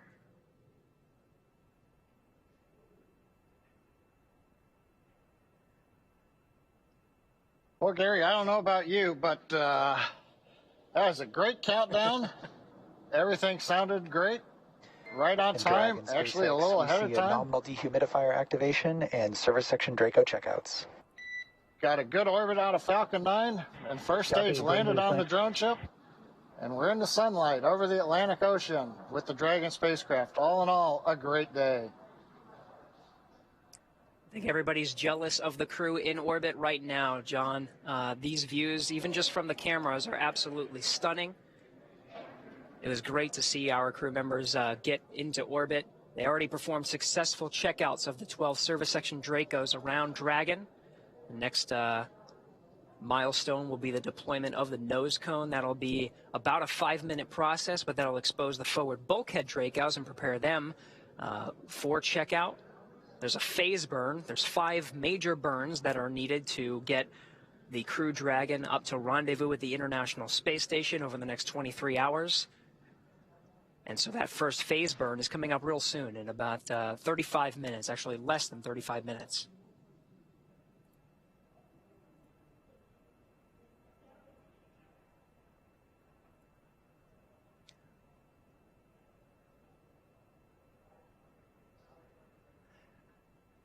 And Jesse, I don't know if you could see the 0G indicator, but I was told it's a penguin. I'm trying to look for it. I'm looking for it too. Keep an eye out on that left-hand screen. Meanwhile, the Dragon is configured for a nose cone deployment. We'll stand by for when that sequence starts. The nose cone itself opens just beyond 90 degrees, about 105 degrees, to expose the forward bulkhead Dracos. Those forward bulkhead Dracos, 4 of them at the very top of the Dragon, will do the bulk of the work when it comes to firing the Draco engines for minutes at a time to increase the Dragon's speed, altitude, and phasing to catch up with the International Space Station again over the next 23 hours. Meanwhile, we're still getting camera views from the second stage, looking at that expansion nozzle. Did its work beautifully to deliver the 4 crew into orbit. Dragon over the North Atlantic Ocean. And Gary, this is John. I think I heard a call out on one of the Dragon nets that the first set of nose cone hooks is open. So it sounds like that sequence is going well. Very good. Well, from here in Hawthorne, it was very exciting to see the Falcon 9 lift off and deliver our 4-person crew into orbit. We're going to be with you throughout the entire phase, the rendezvous phase, until Dragon and this 4-person crew docks with the International Space Station. That'll be over the next 23 hours. We'll bring you through some of those major burns that are happening. But I am so jealous of Marie and the group over there over at the Kennedy Space Center. You actually got to see the launch and probably feel it as well. Marie, what was that like? Oh, it was just spectacular. And, you know, the sun hasn't come up yet here in Florida, but, you know, we were able to just turn around and see the launch right behind us, and it lit up the sky, just absolutely breathtaking. It was so astounding to see the colors. I mean, it was not just your usual fireball, but there was the pulsating towards the end. And Kate, you're much more eloquent describing that sequence, which I appreciate you doing that while we were happy to help staring. It was so fun, and knowing that those guys were enjoying the ride along with the sights that we got to see made all the difference. There's nothing more relieving than crew in orbit. And of course, we were so lucky to have clear weather here, being able to see the re-entry burn as well. I was hoping we were going to be able to catch landing burn, but unfortunately clouds on the horizon did block that view. But it was also such a treat to be able to see the re-entry of that first stage as well. Let's go over to Jasmine to get some reaction. I think she's with the NASA administrator now. Jasmine? Thanks. Thank you, Marie. Yes, I'm joined again here with Steve Jurczyk. Thank you so much for being here. Thank you. So we just had the privilege of watching that spectacular launch in person. What was that like?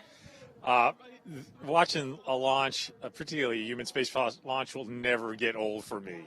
It's just thrilling to see those 9 engines light up and it lift off the pad, get to the main engine cutoff and separation, and get that second stage started. And of course, pre-dawn launches are always amazing, and we could see the vehicle pretty much through the entire trajectory up to Earth orbit. It was just spectacular. Right. No, absolutely. It was just stunning, and the sun is just now starting to peek over the clouds here. So do you have any final words of encouragement for our NASA team, our SpaceX team, and our international partners? Yeah, partnerships are key to what we do, particularly in human spaceflight. Our partnership with SpaceX has been tremendous. 3rd launch in less than a year, after almost a 10-year gap in human spaceflight, launching astronauts from American soil on American rockets. So our partnership with SpaceX and our commercial partners, other commercial partners, is critical, and our international partners. We could not do this without them. Very international mission with 2 U.S. astronauts, and one from ESA and one from JAXA, and obviously the ISS is the largest engineering international collaboration in the history of humankind, and it continues to amaze me how well we work together in doing all the research and technology on ISS. And I'm just so grateful for the NASA SpaceX team for their hard work and getting this 3rd launch off, the Crew 2 launch, and looking forward to docking and hatch opening and the welcome ceremony, and also looking forward to Crew 1 return next Thursday on the 28th. Right. A lot of action still going on at the station right now. So as you mentioned, the next big milestone for Crew 2 will be docking at the station. So where are you going to be for that action? I'm actually going to stay here at Kennedy Space Center and follow the free flight up to docking, and then I'm going to participate in the welcoming ceremony with my counterparts from ESA, the Director General of ESA, and the President of JAXA, and welcome the Crew 2 astronauts to the ISS. Fantastic. Kennedy is the place to be right now, then, I guess. Do you have any final remarks that you want to share with us today? Hey, I'm just so proud of the team. I'm so proud of what this team has been able to accomplish over the past year, particularly. It's been especially challenging, global pandemic and other challenges, and just the focus of the team to get these 3 crew launches off, as well as launch Perseverance, land Perseverance, first powered flight, controlled powered flight of a vehicle on another planet, first time generating oxygen from the atmosphere of Mars, and really looking forward to the core stage for SLS getting here and us moving forward to the first uncrewed test flight, Artemis 1 of SLS and Orion. So accomplished an incredible amount in this last year, and much more to accomplish in the year to come. Absolutely. We've got a bright future right here at NASA. Thank you so much, NASA Administrator Steve Jurczyk, for joining us today. Now we're going to take it back to the KSC host desk. Thanks, Jasmine. Shane, Megan, Thomas, and Aki are on course to arrive at the International Space Station around 5:10 a.m. Eastern Time tomorrow. And we're going to stay on the air for continuous live coverage along their entire ride to station. Though our coverage here at Kennedy Space Center is concluding, we're going to turn it over to the teams in Hawthorne and Houston to take us through the next phases of the Crew 2 mission, all the way through hatch opening and a welcome ceremony for the crew. And for those of you watching online on YouTube, take a look at the description below the video. There you'll find the new link for the Crew 2 rendezvous and coast phase. Live coverage will continue at that new location shortly. And if you're watching on NASA TV, you won't miss a thing, and coverage will continue. That's right, and as you follow along, we invite you to tune into a post-launch news conference at 7:30 a.m. Eastern Time right here on NASA TV, where NASA and SpaceX will take questions live. In addition to NASA TV, you can always follow along on Twitter at NASA, @SpaceX, and nasa.gov for mission updates. Huge thanks to all of our guests for joining us today, and thank all of you for getting up early on the East Coast and watching. Now here are highlights from the journey to orbit off the Earth for the Earth. We can see the astronauts are now working with SpaceX suit technicians and the closeout team. And that's our commander, Shane Kimbrough. There's Megan MacArthur getting helped into her gloves in her spacesuit. And mission specialist Thomas Pesquet will be making his second trip to space. But that's Aki Hoshide having a laugh with some of the suit technicians. There's Shane Kimbrough, pilot Megan MacArthur in the front, Megan blowing kisses. Thomas and Aki ready for their ride to the space station. And here they come, the Crew 2 astronauts taking their first steps outside before their journey to space.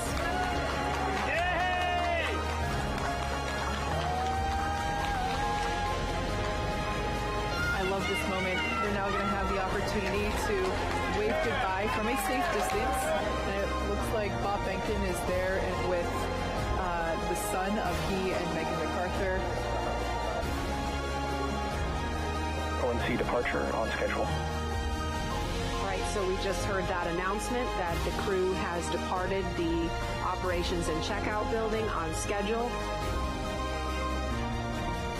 We can see the astronauts inside the crew access arm. Commander Shane Kimbrough, here he is climbing inside Crew Dragon Endeavour. We call this process ingress. We now see suit technicians will help the crew members get buckled in. As you can see, the side hatch has just been closed.